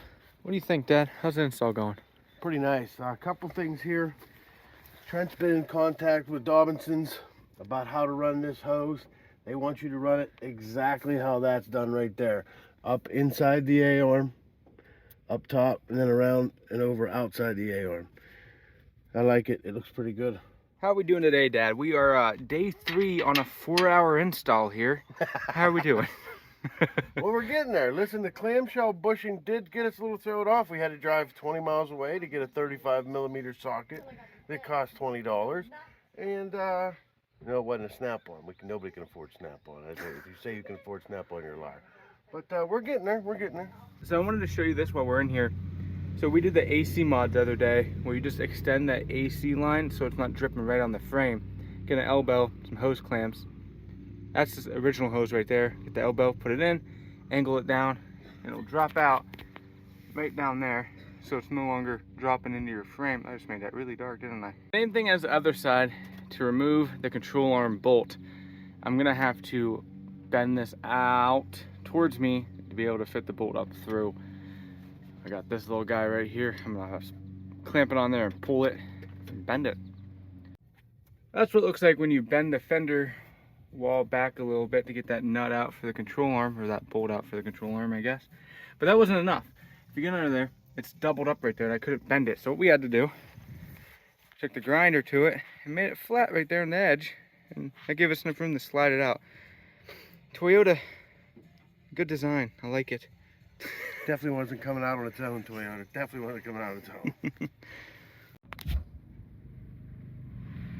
All right, guys, we got it all installed there.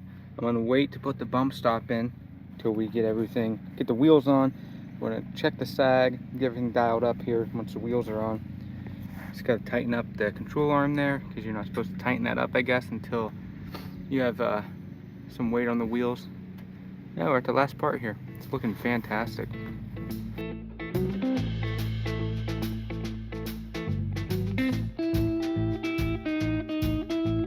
Suspension is on the truck.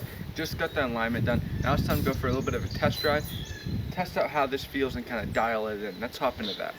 So this is just main road travel, and I was curious to see how the truck felt doing about 45, 50 with no sway bar on it. And I wanted to make sure the suspension was dialed to compensate for that kind of speed. So what I have here is I have the low speed setting on 5, and then I have the high speed setting on 2.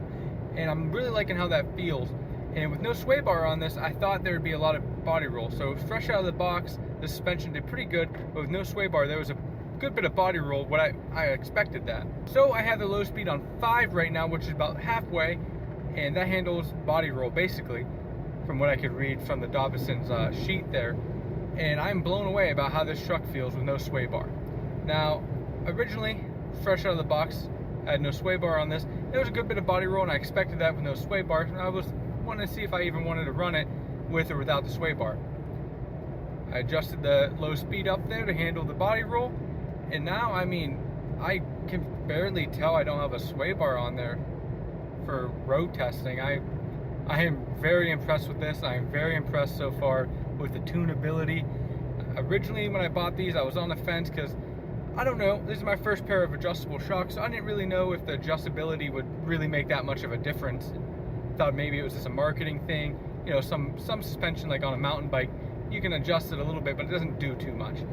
This is crazy. Each dial, each little click, you go for a test drive, you click it, you can really feel it doing something, and you can really dial it in, and I'm very happy with how this is feeling for on-road and off-road right now. As an overlander and living out of this truck, I do a lot of normal road driving like this, and then I hit the dirt road, hit the Forest Service road. I'm able to dial that in exactly how I want for the weight I have on the truck. I'm blown away so far, guys. I can't express to you how happy I am that I can dial this truck in, and it's a blast to drive again. It was not fun before. This is awesome.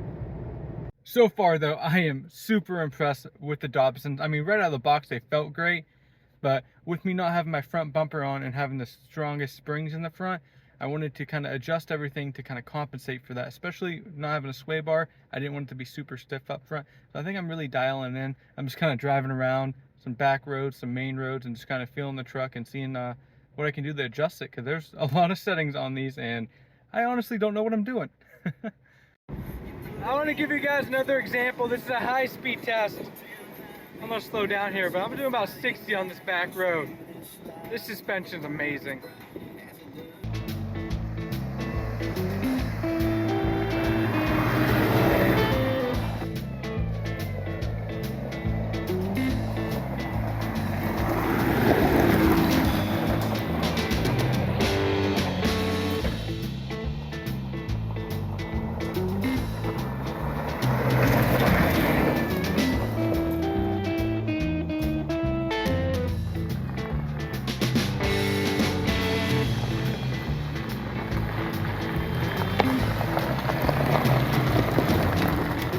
Let me know in the comments, guys, what you think about this suspension. I wish I could have did a full step-by-step how to install this, but it's just too difficult doing it out here in the yard and being able to record everything. I hope I made it entertaining for you guys of how the suspension went on the truck. It was pretty challenging, but it was a good time. A big shout out to Dobinson for sending this suspension out to me, giving me a nice discount that made a big deal. It wasn't the reason why I went with Dobinson. I've been looking at this kit for a while. They were just nice enough to give me a pretty nice discount because I'm an influencer. Today I have a mod to show you. I put on the truck a few months ago. I kind of forgot to even show you. So I put an air compressor on the truck underneath the hood here. Didn't show you guys, it's the ARB single air compressor. I'm gonna go ahead and pop the hood real quick and show you what I'm working with. So here's the ARB single air compressor. I have it mounted to a Rango Fab mount. Now this mount worked really good. I did have to trim it up a little bit because I have the TRD Sport. A lot of setups you see are for the TRD off-road, which is fine, you can make them work, but there's a big difference between a TRD Sport and a TRD off-road when you come underneath the hood here. One of the big things is the brake system. So if you look on the other side where the TRD off-road would have a lot of empty space, I have a brake booster on that side, so I can't fit an extra battery over there or my air compressor. So I had this option and it worked pretty good. Like I said, I just had to do a little bit of trimming to make it look a little bit better, but I was able to fit the single air compressor here. Not the twin, I think I don't have enough room for that, so I opted for the single. Another reason why I opted for the single was price, and I really don't think I needed a twin setup. This has been more than enough for what I've been using it for. I'm gonna hop in and show you guys exactly how I use this and how fast I can bring up my tire, just one because I'm lazy, from 10 pounds, to show you guys that the single's pretty fast still. One eternity later. So we got just about 10 pounds. Now this is lower than I would normally put it when we're out on the trails. Usually I don't go any lower than 15. But for example, I put it at just about 10. I'm gonna go ahead and grab the hose here and show you guys how this works and how fast it is. Ignore the clutter, guys. I don't know what you want to call this, my like porch area, but because we live out of this truck and it's ready to live out of, there's a bunch of stuff you would see in a house, some dumbbells, some water, some pop. Just ignore it. I'm gonna show you guys where I keep my air supply stuff. So back in here in the deck system, this is a mess, but this is kind of like my catch-all area, and then on that side it's the kitchen. But here's my air hose. It just kind of stays back there. I don't have anything special. This is just the hose that came with the kit. Works pretty good. I haven't had a reason to change it out yet. Maybe I'll change it out in the future, but it works pretty good for anything I need it for, so I'm just gonna use it. And then all you gotta do is plug it in to the air outlet. I think that's what this is called. Basically just pull this back, go like that, and put it on. The air compressor is not on yet. I'll show you guys how I turn it on, but that's all you have to do, hook it up. Some guys have this set up pretty awesome, I've seen, where they have this little block system set up right on the outside of the wheels, or like right up here so you don't have to pop the hood. I was a bit too lazy, and honestly I don't use it that much. I have a really bad habit of not using it. So we'll be out on the trail and I'll be like, man, this is a rough ride.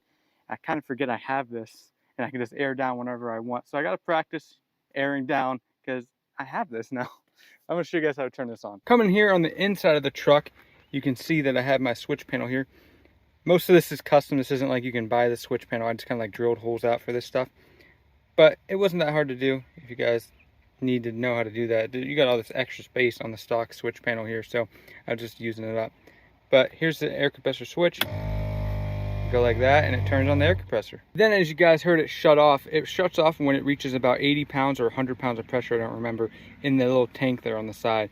That way it doesn't over compress and it's not running all the time, which is nice. So I'm gonna go ahead and start airing this up from about 10 pounds now. I'm gonna put a little time lapse up showing you guys how long this takes. I know you guys don't wanna watch this tire inflate the whole way, but I'll show you guys how fast I can bring this tire up.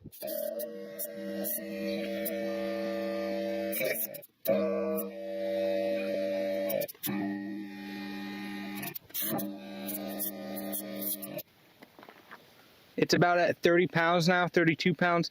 Once the tire gets warmed up, it'd be sitting around 35, 33, and that's about where I run my tires, around that 33 mark on a normal day. There you go. As you can see there, it took about 2.5 minutes to fill this up from 10 pounds to roughly 32 pounds of air. I think that's pretty good for the single air compressor. I don't think that 2.5 minutes is worth the extra. I think it's like $200 or something like that.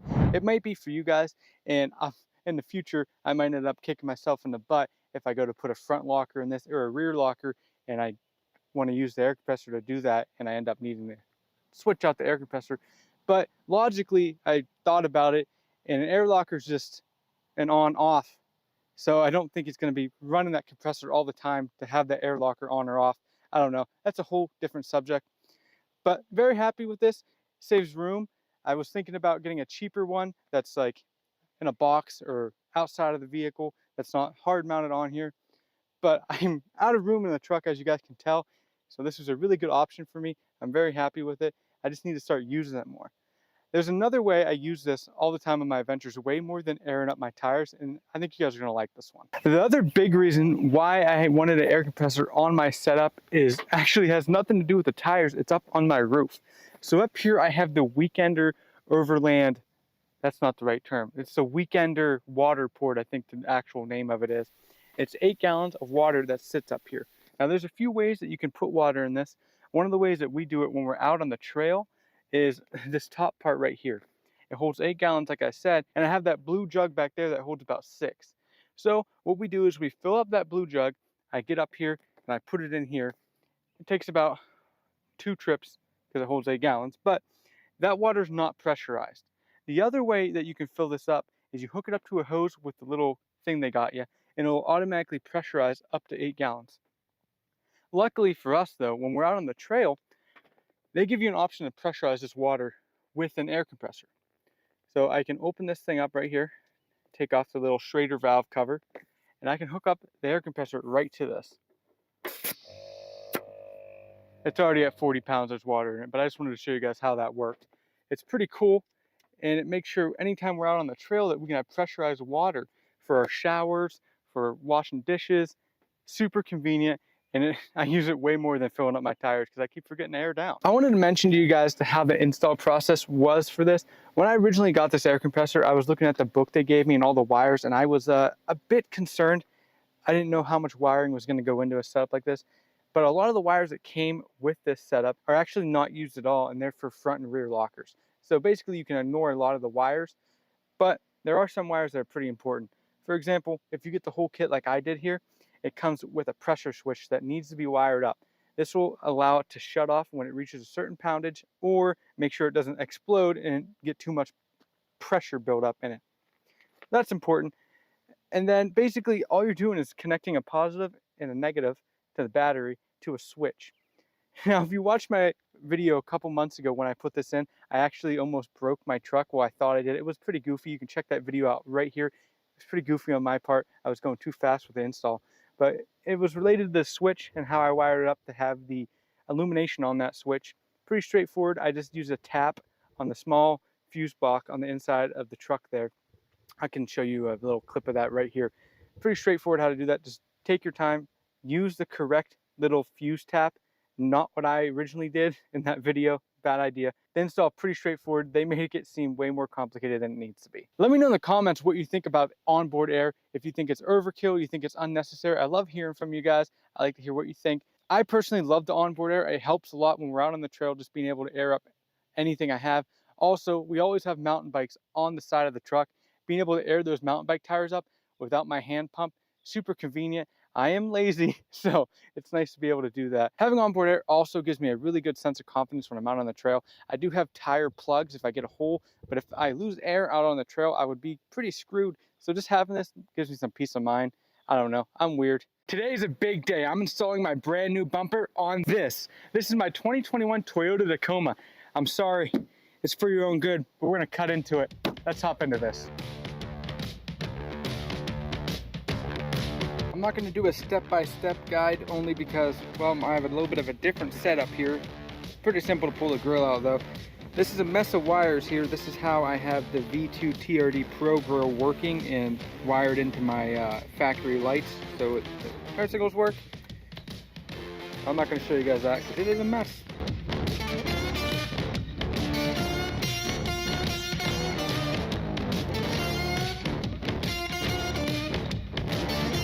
Just took out a ton of clips and a ton of bolts that went up to the bottom there. I think I got everything. I don't really know. Hopefully. Also, disconnect your battery before doing anything. It's just a safety thing and you don't want to mess anything up if you cut into a wire.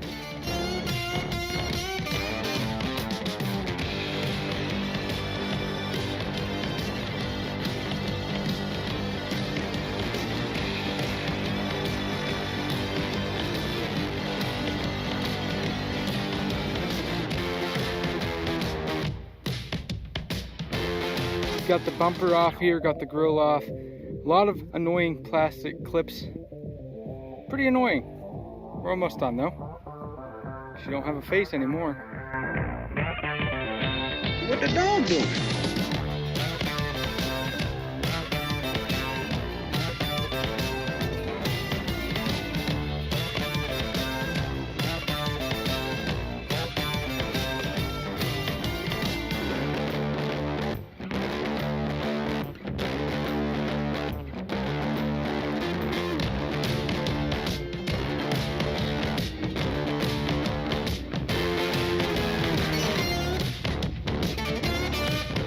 The first cut has been made. No going back now, huh?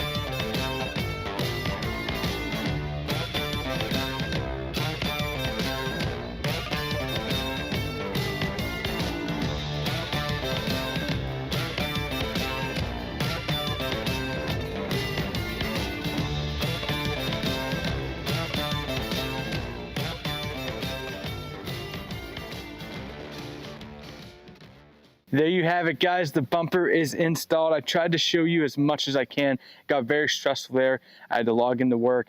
Dad kind of took over. I tried to throw the GoPro up there and show as much as I can, but it looks fantastic. What do you guys think? Let me know in the comments if you like this bumper, if you think it looks too much on my truck. I think it looks great. Very strong. Has a nice ledge here. I can set some beer on. I love that.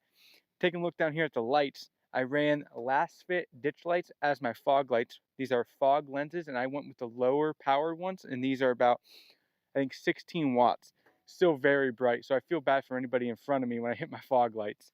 Up here in the front here is a 30-inch light bar. This is a cheap one I got off Amazon because I like the lens. I was looking for yellow up front. Very bright as well, and it's really cheap. It was like $40, and I had this wired in pretty sweet. So all I did was splice in to the factory harness for the fog lights, so it runs off the factory harness. I've already spliced in the wiring harness in the front here, so it didn't really matter to me. We're already ruined the truck.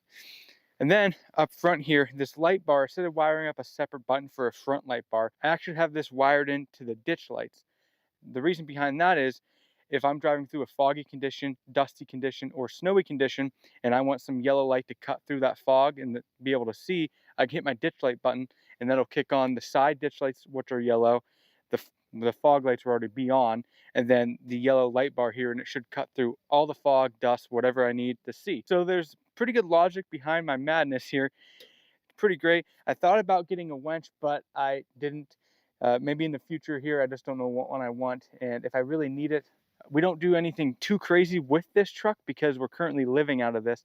Maybe once I buy a house, I'll be able to put this truck through its paces, but you don't want to trash your home. And, you know, I bought a Toyota because it's reliable, but I'm not going to go out and just destroy it. All in all, the install was really good.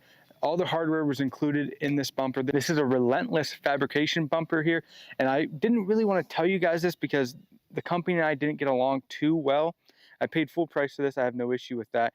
My issue came from the shipping time. So into that, when I bought this, it had a lead time between 4 and 6 months, which I'm all okay with. I understand companies take a while to put products up, especially when they're hand built like this and they're good products. No big deal. Well, as it got closer to that 4-month mark where I was kind of hoping for it, I sent the lady a message asking about an update on the order because I was curious about how close it was, if I could get ready and start working on the truck. She said it would be here in 4 weeks. So I had my brand new suspension sitting back there in the shed, getting ready to put on. I didn't want to put it on because I got the heaviest springs up here in the front that were going to compensate for the weight of this big bumper here. So I went ahead, put on the front suspension, put on the back suspension, got it all dialed up. Really excited. My bumper is going to be here and it would be perfect. Well, that 4 weeks got delayed and it got extended all the way up to about 6.5 months. I ended up waiting for this. So I drove around with the suspension on with the stock bumper. It wasn't too bad or anything, but just annoying. And it just made me upset because I was excited for it. And after 6.5 months of waiting for it, it kind of made me not excited, I guess. But it came here. It was $700 to get this shipped here. And luckily I didn't have any issues with the freight company. That did great. So honestly, the company did fine. It was just a little bit long process. So I don't want to bash the company too bad, but if you're okay with waiting, or maybe if you're local to Nevada, maybe you can just go and pick one up and you don't have to wait as long as I did, but waiting sucks. If you're heading out to Overland Expo East, I will be there Saturday. I'll be able to say hi to everybody. Hopefully I see some of you guys. I know a lot of you guys are from the West Coast, but if you're going to Overland Expo East, I will be there. The truck will be there. I'm not in any events or anything. I'll just be parking with the normal traffic. So you should be able to get a good look at the truck if you're out and about. Well, there you have it. That's 2 years of me building out my Toyota Tacoma. If you made it to the end of this video, holy crap, you just watched 4 hours of content. That's crazy. Thank you for watching. I really appreciate that. I hope you enjoyed it. I hope it was able to help you if you're looking into modifying a Toyota Tacoma, or at least it entertained you. Either way, I really appreciate you watching. I can't wait to do more of this truck back here and take it even further than where it's at right now. And I hope you come with me on the journey. Thanks for watching. Do me a big favor. Check this video out right here. It's pretty good. And I'll see you guys in the next one.